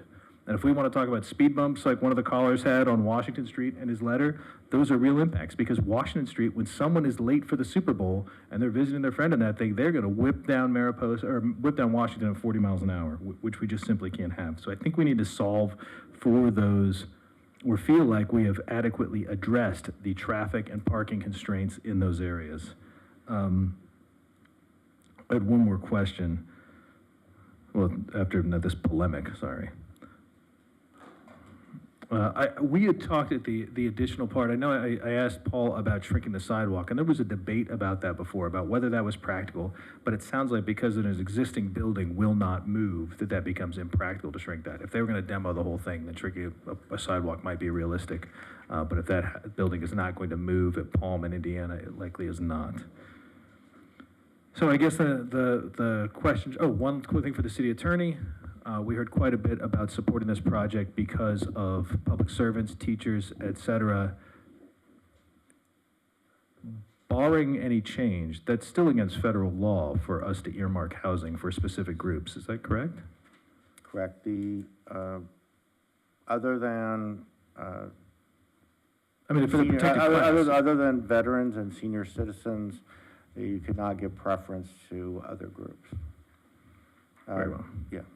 So I don't recommend that we start drafting our teachers. But So I think that is a consideration that we should bear, that as much as our intent of this may be to have in-town and proximate housing for public servants or teachers and whatnot, the fact is that may not be who lives there. All that being said, I think that, I just turned it over to our discussion after the mayor's comments about, we'll probably bring up the traffic consultant and say, how are we going to make the bevel the edges of this to make this traffic piece work? Because I think these impacts, even with the addition of that turn lane, are going to be significant, very, very significant coming out of this. As people attempt to leave town going east, I think there's likely to have bottlenecks no matter what we do. So, Mr. Mayor, over to you. Thanks, Mayor Pro Tem. Let's actually bring the traffic consultant up now to address that, if you would, please.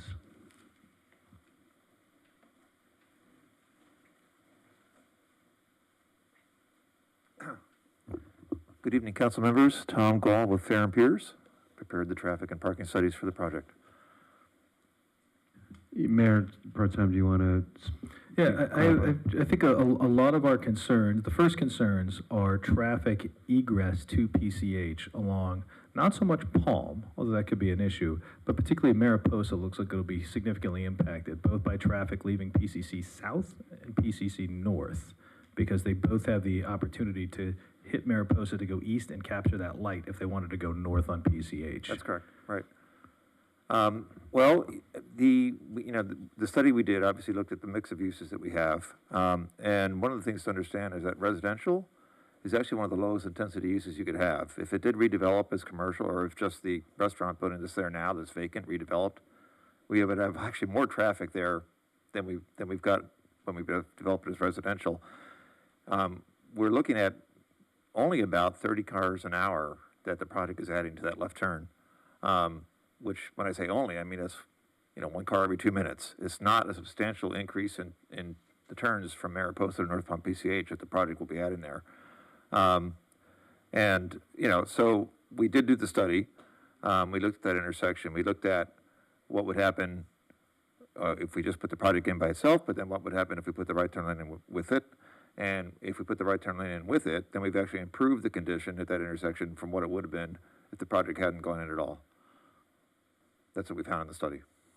And this may be a question that involves our Public Works Director, but maybe for some of the people at home, if we could discuss how those light sensors work on PCH, because if people are concerned about being backed up on the east-west traffic because the lights are not going north-south, those are Caltrans signals, correct? Those are Caltrans signals, correct. And what is our opportunity to make any amendment or change of service on those about how they sense and when they synchronize for us to be able to go east and west? My experience has been it's really difficult to get involved and make them do something that they're not used to or they have no motivation to. But you're right, a lot of these signals with current technology, you could connect these signals and there are programs that they talk to one another. And having the proper looping and sensors, it would do a great job of enhancing the efficiency of a lot of these intersections based on the vehicles that are waiting for a long time. The technology did not catch the motorcycles, but technology changed. Even motorcycles are being sensed. The fact is to get with Caltran and to push them to implement that. It's not easy, it's doable, but it takes a lot of efforts.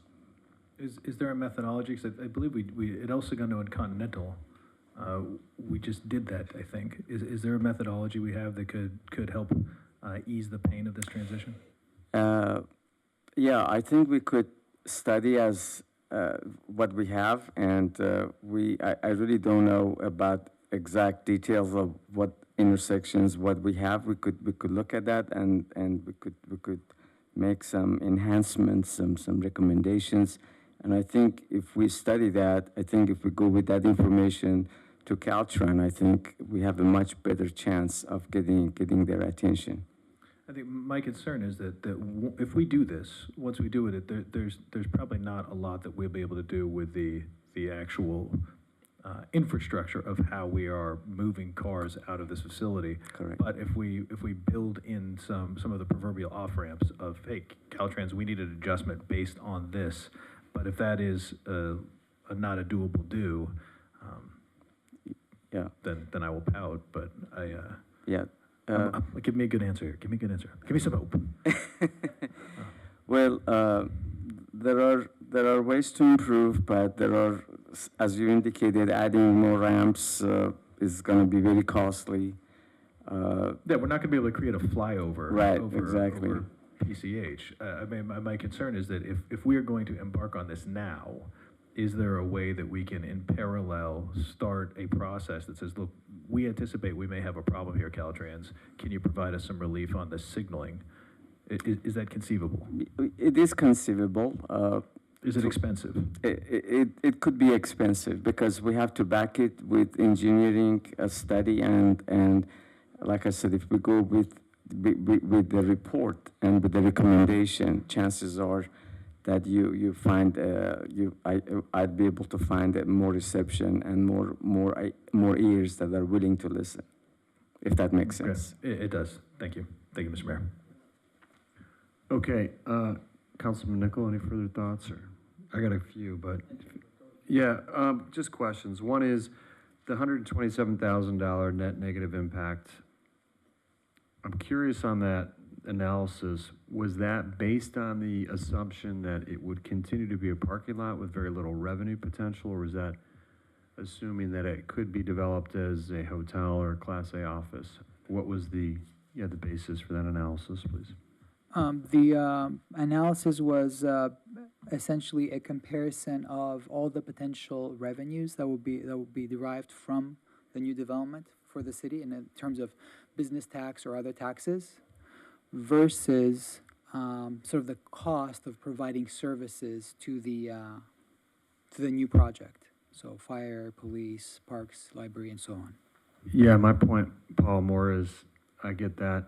The revenue potential as it is currently designed, not as if it was, for example, another PCT or something that probably wouldn't work in this environment, but a Class A office building. It was not compared to other developments. The opportunity cost of something other than just. However, if this helps, our consultant told us that generally speaking, residential developments tend to have a more negative fiscal impact on cities because they provide less tax revenue compared to commercial developments. Yeah, particularly for us, where So I hope that 98% of our helps answer revenue that base question. comes from commercial activity directly or indirectly, so. So you could, generally speaking, say there may be an opportunity cost in terms of Yeah. tax revenue. Thank you for that. The other question, this is probably for you too, Paul. Sorry about that. What mechanisms, if anything, do we have for noise and traffic mitigation in the future, if there are some issues? I know the CEQA process is arduous and there's a ton of analysis that goes into that, but what teeth do we have in the future if we do have these realized issues with traffic and parking? Or noise, for that matter? Yeah, a quick answer that I would have is that there is a noise study. There are some mitigation measures in place. There are some limits that the applicant has to abide by in terms of the construction, for example. So there is the enforcement option or mechanism. You know, if there is complaints, then we can go and verify whether there are actual issues, whether the developer or contractors are abiding by those mitigation measures, and take action. Stop the construction, figure out perhaps an alternative mitigation measure that achieves the goal that we're trying to achieve, to minimize the impact. So that's kind of a short answer to your question. I don't know if anybody else has any other suggestions on that. Mayor, if I'll just add to that, in the long term, after the project is built, and as you mentioned, the CEQA process evaluated the project and the project's immediate impact resulting from the project being developed. And so the mitigation measures that Paul is mentioning are directly tied to the construction or any ongoing noise that's generated from the project. Similar to the remarks that Councilmember Nicole was making earlier, was that there's a separate responsibility that the city carries for long-term impacts or effects of development and growth in the city as a whole. And so moving forward, if there is increased traffic or congestion, without any direct analysis tying that specifically to this project, you'd have to look at the global development citywide to understand what is creating the additional traffic or congestion. And then that is our responsibility to address that at that time. It's no longer specifically tied to this project. We've already evaluated that, and the CEQA analysis has made that determination, which we recommend approval. We're supportive of those findings. So there's two tracks. There's the impacts that we're analyzing directly tied to this project tonight, and then there's the long-term implications that it is our responsibility moving forward to do that analysis outside of specifically to this project. Thank you for that, Mr. Allen. Okay, the next question is how do we land on the 32 affordable units? Was that a give and take on the development agreement? Was there a specific methodology used? It was just a give and take during the negotiations with staff and the applicant. We did have assistance, as the city attorney mentioned, from a financial advisor who informed staff of really what will the potential limits be as far as asking for more, let's say, from the developer. How is the potential profit margin affected by adding each unit, affordable unit, to the project? And just as a general figure, just to give you a sense, each affordable unit is about a cost of roughly $450,000 to $500,000 to the developer. Okay, thank you. And then one of the ideas that I brought up that's been a legacy issue here in El Segundo since El Segundo's base was on the BRAC, which many of you remember on the BRAC list, was military housing, and whether or not we could accommodate military housing with this project. So was that explored, and if so, what was the outcome on that? Military housing was not explored as part of this project. This is not something that came up during our discussions, negotiations. So to Mayor Pro Tem's point, where you can't specify specific groups of people, isn't there some kind of exception for military housing, again, senior housing, and some with developmentally challenged, there's some limited groups, and veterans is a group that could be given preference for rental housing. But active duty as well, that's what I'm talking about. Active duty military. Certainly. Where there, yeah, I mean, could that be, that continues to be a major issue for the Space Force and Air Force here locally. And that was one of the major sticking points back when the base was on the BRAC list. And I would really like to see that incorporated somehow. Would go a long way towards building. I mean, we have a great relationship, don't get me wrong, with that organization, but they need that. We continue to hear that. The other thing that I brought up a while back was the idea of smaller footprints, which is a trend. What is the smallest square footage in one of the suites that you guys are building? And are there any shared common areas in the project?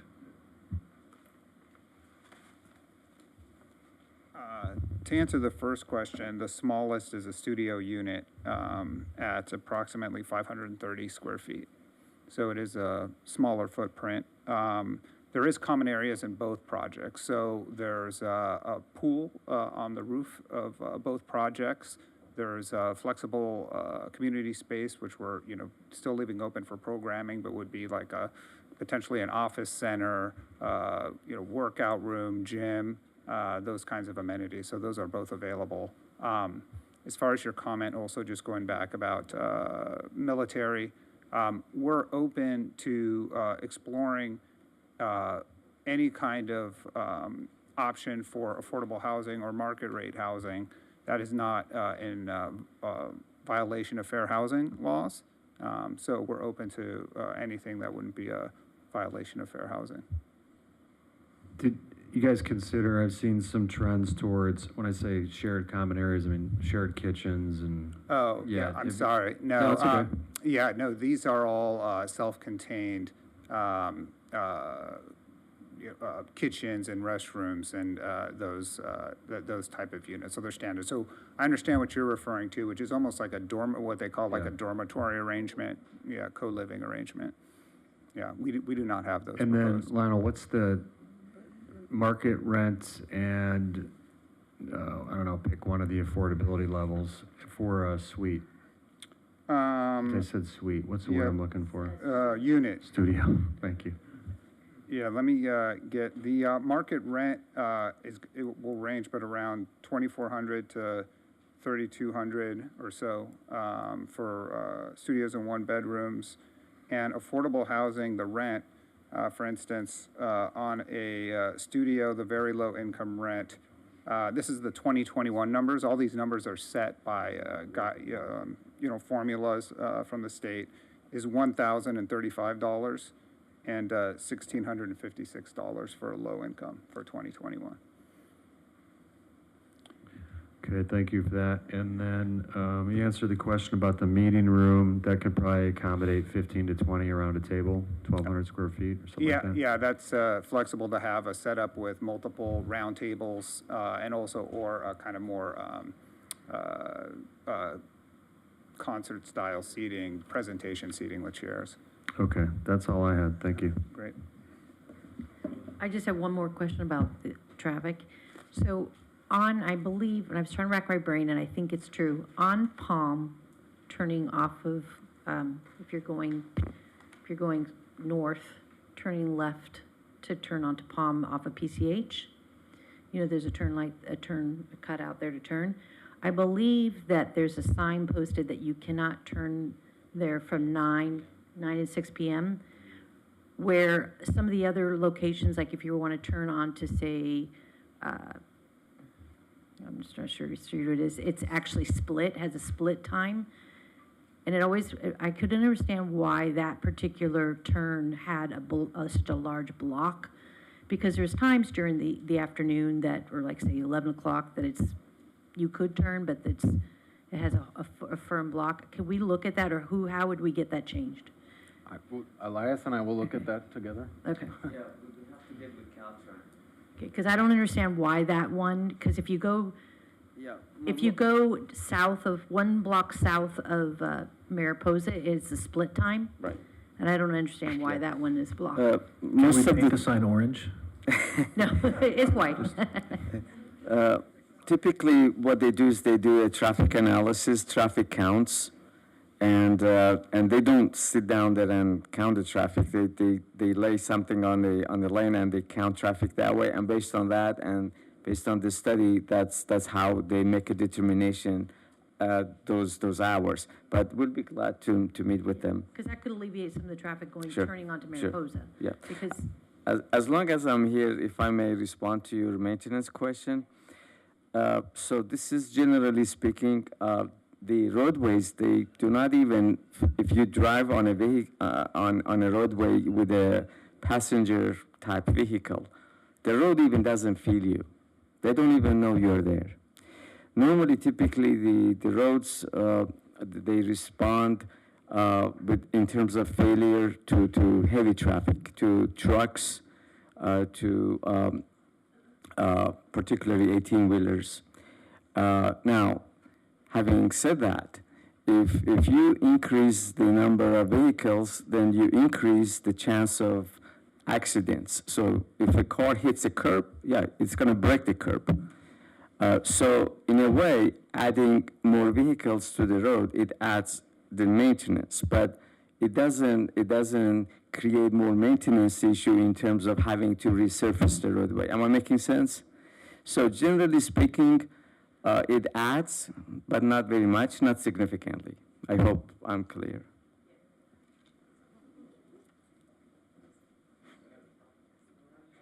All right, so I actually have a question for staff. Michael, do we have an internal review process for reviewing and negotiating development agreements? Because it seems to me that I think, we've kind of had the same process in place for a long time. Most of this is done over the counter. But with the size and scale of developments that are coming to town here, it seems to me that it would be in our best interest to have a process instead of relying constantly on third parties to do this stuff. So do we have anything in place right now, or is it just we go to a third party?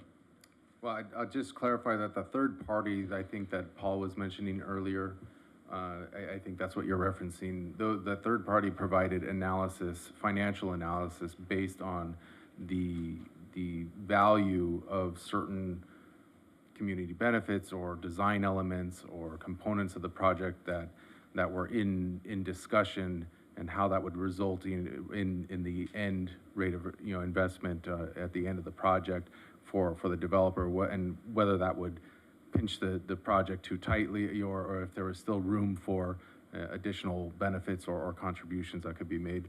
Otherwise, the negotiation happens at a staff level, and maybe Mr. Hensley can speak on historically what has happened with our development agreement negotiations, but it does happen at a staff level. All right, because I understand what they mentioned on that slide, but I'm going to be honest. Very successful company, and I don't think that the developer would be doing this scale of development if it wasn't a profitable situation. I know I wouldn't. I mean, you're very smart business people. There's a reason why you've been in business that long. So I would just feel better of our staff reviewing this and what the options are to mitigate the negative impacts. And I think we need to start setting a precedent going forward. And I think this is a good time to start setting the precedent. That's all I got. Staff, as I participated in this, and understanding what the deal points were gonna be, and this, again, predated Michael and went back, I think mainly Dennis Cook was probably involved in most of the discussions, and Paul, and they identified all of the community benefits they would like to see get out of the project. And really where the consultant came in was to do that part that I don't think staff has. There's not anybody in staff that knows how to take a project, figure out the entire part of it, the property value, the cost of development, the return of investment the developer's looking for, and plug all that into, particularly with the cost of affordable housing units and the lost revenue of that. The staff was looking for that number of how much money does this development have to help provide these community benefits, and that was where it went back and forth. So, the staff and the city manager's office did the negotiation, but they needed the consultant for purposes of getting that number. All right, so let's forget the consultant piece for 1 second, okay? So my question is, were there recommendations or asks that staff had of the developer for this project? I think what I read, there was about 4 or 5. Were they addressed? If I may, real briefly, there were some recommendations from staff's perspective, and during the course of our discussions with the applicant, staff essentially decided to focus more on getting more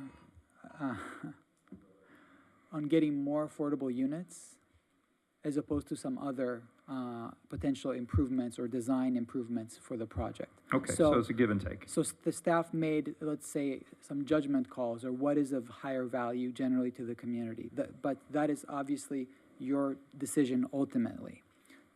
Okay, I understand that, and that's part of it. I just feel that we have to, with what's coming down the pipeline for us, I think we need to start looking at what a process would be, and I don't see anything wrong with taking 30 days to kind of go over this again. I think in general we all agree it's a great project. I think we're probably fairly close to getting to the finish line on it, but I just think there's some things we need to take a look at and start the process. That's all. Okay, yeah. Just to address this topic a little bit, because I think Councilman Drew raises valid points. This development agreement process has been one of the longest ones that I've been a part of. It was very, staff did an excellent job in really analyzing it with the consultants. It took 8 to 12 months as part of this development agreement negotiation.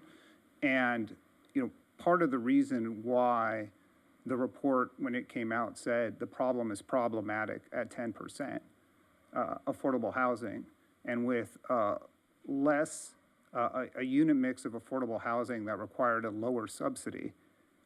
And we ended up at 12% with more of a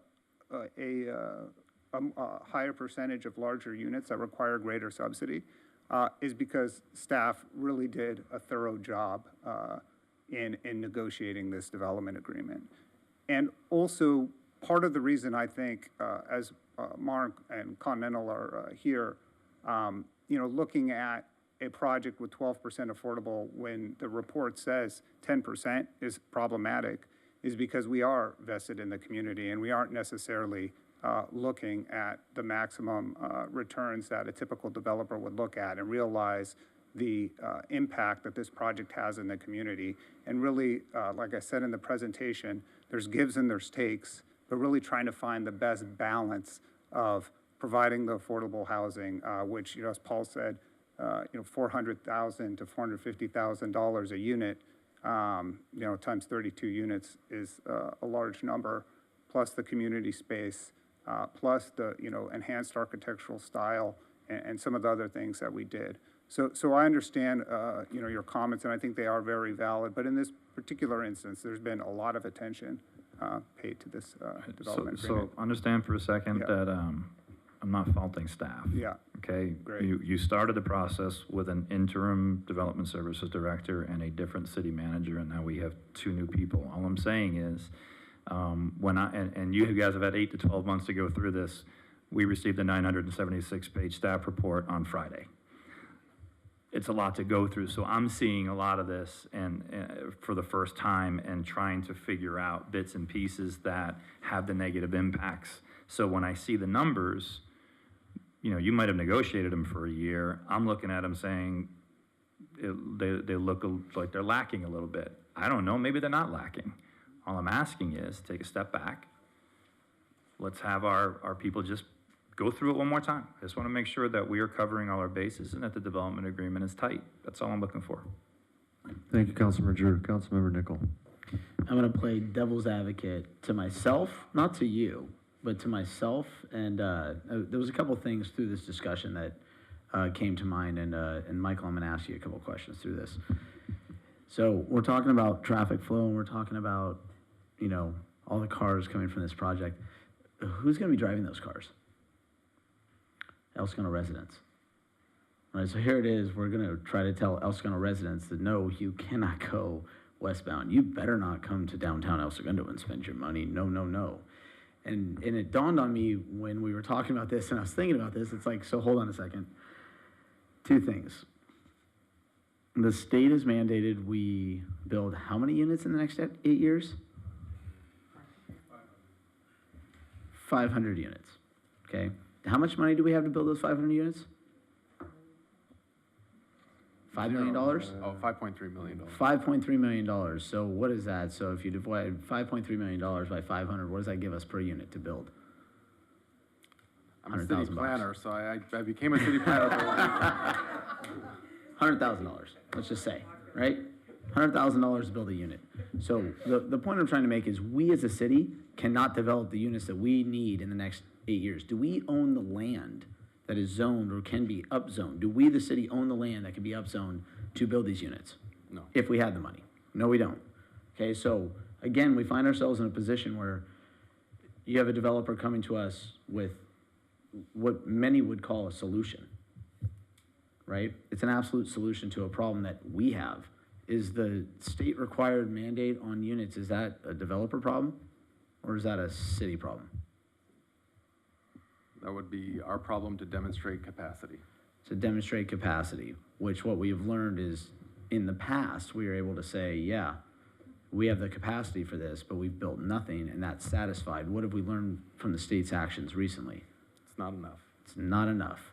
How do we demonstrate that we have capacity? We permit it. We permit it, right? We approve projects. And so I will, like, for everything we've talked about, for all the concerns we have, like, light bulb went off in my mind. It's like, okay, fine, well, if it's not this project, then it's the next project, and if it's not the next project, it's the next project, that no matter what, the state is shoving density down our throat. Shoving it down our throat, that means cars, that means people, that means park goers, that means, you know, people adding to, you know, spending their money downtown. You know, but, so where do these units go? Right, we have a developer that's before us that is proposing to add units that we know our business community has been asking for, right? They've been asking for units for the past 2 decades, right? The residents of El Segundo, and you guys all know this because each one of us campaigned and had to answer this same question: do our residents want units east of the Boulevard? The answer is no. So then where do they go? You start looking around. So at the end of the day, we are going to have traffic impacts on our residents. I mean, I live closer to this project than any of you, so I'm probably the one who's gonna have people cutting down my street to get to Grand to get out to PCH more than any of you. And I understand that, but at the end of the day, that's not the developer's fault. That's not our fault. The state has put this on us, and we have to do the best we possibly can with this.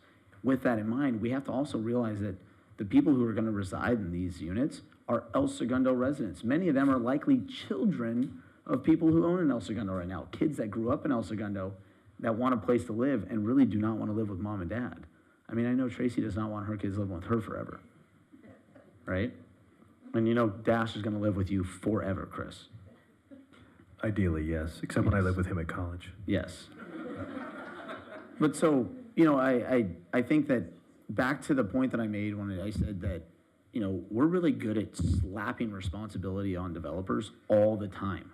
Like, developers take care of everything for us here, to the point that I made a couple meetings ago where we don't plan anything. We react, right? So here's another project that we've all known has been coming, right? Now, yes, Mr. Drew, we did not get the staff report until Friday, which was super exciting. Thursday, we got it Thursday. I didn't open the email till Friday. But we've known this project was coming. There's been discussions about it. There's been town halls. I'm sure you've had conversations, or many of us have had conversations with residents about the good aspects of it, the negative aspects of it. At the end of the day, I think there are mitigating measures that we can take as a city to be proactive, knowing that it's gonna take 18 months to build. You know, we can get ahead of these things. We can work with Caltrans to change the lights. We can start to prepare our town for what density looks like. Because the reality is that housing element is good till when? 2026, 2027? 2028, or 2029. 2029. So then after 2029, you want to take a guess at how many units we're going to be slapped with? I don't want to be on record throwing a number out there for But they made us HCD. carry over the units we did not build in the That's last correct. housing That's correct. element, correct? And we also, I'm sorry to interrupt the train of thought, we also don't know what penalizing actions the state will take if we don't achieve certain deliverables in the next 8 years. So again, we have no money to deliver those state mandates. We have no land. We have a developer that's coming that is doing a project at 12% affordable. And do I think the positives outweigh the negatives? I do, personally. I am a supporter of this project, whether that gets a, pitchfork in my yard tonight or not. I think to Mr. Drew, your point about our methodology and our process with regards to development agreements, I think we should bring that back. I think we should talk about that. I don't think we should hold up a project to talk about it, because at the end of the day, this developer can do nothing. I think this developer is doing for us today with these units more than we could ever ask for. If they just developed hotels, right? Sure, that might be a better tax base, but to the mayor's point, yes, there's an opportunity cost there, but that doesn't get us more units. And I had another thought with regards to the 127,000 annual impact. And Paul, you could speak to this because you've been here long enough. We have had 3 new hotels built roughly in the last 5 years. How many additional firefighters do we have to hire, and how many additional police officers do we have to staff to protect that increase in hotel goers and rooms. I don't think we had to hire anyone as a result of those 3 hotels. Okay, so to that analysis, sometimes I look at that analysis and I shake my head, because the reality is, we're not staffing more fire to take care of this, and we're not gonna staff more police to take care of this. You know, so the financial impact analysis, I think, is inaccurate and it's fairly misleading. I get it, it's an analysis, kind of like a parking analysis or a traffic analysis. At the end of the day, I think this is a positive project for all of the things that we are looking at as a city and all the things we need. And I think that we as a city can zoom out a little bit, start taking care of all the other business that we need to take care of, and mitigate some of these measures on our own. Thank you, Mr. Mayor. Thank you, Councilman Nichol. Yeah, I am also a huge proponent of this project. It does help us with our affordable housing component, which we know is going to be a struggle for us. It is incredibly difficult to develop anything in California based on the CEQA laws. The cost of building from a material standpoint, from a labor standpoint, these guys are probably sunk, I'm guessing, $700,000 to $1 million just to get to this point through entitlements, more, I'm seeing.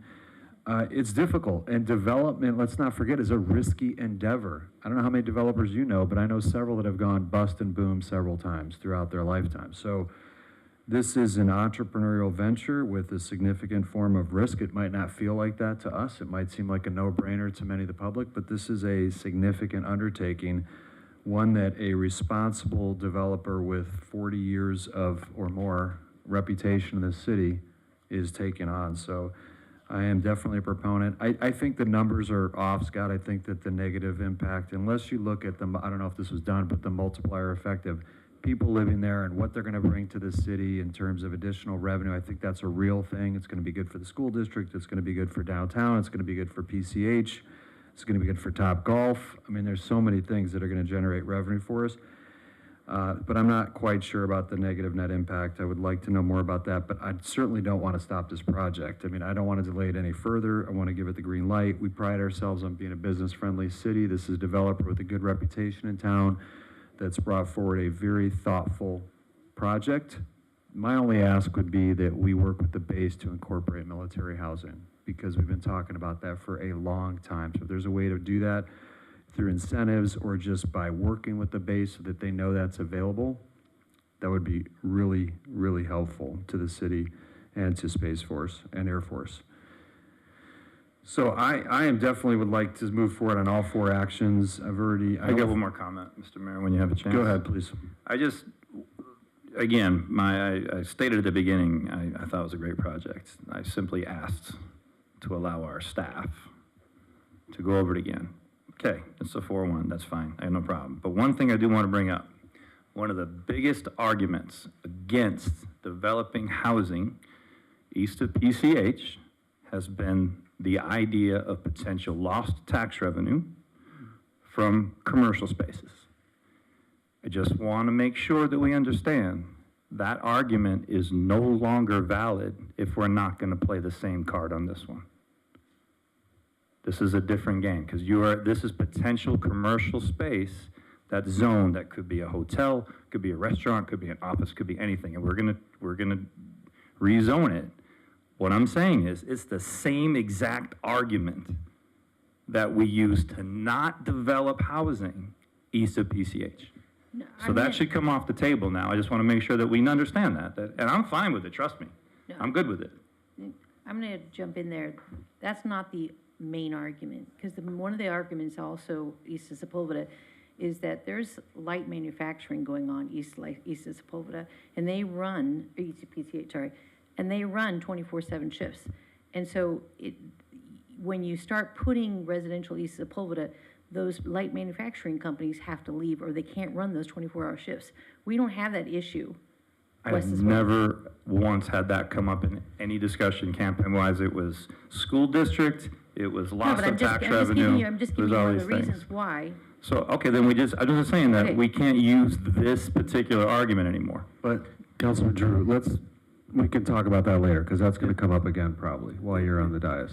Yeah. Just want to make sure we're clear. If I may, Mr. Mayor, I am very empathetic with Councilmember Drew's argument, just with these things, because these are developments that last decades, and the devil is often in the details. And as much as we've generally been abreast of this thing growing, it is a 1,000-page staff report.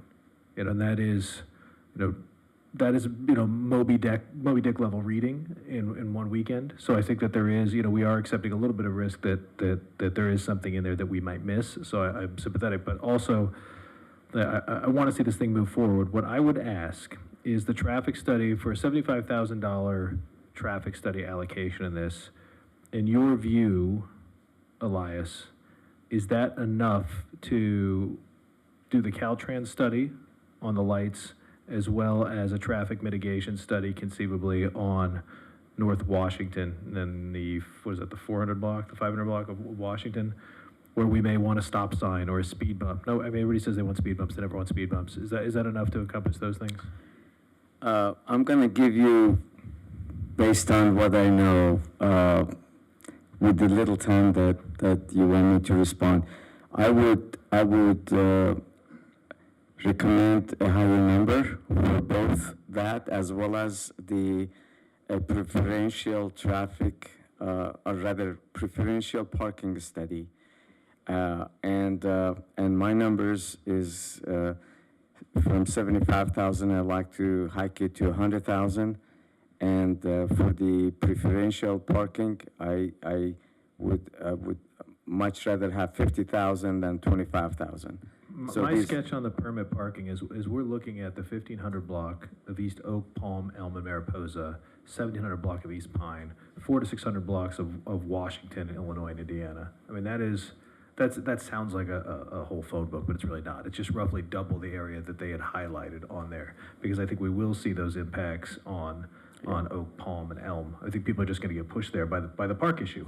People are going to use the park. People get to park on the park, and so that's going to push everything one block to the west. I think, to Councilmember Nichols' point, code enforcement, that's a real impact. In the park, we're going to have to make a ton of improvements to those parks because of the demand. The people who live there, in 2 years, the people who live there are going to be packing this thing for public comment, wanting to know why we have a beautiful acacia park without a pool, but why have a beautiful acacia park on the west side, but a crappy park by them. I know we got the nice one up north, slightly north in Washington Park, slightly north of this. I know, beautiful playground. Trust me. What's it called? That's what I said, Washington Park. Yeah, but they have new equipment there. I know. I was there right when Elias took the snow fencing down at 6 a.m. on a Sunday. So the point being that we're going to have people lined up for that impact, but that impact is ours, right? So there's a real cost to that. Code enforcement and park improvements are things that we just have to allocate in our budget in the future we'll be addressing. But those immediate traffic impacts that are directly tied to this, I think we would be, as much as we want to improve this project, I think we would be unwise to undershoot those. Because I think the parking permit thing probably is twice as big as they think it is, and whatever it is, 25% bigger on the traffic impact, because that Mariposa intersection looks really, really difficult to me to square the circle on. All right, I want to get close to calling for a vote. Before we do, is there consensus around Mayor Pro Tem Pimentel's thought about increasing, with the recommendation of Mr. Sassoon, increasing the parking study in the other one? Please. Mr. Mayor? Yeah, please. Yes, based off of Mr. Sassoon's recommendations, and tonight we would commit to that additional contribution for 100,000 for the traffic study and increasing the parking study to 50,000. And just to note, the way that it's written right now in the development agreement, any portion of those unused funds still can go. If they're not all used for the study, could still go to improvements in the area. Thank you. Thanks for clarifying. I do have, if the council wants to proceed tonight, and that's, or whether you're going to continue this to your next meeting, but if you want to proceed tonight, I came up with some general language about the military preference issue, if you want to have that. Yeah, hold that thought for 1 second. Councilman Nichol had his hand up, then I'll go over here. Well, if you were just looking for consensus on small little tweaks, Planning Commission had 4 conditions that they wanted us to add. I think the one that speaks the most to me is item 2 with the gates, because if there's going to be a ways cut through on Washington, there should be a ways cut through the back alley of the project as well. I don't think that if you get all the benefits of your friends and everybody being able to drive whichever way you want, I don't think you should be able to put the gates on your alleyway to control people coming in and out and cutting through at the end of the day. I understand that concern. I think part of it, and maybe I misspoke completely with the ways, but right now it's a private, it's private property, and to make it a public accessible road opens up a whole other series of kind of liabilities, which isn't typical for a private kind of driveway. So that's also what we're trying to prevent is being responsible then for allowing public through and incurring that liability, if that makes sense. Can you move the gates further in?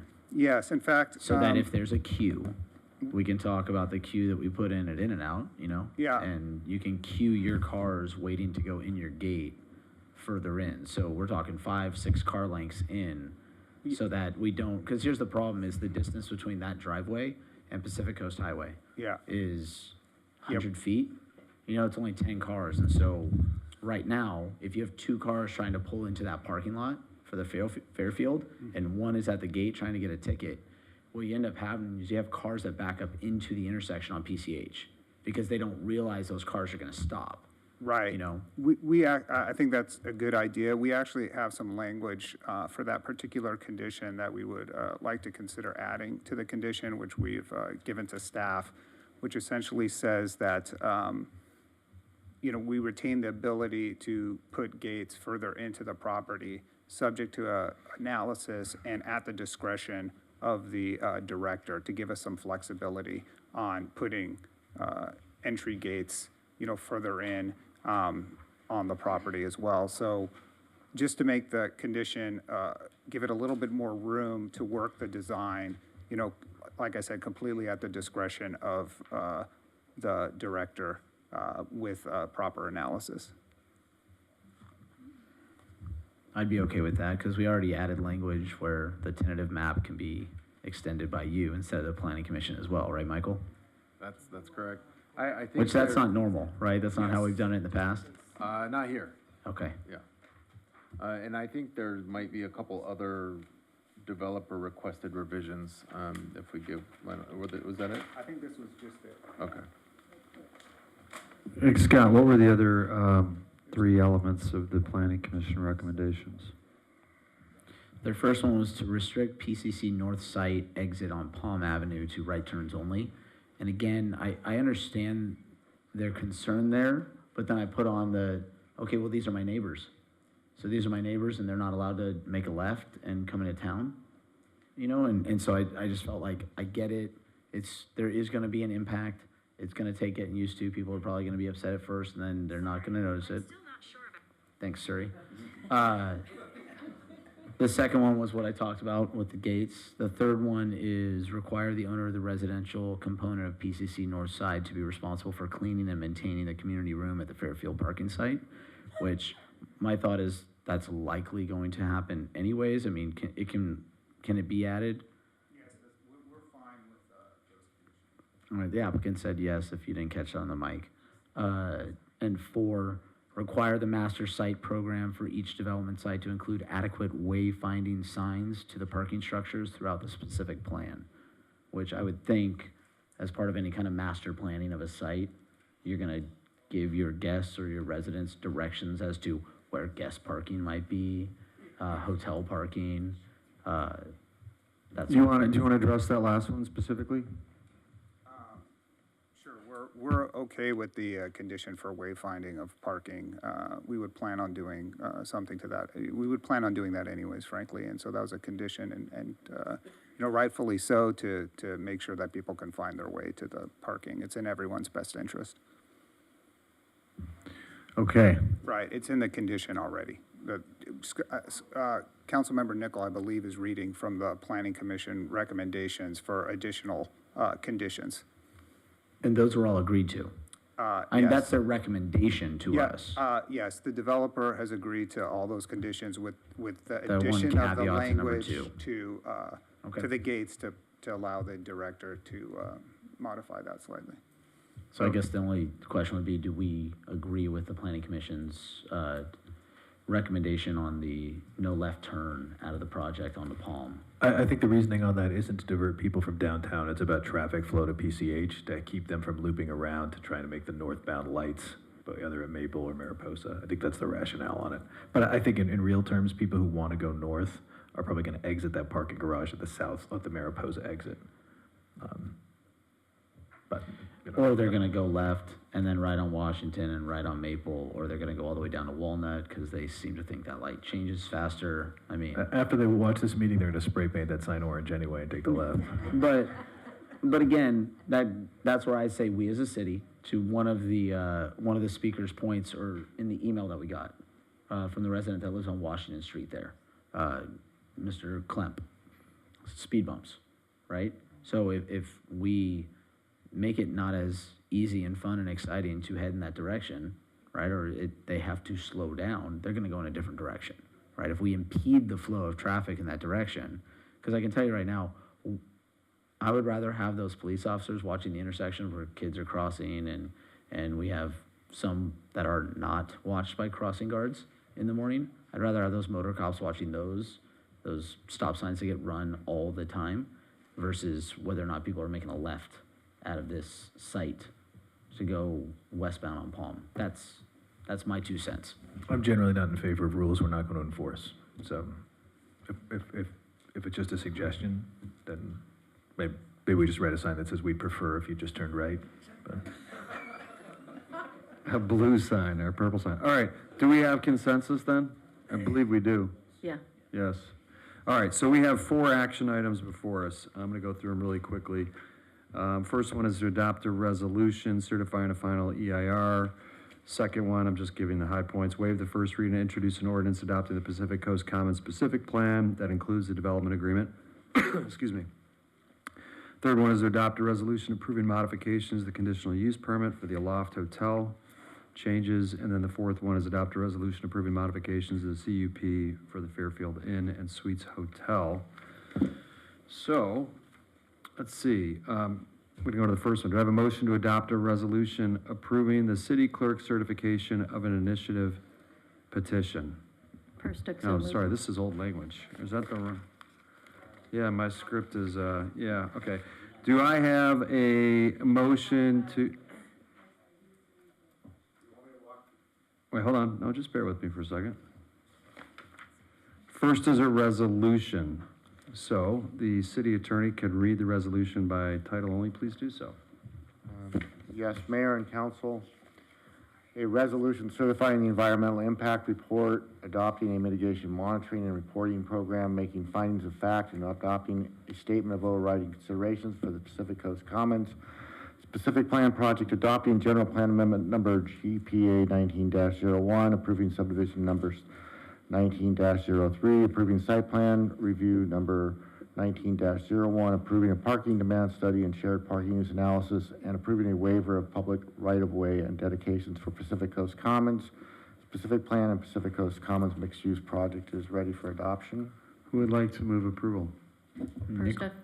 Oh, yep, okay. We'll take Persick with the first and Nickel with the second. Nichols second. Okay, all those in favor? Aye. Okay, 5-0. All right, next up, we have a reading and introduction of the ordinance. And does the council want to add a provision in there about military housing? I mean, I certainly would. What's the consensus on the dais? I got, as much as I like the idea, I think that we have to look at, you got school, you got teachers, you have Topgolf is just hiring 500 people in town. I'm concerned about making a special rule for one group when we have so much else going on right now. So I'm not comfortable with that one. I agree with Councilmember Giroux, simply on the fact that if you add that many units, by default, enlisted people that transfer in here for 2 years are going to find that as an option for housing. And I think I'm just a little uncomfortable with the fact that it's not a studied piece. We don't know what to make it a stipulation of this. If the math doesn't work, it might. I mean, if I were them, it might be like, hey, we want to revisit this. But I think, is there a way though that we approve this and it's something that we're like, hey, why don't we encourage you to look at? I mean, I hate to be the goodwill suggestion guy all of a sudden. But I just don't know if we can make it a condition of approval, Well, maybe if they it's not could, been studied. maybe they could do an outreach with the base, and, look, and when the units come up online, they can, provide some, like, access to them early or something. Maybe there's a soft negotiation that they work with them. Just a quick plug, former veterans here, easiest people to rent to, because if they don't pay their rent, base commander comes after them. That's So, right, you little just plug. call that Not that first that ever sergeant, happened you to just me. call that first sergeant, he'll make sure the rent gets paid. You're gonna have 9 dudes in that apartment, though. It's gonna smell like one giant sock. All right. And with that, an ordinance approving zone change and zoning map amendment number 19-01, specific plan number 19-01, zone text amendment number 19-08, and development agreement number 19-02 for the Pacific Coast Commons Pacific Plan and Pacific Coast Commons mixed-use project at 475-629 Pacific Coast Highways is ready for introduction. Who would like to introduce it? Nickel, Thank you. so Okay. moved. Awesome. Item 3, a resolution. Mr. Hensley? So that will be brought back at your April 19th council meeting for potential adoption. Second, okay. Second read and potential adoption. Next is draft resolution. Our resolution rescinding approvals of number 14-05 lot tie covenant and 14-03 of off-site parking covenant, amending conditional use permit to allow the continued operation of an existing 350-room hotel, north hotel site of the former Hacienda Hotel property. In addition to the previously approved alcohol service at 525 North Pacific Coast Highway and approving off-site parking for the north hotel site is ready for adoption. All right. Who would like to make a motion to adopt the resolution? Nickel, so moved. First, second? All right, great. All those in favor? Aye. 5-0. You have one more item, and then the last two are really with the CUP, but there are other cleanup things that are happening here with property configurations and lot ties. So a resolution amending conditional use permit number 14-02 to allow the continued operation of an existing 246-room hotel in addition to the previously approved alcohol service at 475 North Pacific Coast Highway and approving off-site parking for the South Hotel site is ready for adoption. Who would like to move approval? Giroux, so moved. Thank you. Do you have a second? Nickel, second. Okay, Nichols second. Thank you. All those in favor? Aye. Aye. 5-0.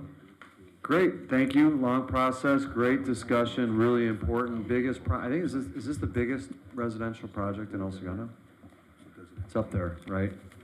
So thank you very much for your patience. It's going to be great for our residents and new people in town.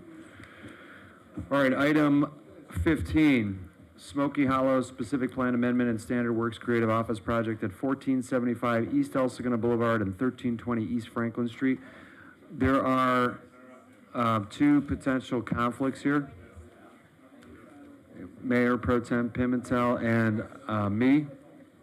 And as a little background on me, just to state why I'm recusing myself, the applicant and I share an architect, and the applicant has also been counsel to me in the past with various things, and we have a somewhat close relationship. So for public perception, I'm not going to participate in this one. So Carol? Yeah, we'll do a 5-minute break. Council come back 10:15. Thank you.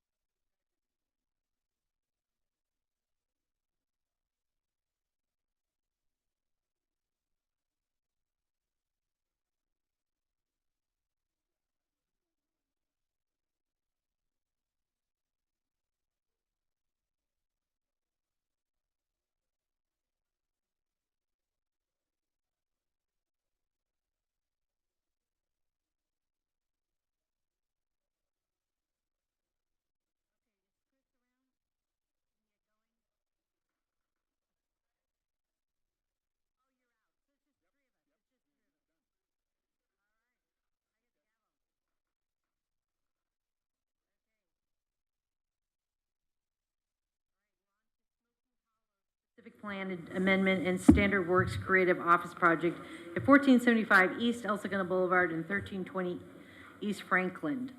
Carol, before you go on to that, I just thought, we've referenced this a couple times tonight. I pulled this out of the lobby because by law, we still have to print a hard copy of our agenda packet, right, and our staff reports. And so this is what all of us have on our iPads.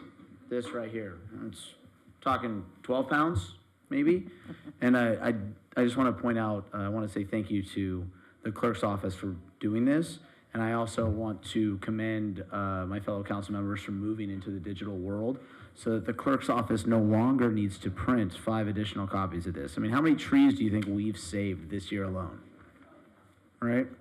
But I'm going to run this back out while you bring up the next item, Carol. Thank you. Okay. All right, this is the time and place and hereto fixed for a public hearing regarding the Smoky Hollow Specific Plan Amendment and Standard Works Office Project at 1475 East El Segundo Boulevard and 1320 East Franklin Street. City Clerk, was proper notice of the hearing given in a timely manner? Yes, it was. City Clerk, has any written communication been received regarding this public hearing? None. All right, no public hearing. Now, the public hearing is now open. Mr. George, who will make the presentation? Well, since our Community Development Services Department did such a fine job on that last item, we'll turn it over to them, turn it over to Michael to introduce the consultant team, and I know we've got a couple speakers on this item. And just quickly, so it's in the record, the Mayor Pro Tem has a conflict of interest on this due to his employer's ownership of property in the project area, and the mayor, due to what I would call a common law conflict of interest, is not participating as he, based upon a relationship he has with the applicant in this property. So, want to note that for the record. Thank you. Good evening, Council. Tonight's presentation is going to be provided by our staff consultant, contract planner Bradley Meisner, I'm sorry, who will quickly walk us through tonight's project before the applicant has an opportunity to speak. Thank you. Good evening, Council. Quickly. Yes. Thank you. Good evening, Council. Again, my name is Brad Meisner, and I'm contract planner hired by the city to help process this application. Quickly, by way of background, this project was also heard by the Planning Commission back on February 10th. They unanimously approved the project or recommended approval to Council with a very specific recommendation that I'll get into in a quick moment. If I'll go back to the very beginning slide there, we have, we'll just talk quickly about the specific plan area, the projects respectively at the north and south site, the community benefits plan, the requested entitlements, and lastly, the specific plan amendment. In terms of a project summary, the project before you is a specific plan amendment that would allow for a height of up to 60 feet in the specific plan area in a very specific sub area. We'll talk about that momentarily. Both projects essentially are infill projects, 2-story additions atop of existing one-story brick buildings.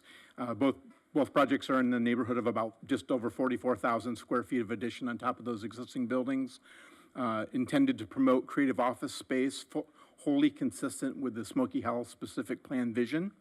Both projects do require a Tier 2 community benefits plan, and both projects were analyzed through an initial study mitigated negative declaration consistent with the California Environmental Quality Act. And more importantly, the study concluded that there are no impacts or unavoidable impacts from the proposed projects. Quickly here on the area, you can see the boundaries of the Smoky Hollow specific plan area. The red box represents where the projects are located, the N being the north site, the S being the south site, bounded by Oregon Street, Kansas Street, Franklin Avenue on the north, and East El Segundo Boulevard on the south. This is another image that shows the Smoky Hollow specific plan boundaries, as well as the zoning districts within the specific plan. You have the Smoky Hollow West, which is in the red, the Smoky Hollow East in the purple, and then you also have public facilities and parking within the boundaries of the specific plan as well. In terms of the proposed project on the north side, again, located in the Smoky Hollow East zoning district, it's at 1320 to 1330 East Franklin Avenue. As I mentioned before, a 44,000 square foot addition on top of the existing brick building. This is on the same lot where 140 Oregon project is at the corner of Oregon and Franklin Avenue. That's a project that's currently under construction that you see today. In terms of its community benefits plan, and we'll get into more detail, one thing to note about this particular project is that this has an outdoor plaza of just over 5,000 square feet and an outdoor separate kiosk that is part of the public community benefits package. This is a prospective rendering looking to the south. So this is looking on Franklin Avenue, as you can see from the image here. The project is very well designed, very indicative of what is happening in the area, the retention of the existing brick building. And then on the upper levels, you have the larger window openings that kind of evoke sort of an industrial style and feel. The column designs, the large roof overhangs, a lot of attention to detail has been put into the design of these buildings. This is the whole site, as I noted before, 140 Oregon at the corner of Oregon and East Franklin Avenue. The white box is essentially where the new proposed building would be. And then behind that building to the south is the existing 398 parking garage, 398 space parking garage. The entire site itself is just about 4.4 acres. Here's an image that shows the ground floor plan of that building, and then to the west is where that landscaped urban plaza will be. It's an open space that's fully publicly accessible, and the cafe kiosk that's outboard of the building, also to the west, would be open to the public, a place to grab a coffee and then enjoy that open space. For the south site, similar to the north site, just over 44,000 square foot addition. Directly across the street to the south is the Chevron facility, and then its neighbor directly to the west is the Beyond Meat building, and that will come in later in terms of sort of its context sensitivity. This project also is subject to a community benefits plan. They have a pocket open space at the corner of the parcel on Kansas Avenue. This project also has stacked parking and shared parking with the parking structure that's existing. Here again is another aerial image showing where the location of this particular project is, again at the corner of East El Segundo Boulevard and Kansas Street. This is basically a 1 acre parcel. Just by way of background and note, the parking that's essentially to the north of the proposed building is about 150 to 200 feet to where the existing parking garage is. So there's some synergy there in that they have a parking covenant that will allow for them to park in that parking garage as part of of this project. Again, another perspective rendering. This is looking to the north from El Segundo Boulevard. This building has features indicating the sort of that third level catwalk. As you can see that steel frame coming around the building. Again, pedestrian orientation on the ground floor, the larger window openings, a very prominent entry level, all the pedestrian level lighting. The second floor balcony, I think, is a nice touch of the landscaping there, and then a juxtaposition of the wall planes as well as materials for the building. Again, nicely designed. In terms of the benefits plan, part of the specific plan requires that community benefits. It's through the regulations, and it's a matter of policy within that document. So whenever you are deviating from the baseline standards, and in this case, they're seeking that additional height, as well as the project on the south that's seeking a 1.45 floor area ratio, which is just above the baseline of 1.0. In both of those cases, that's what precipitates the need for the Tier 2 community benefits plan. In terms of the community benefits plan, under the specific plan, there are 5 categories that projects need to adhere to. Those categories are creating a very solid building character, open space and landscaping, connectivity, signage, public art, as well as improvement to the public realm. So for each project, they have achieved 28 of the 32 design guidelines. Most of that predominantly has been in the form of enhanced architecture on both of the projects. although the public realm is being improved by virtue of underlying utility lines, overhead power lines, as well as public seating, the cafe kiosk I talked about, the parking the open space plaza, as well as some open space and seating areas. In terms of valuing the community benefits plan, one of the findings that's need to be made is, does the community benefits plan have a direct relationship to the value generated by the project? For this, the city did retain Cosmont and Associates to do analysis on how much community benefits, what that value is. It was found that there is a direct relationship to the value generated from the project. The community benefits for the north site equate to $4.07 million, and the community benefits for the south site approximately $3.52 million. The entitlement applications that are needed is the initial study mitigated negative declaration consistent with CEQA, the amendment to the specific plan, as we talked about, for the request to go to 60 feet in height, the community benefits plans, site plan review for both sites, as well as a master sign program. And those are all outlined in the resolutions that you have before you here this evening. In terms of the initial study mitigated negative declaration, as I mentioned earlier today, earlier in the presentation, the projects were evaluated. It was determined that there are no impacts that cannot be mitigated to a level of less than significant. As part of the resolution and the conditions of approval, there is a mitigation monitoring and reporting program, and so that will be required and implemented. The specific plan, as I mentioned before, essentially at this point now in the specific plan, the maximum height is 50 feet to the top of the roof, although parapets, stairwell enclosures, elevator shafts, those types of things are allowed to project above. The proposed amendment, however, would carve out a smaller area within the specific plan that would then allow a height up to 60 feet. As it was proposed, that area for the sub area would have been bound by Center Street, Franklin, PCH, and El Segundo Boulevard.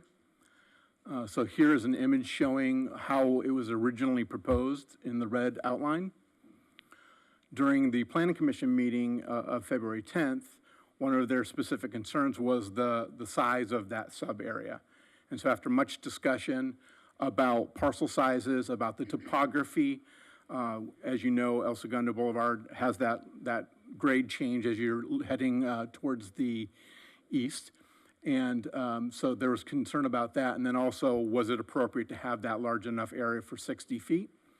So what they ended up recommending to council is that they'd like to see that area made smaller. So essentially what they recommended to council was to move the boundary from what was Center Street to Oregon Street. And so you can see that image here.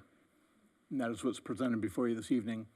In terms of the site plan review for both sites, they've been evaluated for consistency with the municipal code, for the specific plan, all of the design guidelines. We found it to be compliant.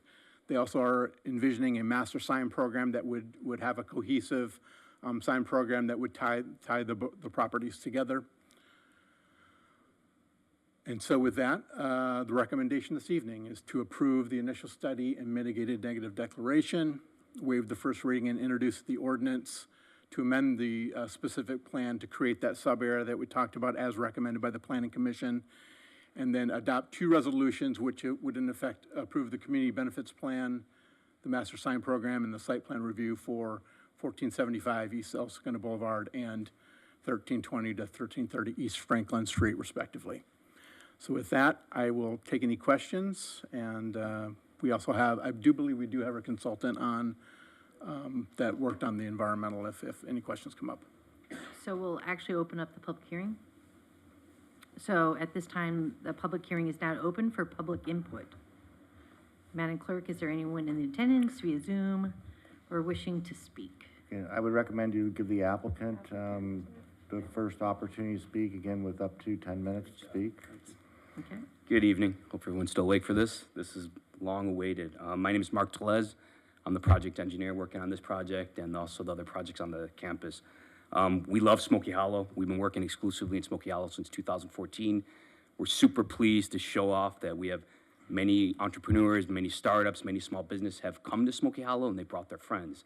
The current building that is under construction on this same parcel, as Bradley alluded to, 140 Oregon Street, we're able to keep a big company in town that was looking to move to Long Beach. And because of this project and working with staff, able to house a 80,000 square foot space tenant right here in Smoky Hollow. And it gets even more exciting than that.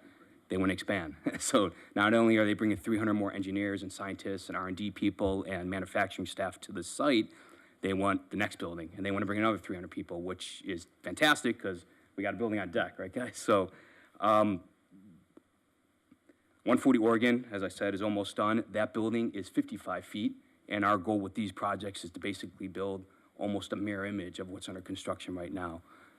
This project for 1320 East Franklin and 1475 East El Segundo was submitted December of 2019, and based on some kind of irregularities from our perspective in the Smoky Hollow specific plan, we had to clean those items up, and we're super excited to be where we are right now.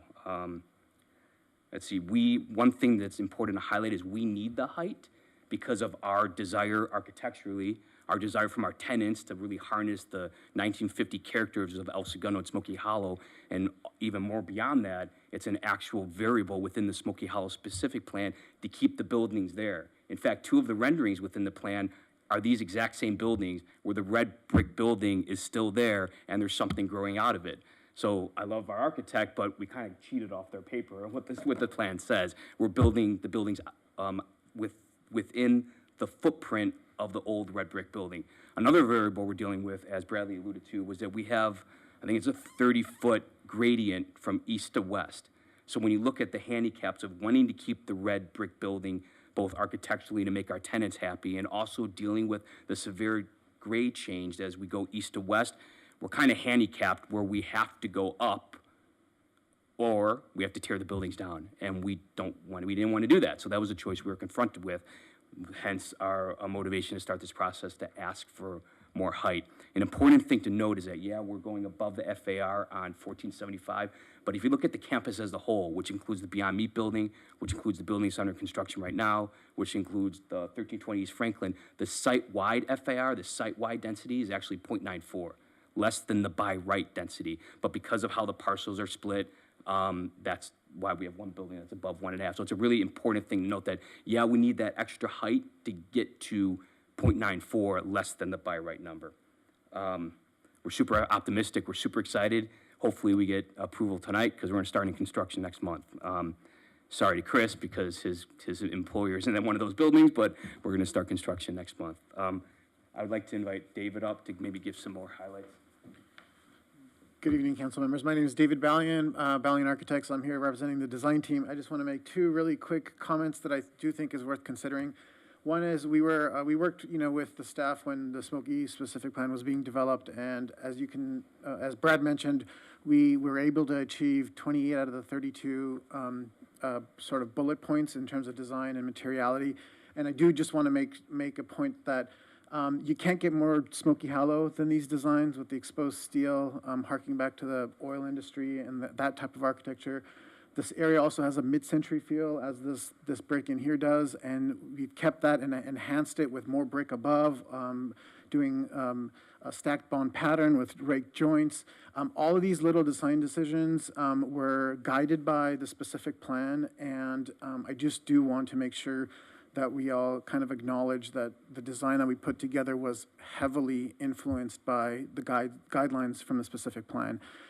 We really do think that the staff did a really good job in describing what design guidelines should be, and I really do want to sort of commend the team in designing a building that achieved that.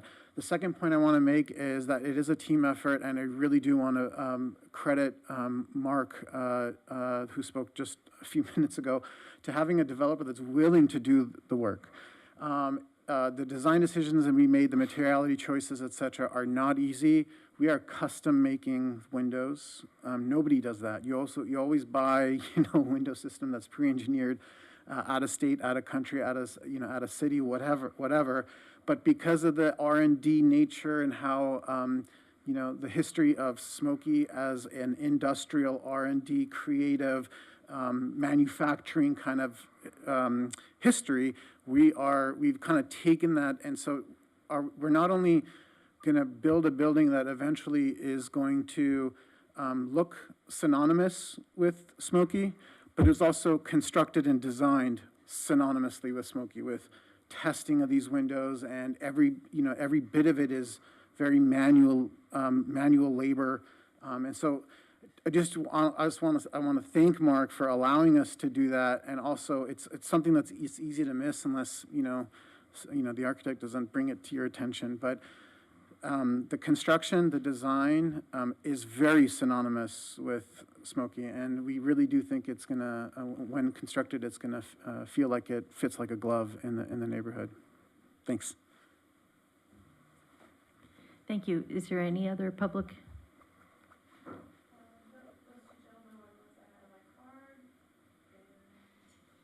Is there anyone on Zoom wishing to speak?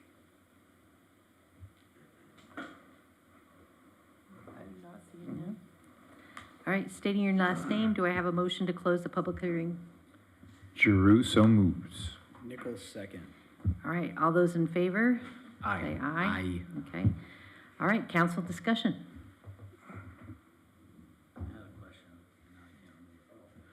Oh, it was a point of clarity. Years ago, and Paul, I think you were here. Mark was definitely here because he's a dinosaur. I know. Boeing came before the Planning Commission and ultimately the council to exchange entitlements that were on a property that on Walnut.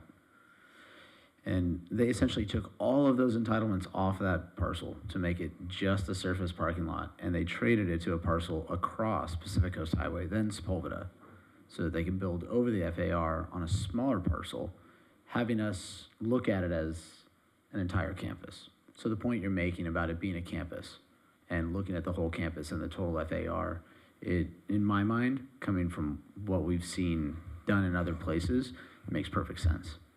It's not of concern of me sitting in this chair today. The Planning Commission approved this.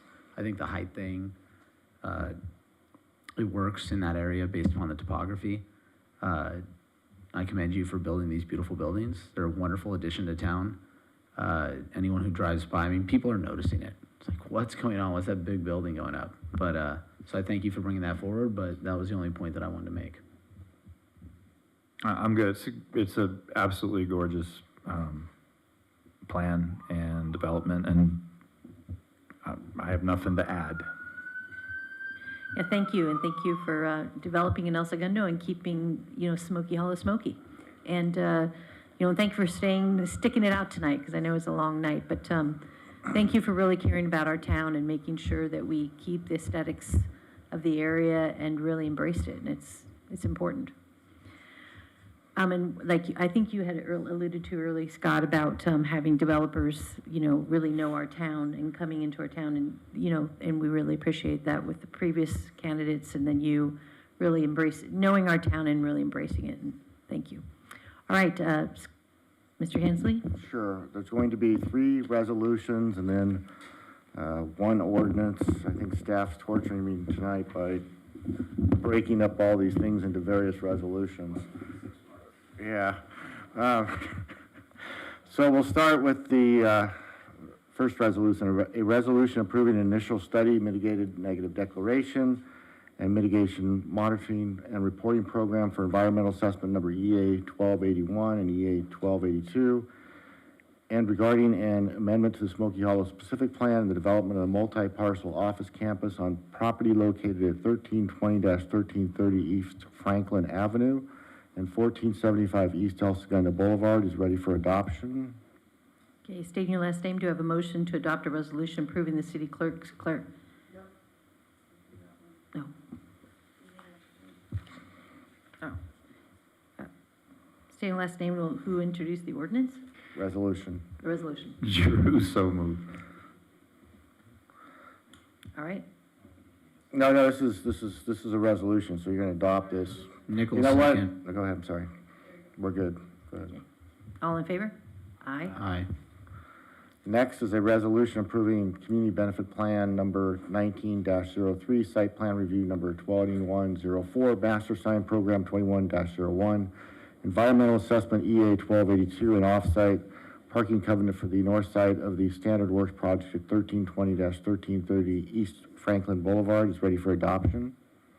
Okay, stating your last name, do I have a motion to adopt a resolution approving the city clerk's certification of initiative petition? Nope. Oh, sorry. That's my paper. That's the one I have. See what happens when we go to all electronic. Caruso moved on whatever the correct one is. Nichols second on the resolution. Okay, all in favor? Aye. Aye.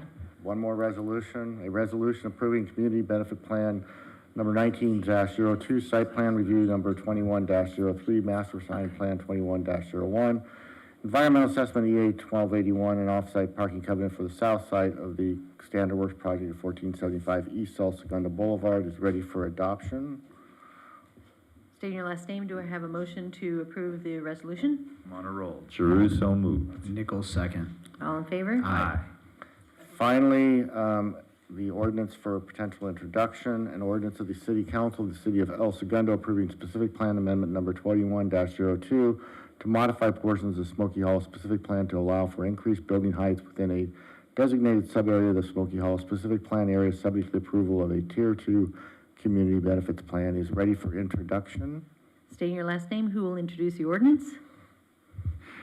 Caruso moved. This will be brought back to the April 19th City Council meeting for a potential second read and adoption. All right. That's the end of this item. Thank you. Congrats, gentlemen. Congratulations. Can we get the others to come back, and then we'll move to somewhere. Is next the item number 16? Yeah,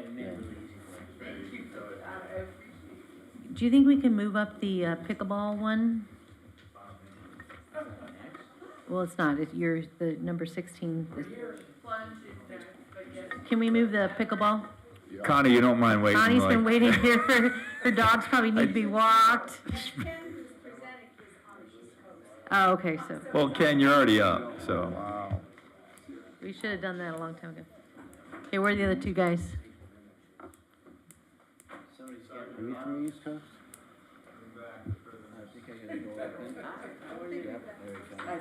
So my name is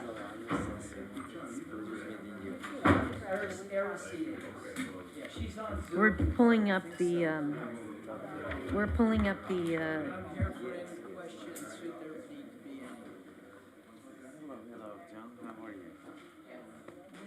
Shouldn't have this much fun. Shouldn't be allowed to have this much fun. She's the recreation superintendent. Okay, so would she be on as Rec Park El Segundo? Because I Yeah. find her She should be. Let me, are you on is the question.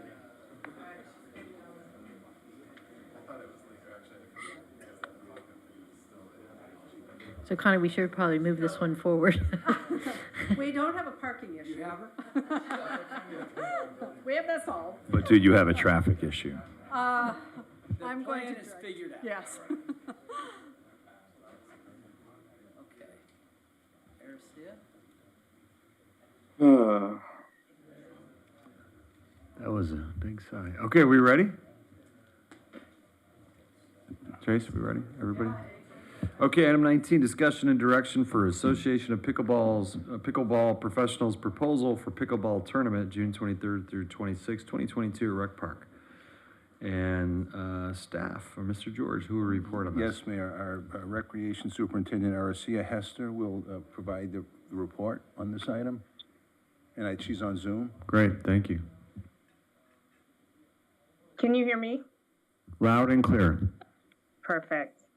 Good evening, Mayor, Mayor Pro Tem, and Council. My name is Aracia Hester, Recreation Superintendent for the Community Services Department. The item before you tonight is in regard to the proposal from the Association of Pickleball Professionals to provide a tournament scheduled for June 23rd through June 26th at Recreation Park.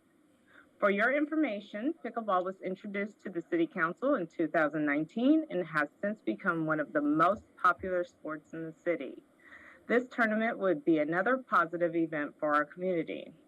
Tonight, we have Mr. Ken Herman, CEO of the Pickleball Professional Association, and Mrs. Connie Thrasher, Pickleball Ambassador for El Segundo, to provide you an informative presentation on this pickleball tournament event. In addition, we also have Interim Community Services Director John Jones, Recreation Supervisor Sean Green, and myself to answer any questions you may have after the presentation. Now I will turn it over to Mr. Ken Herman and Mrs. Connie Thrasher. Thank you.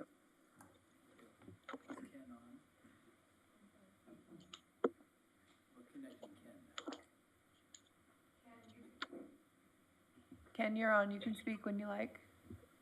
Hey, am I on video or just speaking tonight? We just see you, and thank you for your patience. We had a very lengthy meeting. Thanks for having me tonight. I am in Boca Raton, Florida, so we're almost coming upon 2 o'clock in the morning, but I have thoroughly enjoyed learning all about El Segundo tonight, and am convinced that pickleball is definitely the place to bring it to El Segundo. This has been a project that Connie and I have been working on almost for a couple of years now, and we're shut down with COVID. And we're very excited tonight to restart the conversation with you all. I believe there you go, there's the bullet point presentation. So the APP Tour, just to give you some history, a little bit about the APP Tour, we are the official pro tour underneath the guidance of USA Pickleball, which is the governing body of pickleball here in the United States. We have 32 events across the U.S., and very much so would love to have El Segundo come on board and be one of our stops as we head out to the West Coast to have our events taking place this summer, this June. Connie, as your main ambassador, has grown the program tremendously there, and I thoroughly enjoyed getting to know her. I've been to the venue a couple of times and done a walkthrough of everything. But as the folks have indicated earlier, it is the fastest growing sport in America, and Connie's leagues and lesson programs and group clinics are all on fire right now. It seems as if the sport has really taken off, and you all have a beautiful facility there, one of which we hope to bring this tournament to be able to welcome players into your community and just highlight El Segundo as a great place to come every year to play this event. Go to the next slide. There shows the schedule that we've got right now. We are going to call this tournament the LA Open, hosted at El Segundo, and that is what our hope is for tonight's meeting. We had a timeline here. It looks as if that we started, as I said earlier, back in February. Started working with Meredith, started working with Sean, and then things were shut down with COVID. We then went through the process again of resubmitting our special events application, and that was submitted back in December of 2021. I believe there's been some changeover of staff, so we're very eager to see if we can get the event up and running. Normally, we'd like to have an event 4 months out with getting registration. So we're a little behind the 8 ball there, but I'm encouraged that we're having a good conversation tonight about bringing the event there. The event just is not just for pro players. It also will attract a wide range of players that are amateurs, pros, and senior pros. So we try to diverse it up and make it a family event for everyone to come out and enjoy themselves at the courts. Next slide, I think. To hear some thoughts on the tournament recap, we would need 1 day to set up, starting off on the 22nd. It's a 4-day tournament. We are projecting about 650 players would be involved in this tournament, of which 40% would be coming from greater than a 2 to 2.5 hour distance to the venue there. Typically, when we look at the analytics from tournaments, 60% are normally within a 2 hour radius, but we're normally attracting about 40% that need to come in and enjoy the city and spend some nights in some hotels there. We're looking at about 163 players per day. Spectators are often going to come on out. We're averaging about 125 spectators we fill daily. Between the staff and the volunteers, we're looking at about 40 people there. So when all is said and done, we've got about 300 people that should be at the venue each day if we are to hit these numbers that we're hoping to hit. But not all 300 people will be there at the same time. In pickleball, it's unlike tennis, where your brackets start at one point of the day, and it takes about 4.5 hours to complete a bracket. So some people will start off playing at 8 o'clock in the morning.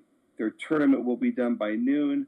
We anticipate that they'll be leaving the park probably by 12:30, 1 o'clock, and then a new bracket will start, throughout the day. Maybe perhaps a bracket will start at 2 o'clock or 3 o'clock. We normally start matches at 8 o'clock in the morning, and we'll go till about 9 o'clock at night for the 4 days. We are having the event live streamed right now. We will bring on a production team, and we will showcase the venue, the courts, the camaraderie with all the players and the community there, and just really be able to help to tell the El Segundo story on a much broader audience.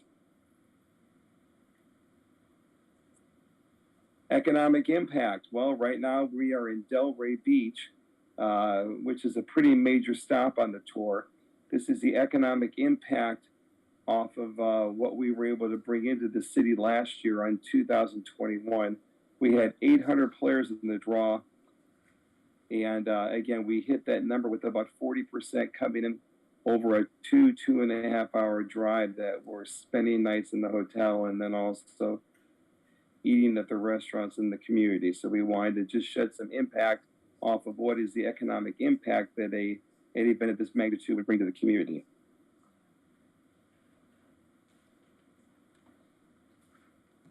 Vision and partnership with El Segundo, establish an annual tournament showcasing El Segundo, the APP, and also the pickleball program there.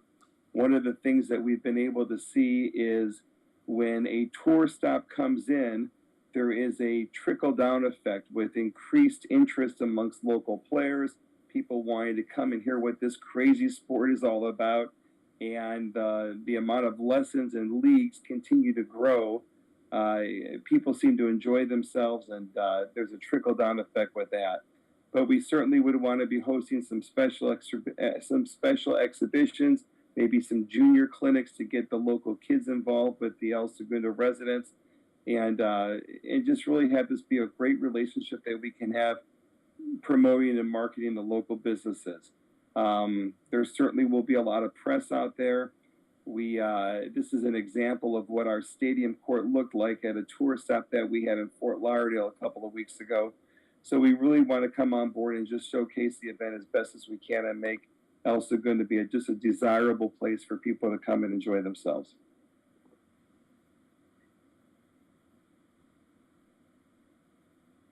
And then we're at the financial opportunity and discussion here, which is conversations that we need to have about costs involved and some visions that we have as far as what we can do to have El Segundo, the facility there, be the best that it can be to showcase an event of this nature.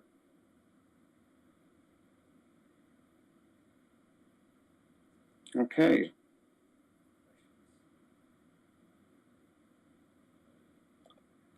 We open for questions? Yeah, okay, thank you for that. Yep. All right. Now we can put him up on Zoom and we can see him in his pajamas. Well, let's see, questions, comments from the dais.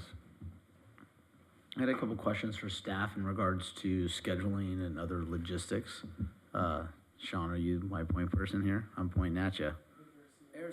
Oh, okay, Aracia on Zoom. Awesome. So, Aracia, regarding the dates that are proposed, there's no conflicts with Little League All-Star tournaments, Babe Ruth All-Star tournaments, nothing like that, correct? Correct.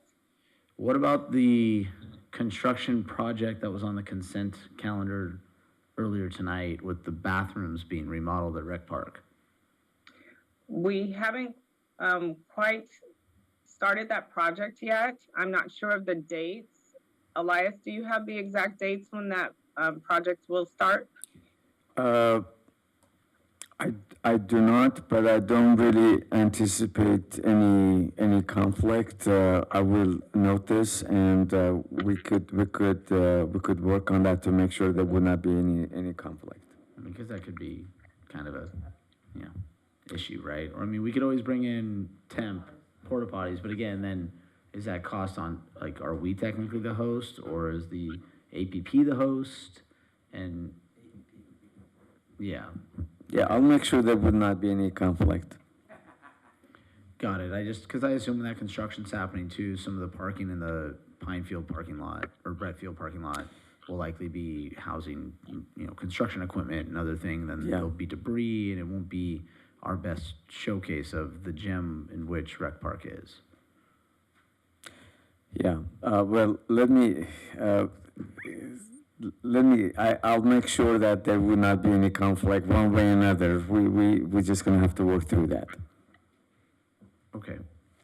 And then we could put up signs saying bathrooms were gonna be remodeled soon, because they're not in the best shape to showcase our gem. Maybe imagery of the bathrooms. I do have a question. One of the comments was about, there's a lot more interest in pickleball post an event, so what are we gonna do with the increased want for pickleball space at our parks and recs post the event? I know the discussion has been on the table about looking at space out there at the tennis courts.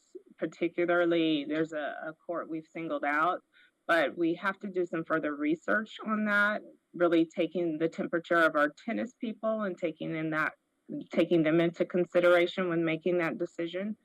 But we are having that discussion within the department about extra pickleball space. RC, I think we've talked about this a little bit, and the temperature of the tennis people. I think we also have to look at our actual revenue numbers and how many people are playing and the increase in pickleball participation. And I think once we release those numbers, I am fairly certain that it's going to state or dictate that we need to add at least one pickleball court, and court 6 looks to be the best option on that. So one of the questions I have is court 6 part of the repainting process, or is that going to be a taped off court? It will be That's taped. the one that borders the one that it's in right now. It'll be taped. Is there a possibility that we could look at actually using that painted court for this tournament? We can look at that. That would be up for discussion for council. Luckily, That's we're all not part here. of this. That's not part of this proposal, but Let me help it you out here. definitely can be considered. Hold on, time out. Thank you. John Jones, still alive and awake. I know that this has been a discussion amongst staff. We've been trying to figure out how best to approach this issue. But I do know that I'm not sure the pickleball tournament this time is interested in moving down that path with painting that as part of their equation. I had a conversation with Connie on the front side of this meeting tonight asking if that was possible. So I don't know, Connie, if you or Ken could comment to that? I can comment to that. Court number 6 is a smaller width court. It's only 55 and a half feet wide. In order to accommodate 4 pickleball courts on that court, we would be too tight between the courts, so it's not ideal. So for this tournament, most of the courts that we're using are only going to have 2 pickleball courts on them in order to create the distance that's required, especially for pros to be playing. So the only court that we would use to paint is actually going to be tennis court number 3, which is the large center court, because we can accommodate 4 courts on it. And then looking to turn the basketball court into the big center court as replicated on the picture that was shown on the slide. And then those courts would be obviously repainted back into the original state, but all the cracks will be, fixed and corrected. So it'll look nicer at the end of the day, but court 6 just wouldn't work this time. Okay, so the ones that are being repainted, resurfaced, that's actually a bit of a benefit because it saves us from having to do it. correct? It does, because there's a lot of repair, even though the repair on those cracks will, Right. It's foundational movement, so it's a big benefit and they'll look really nice. All right, thank you. And then I think we have to look at, do we want to pay them back or not? I would like to, no. That probably is a discussion for a little bit later on, I get it, but I hear you. Believe me, I hear you. Sounds like a great project. I'd like to move forward. Do we have any other questions or comments? No, I'm serious. I mean, Is there an application for us to waive fees? Yes, Is that, thank you. So where does that fit in, Aricia, to our algorithm? We have a formula for fee waivers. Where does this fit into our algorithm? Actually, I don't know right off the top of my head. I would have to look at that. They are not asking for anything specific at this time. I don't know, Connie or Ken, do you want to speak to that at all? If you're requesting anything specifically? do you mind if I just interject real quick? I think the number we're looking at is a $38,000 number, right? So I think that $38,000 was taking into consideration 100% reservation for the entire time by out-of-town residents. So what I was wondering is, do we have a number? So it's about a 2-week period, am I correct? From beginning to end, or is it a 1-week period? 10 days. Well, But this is a 7-day, I'm just, I think that about 10 days? the actual tournament is 4 days. No, but the time it's closed down where we can't utilize it for anything other than the tournament. Only 2 courts will be shut down for additional time. Everything else will be a 5-day. Okay, so let's say let's just have an average. Is 7 days is a good average? Can we use what the revenue was generated on those courts for 7 days as a comparative analysis? I think that might be, that we were like from 2021 or from February. Can we go to 2019? Sure, but I think that's fine too. If we're looking at June of 2019, for those same areas, for the same time that the Pickleball Association is asking for, it was about $1,200 that we brought in June of 2019. But I also pulled numbers from February 2022 because during 2019, pickleball hadn't really taken off as it has now. So in February of 2022, those same areas, same times that they're asking for, we brought in close to $4,000. Okay, where did the 38,000 come from then? Let me help out. Sorry. It is a bit confusing. When staff received the proposal from APP, we took the amount of hours that they were requesting and court space and did a simple multiplier of a non-resident fee, and that came out to $38,000. Okay, but okay, 100% utilization. 100%, every correct. court. Got it. Correct. I mean, so it's really opportunity costs like 4,000 to 8,000 to Yes, the city? what I just heard from Aricia I mean, is- I have no problem moving forward. Remember we sponsored Art Walk for how much? $30,000 because it was also bringing benefit to the city, brand identity, advertising, Economic et cetera. So we did that, Mr. Mayor, with both that and the 3-on-3 tournament. But I think what we understood then is what our fully burdened rates are to support the event. So there are city costs that go with hosting an event, whether it's police, it's fire, it's all those sorts of things that come with this. So there are impact pieces and that's the reason that the fee waiver formula exists, because it puts in all the elements of this and all the elements of city costs for an event and gives us a number that we would be either waiving, or in the case of the Art Walk, that we moved over to a marketing expense. So we weren't waiving the fee, we were subsidizing it effectively on an internal recharge with our marketing budget. Right, but is there a public safety component to this? There's one to the run for education. I mean, there's one Not for at this everything. time. I don't believe we have any other departments playing in this particular area to support the tournament. That's just because it's a contained environment. Within our There's- rec park. Yeah. I suspect if you have people in a competitive venture for a pro-am tournament, we're going to want some police there. I mean, you need police for paddle tennis in those courts. I mean, I play on Friday nights, you need police. Let's ask the chief for his professional opinion. You've got, based on what you've seen, While chief. while he's walking up, I mean, the big difference is there's no road closures, right? So, Are there, I mean, does the parking lot require, do we have parking, do we have well, I don't television think we're space, gonna allow studio them to stuff? sell parking. I think parking's gonna be free. Good evening, Mayor, members of council. I was listening while you were discussing the topic, and I would probably feel better if we had at least one police officer maybe monitoring the situation assigned to the event. One additional, so you're saying like an overtime, or? Yeah, I mean, I don't know how many people would be expected at this. I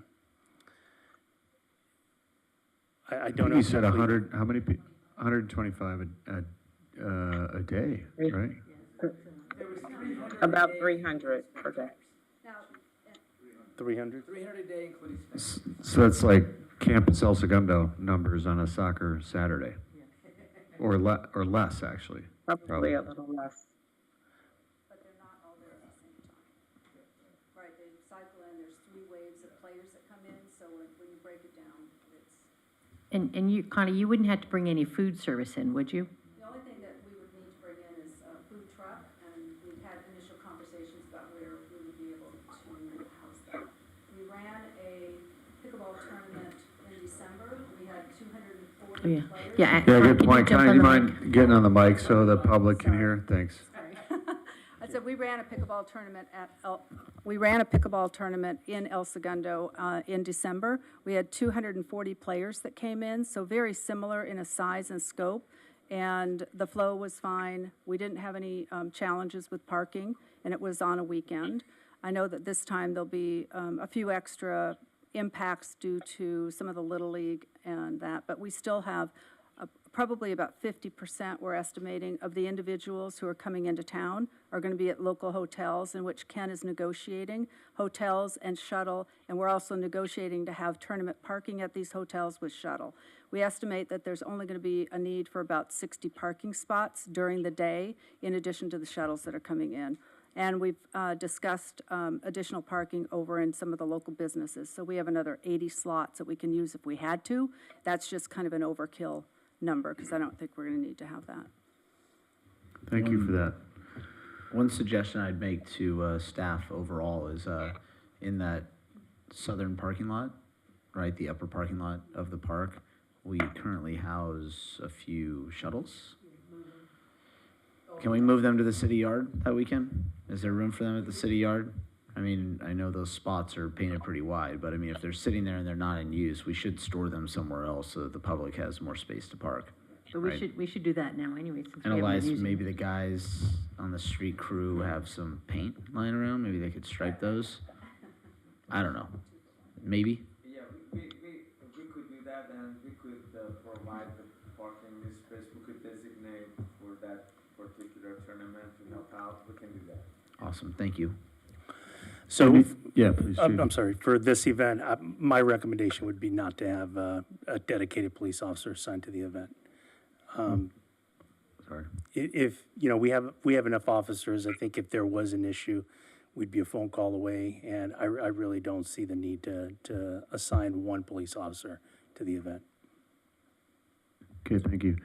Just a quick question. I haven't ventured out on a pickleball yet. I'm worried about my knees and keeping them for surfing and skiing. But I know, probably this tournament, there's no one drinking during the day and playing. These are competitive players, right? These are professional and amateur athletes. They travel around to these events all the time. So no, they're not walking around with a beer in their while hand. they're playing. I believe it's a $40,000 purse This is a total. $40,000 purse wow. with this. Cool. It's live streamed. You can go on YouTube and see APP Pickleball Channel. There are 2 professional tours in the U.S., so it's a very high-end, high scale. I think what's really interesting is we have grown our program so much in El Segundo. We will have many residents participating as players, Lance Drew, in this in this tournament. So it kind of gives you the makeup and the feel Cool. of what happens. Yeah. Thank you. Let me kind of try to give you a little bit of a summary for you and try to wrap you up. I know it's been a long night. From what RC has informed us, it's between $4,000 and $6,000 recovery cost. The fees on full use, $38,000. I know also that, I think that's if the council is interested in waiving fees, you'd knock it down to a $6,000 or $8,000 recovery of what the cost would be to use the space seems appropriate. Also to keep in mind, the APP is going to pay for clearly resurfacing those two areas and get it completely cleared up, fixed, striped, and put it back. Those quotes are coming in between, I think, 27 and 35,000. They are going to reimburse the city for that. So any cost associated with this tournament that is their burden, they're going to reimburse. The city's going to have to go out and get it done, but we're going to work very closely with them and making sure they're fully tied into the exact measurements so the city doesn't have any liability exposure. So I think if you're looking at a fee waiver concept, it would be somewhere to recover anywhere between $6,000 and $8,000 if you're interested in moving down that path. Okay, I would like to move approval. I'm not interested in the fee, yes. I don't know, but Mr. Herman has his hand up. Oh, okay, Mr. Herman, please. Well, just to give some context there before our officer came up there, we typically have not had any issues with having a police on the venue. We start dropping courts. We have 19 courts that Connie feels will be able to use that are going to be taped, or a couple that are going to be repainted. But we'll start dropping courts, by middle of the afternoon. So by 3, 4 o'clock, we'll only be using maybe 12 courts. And then by 5 o'clock, we'll be down to 8 courts. We are not going to bring any kind of alcohol on the premises. So I just wanted to rest assured with everybody that we would find our best way to not have any violence taking place, nor have we seen any violence take place at these events over the 2 years that the tour's been in existence. So I just wanted to throw some calmness that's been the history so far. Yeah, quick question. How many, if you had to guess, Connie, of the 600 roughly participants, 650, how many of those would you say would be El Segundo specific? If you had to guess, 10%, 20%? I'd say about 10 to 15%. So we're going to bring in like 500 people into town over a 4-day period. Over a 4-day period. Oh, that's awesome. And thank you for bringing it to our attention. This is an amazing opportunity, I think. Yeah, I would like to move approval without any fees. Second, with that? Yeah. Okay, great. Any further discussion? Did you decide upon the waiver amount? I said no fees. No fees. Yeah. Gotcha. Yeah. Okay, all in favor? Aye. Aye. Okay, 5-0. Thank you. Great. Thank you, Mr. Herman and Aracia and everybody. It's going to be great. Love it. Thank you. Thank you, Connie, for being a champion of this. Thank you. I mean, See you on the court.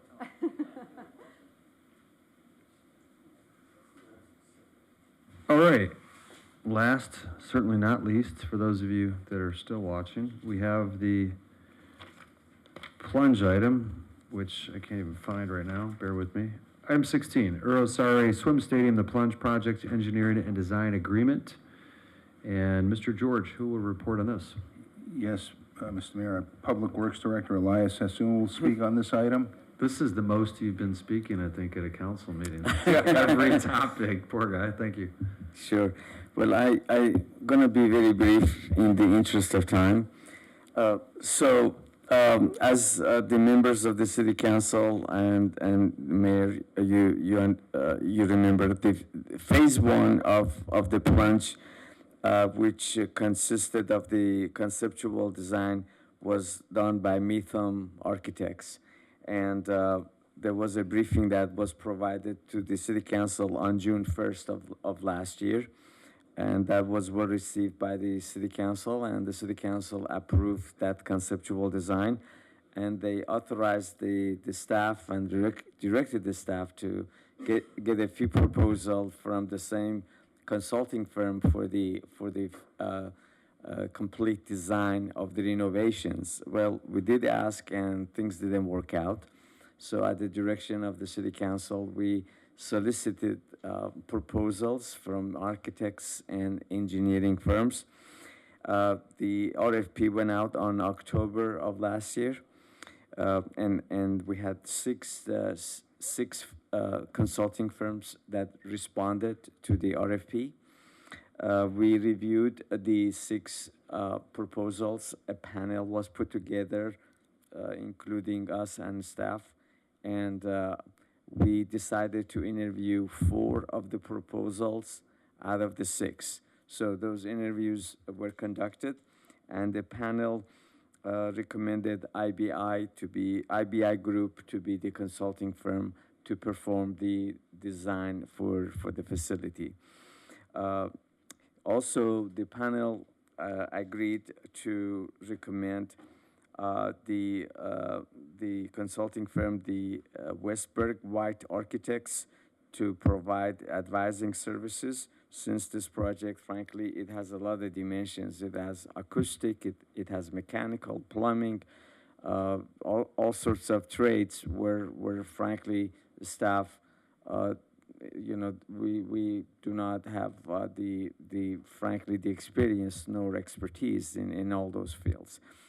So before you is staff recommendation for award of the final design of the Plunge to the IBI Group, and also provide also authorize staff to execute an agreement with Westberg White Architects to provide advising services. Now we have Mr. Craig Anderson and Ms. Janvi Janani. I hope I pronounced the name correctly, with IBI, and they've been very patient, and they've been here in case if there are any questions, either myself or the IBI group would be glad to answer any question you may have. So I have a question. This project, is there any way we can expedite it? Once, because I know like the timeline that was planned was 2025, and it just, right. I'm really, really struggling with the 2025 deliverable. Right. So how do we move forward if we do approve this tonight? How do we cut out some time frame to expedite the process? Can I piggyback on that? Is there, to just so we don't all go, can they use the same general design we looked at before, and they're going to do the engineering around it, or are they going to cut from whole cloth? Because I think that's what really puts us back to 2025. They are going to follow the concept design that was done by Metham. Although there are a couple of places where they think that they need to massage the design because it doesn't quite meet the ADA. So within the scope is to make sure that the conceptual design that was done by Metham, it meets all the requirements. The way I plan to do this is try to have meetings with all the stakeholders at our facility. So everybody who is capable of making decision would be present. That way, this project could move on faster, including our staff from the building official, because some of the design has to do with meeting the code. So once we do that, I think we could make this to have a faster turnaround, if you would, for the design. Although there are certain things that it's going to take time, but we're going to do our due diligence to get this project designed. Let's keep in mind, we're talking about roughly $10 million worth of improvements. So to our extent, we're going to do everything possible, and I can assure you we're going to try to trim and be as efficient as we can be. Let's get a full-size heater.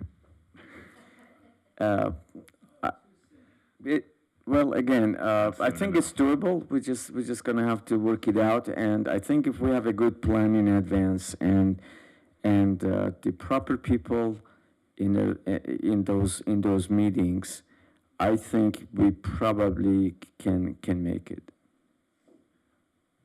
Can I just piggyback on what these two said? You've presented a plan to us that you got 5 votes on, right? No, 4? Okay, sorry. I didn't mean to speak for you. There was, I think 4 people approved the design from the previous firm, right? So it would be what, to, Councilmember Perstick and Pimentel's points, can we please start from there and move forward? Of course. Try to expedite things. Of course. Because if it comes back, or if you get another subcommittee and they're revolutionizing this design. No, I assure you, we are not gonna reinvent the wheel. We are gonna start off with the concept plan that was approved by this body. However, I wanna make sure though, that that design, it does meet the ADA requirements. During the interviews, it came up, and not only one consulting firm, but others. They also told us that in a couple of places, the ADA requirements are not there on the conceptual design. One is the height of the lockers, one is the steepness of the slope at the entrance. So we wanna exactly use what we have already spent money on, but we wanna massage it to make sure that it meets all the ADA regulations. Am I making sense? Yes. Yeah. Okay, Councilman Drew. All right, so obviously, I think I don't want to, again, keep going down this road, but I do feel that every time it comes up, I'm going to bring up the things that we still do not have the money currently for this program. We do not have a funding mechanism in place for this program to pay for the construction or the maintenance. We're having a difficult enough time at our brand new competition pool just staffing it. Now we're going to have to staff another one, and it's just going to keep adding up. So instead of me bringing a problem, I want to try to bring a solution from this one. If the idea, and I know we also talked about a social contract with the city, with its residents to rehabilitate the plunge or renovate the plunge. This is not a renovation. This is a monument. This is a $12 million, 10.5, there's no way by 2025 this thing's only gonna be $10.5 million. It's gonna be a lot more than that. To put that into perspective, ESAC costs $14 million. We're not even changing the depth or the shape of the pool, and it's gonna cost 12.5. So if the idea is to really build a community pool, why aren't we just looking at getting the ADA compliance and fixing the pool itself, the filtration system, the heater, all that? So basically from the surface of the pool down, lockers. There's a tremendous amount of money being spent on seating. And I kind of remember something that we're doing, an art piece and something on a roof. So if we're really trying to build a plunge, right? Torrance, you were part of the plunge renovation out there, right? When they wanted to do a competition pool, the school district built it, and it became the Torrance Aquatic Center. So they have 2 pools, so I get it. But the plunge was a renovation. It wasn't a rebuild. This is a complete and utter rebuild. So if we just did it that way, cut down the amount, it would get done faster and at a much better price. But that's where we're at. But where we're doing it right now, 2025, I think is being optimistic. Right. So if I may respond, if you would. So there are definitely some ADA issues that will cost a lot. One is the lift. We're not putting elevator, we are putting a lift. The lift itself is costly. The ADA, with respect to for example, the lockers room, if you want to take care of the ceiling and other issues, you may end up having to, also do the other things that are proposed. In other words, it's not really black and white. So here's what I would think that we can do. We could design for the ultimate Cadillac, and we can have components with the cost estimate, and then at the time for the award, we could take another hard look to see what components can we afford, or do we want to go through with construction.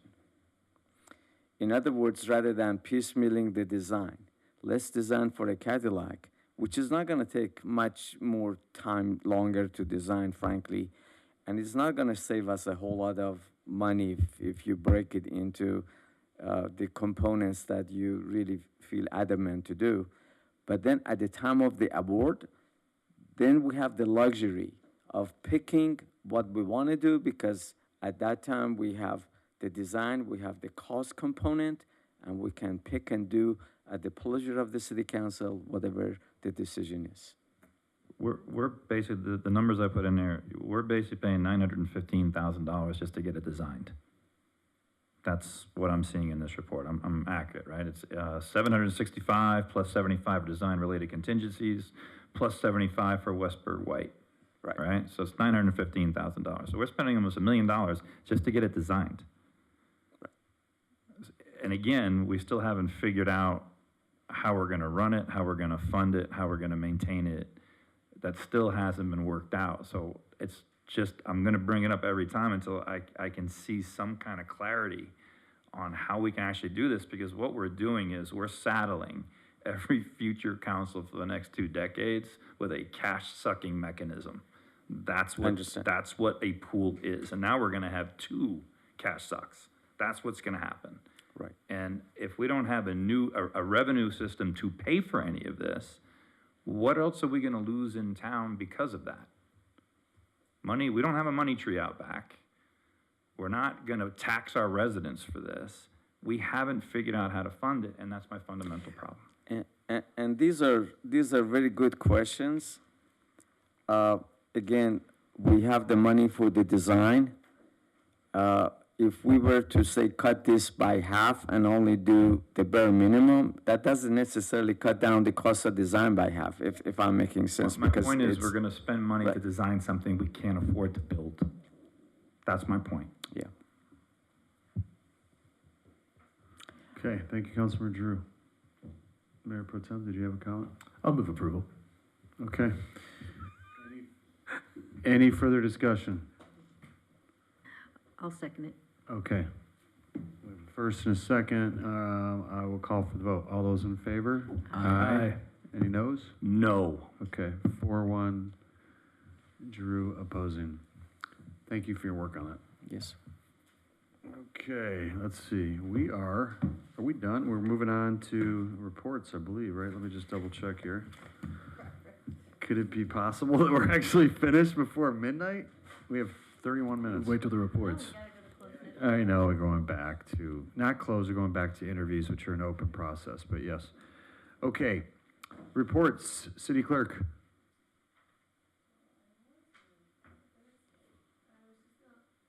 I was just gonna let you know that, since you approved that FPPC filing net file, that the city is officially at 100%. There is one council member, I will not say names, who hasn't finished, but, pretty much all the city employees have, and then we're just waiting on CCBs. But we're very successful, so thank you. for Okay, that. just one quick gripe. I know it's late. We had to do that, Chris and I, on 3 or 4 different platforms. Absurd. The same data entry. So if they can, I know it's not your fault, but if they could integrate, that would be really helpful. I know that the tricky part is that some of them, like we had to fill one out that we didn't have the login invite for, that's lost in the ether. So I know that we're chasing the deadline on that one. Right, yeah. Anyway, thank you for that. It's good that we got compliance here. Thank you. City treasurer is not here. Councilmember Drew. Actually, I just wanted to thank I think it was the library and ESMOA for the, this past Saturday, we had Dr. Valerie Lani, who was I believe a 92-year-old Holocaust survivor who spoke right out here in City Hall. There was a really great attendance. The school district did a good job of getting students involved in seeing it. It was a part of the living library. It was incredible to actually hear someone who went through all that speak. I think it was tremendous for the students and the residents, and I hope to see a lot more of that. So I think it's available to be seen on El Segundo TV. It was actually filmed. So if you haven't had a chance to see it, it's 1 hour long, and I highly recommend it. That's it. Thank you, Councilmember Drew. Councilmember Nickel. I'm sure we're going to be welcoming an AYSO team here soon. Anthony Gomez and his U12 boys team went up to the Tournament of Champions, Western State Regional, and brought home a trophy to El Segundo. I think it's the first AYSO team to ever win that. This year, due to COVID, there is typically they would move on and go play in another state for nationals, but this year they're not doing it. But something was mentioned earlier, and I should have interrupted the meeting at the moment to say it, but I didn't want to. During National Women's History Month, members from the DEI committee were here, and they were acknowledging women on staff, Barbara Voss, you being one of them, and women here at the city that do so many wonderful things. And I think we would be remiss to not acknowledge our colleague, Councilmember Perstick, and our elected city clerk, Tracy Weaver. Both of you guys are wonderful additions to the city. Both of you had stood up and tried to make a difference for your city and volunteered and gone out and got elected. And I just thought that we should recognize you as well, because you will be in the history books of El Segundo at least. Yeah. Well said. Thank you, Councilmember Nickel. Councilmember Perstuck. Yeah, thank you. I don't have anything, but just want to wish everyone a happy St. Patrick's Day. I even have my green on. Yes, you do. Thank you. Mayor Pro Tem Pimentel. A couple items, Mr. Mayor. One, this is our second year in the new world of federal earmarks. So I think that there is some attention being paid on the staff piece to make liaison with our congressmen at some of the opportunities we have for, especially for infrastructure projects. You know, the categories they've sort of called for projects on break into about 8 categories, some of which are around development, some of which don't have as much to do with us. There's agricultural heavy pieces, there's criminal justice pieces, but there's some significant ones where we have an opportunity to pursue those. So I think that I've asked staff to look into some of them. If it comes to a point where they're going to ask for a significant amount of time, obviously it has to come to the council in some form or fashion, but those timelines are very short.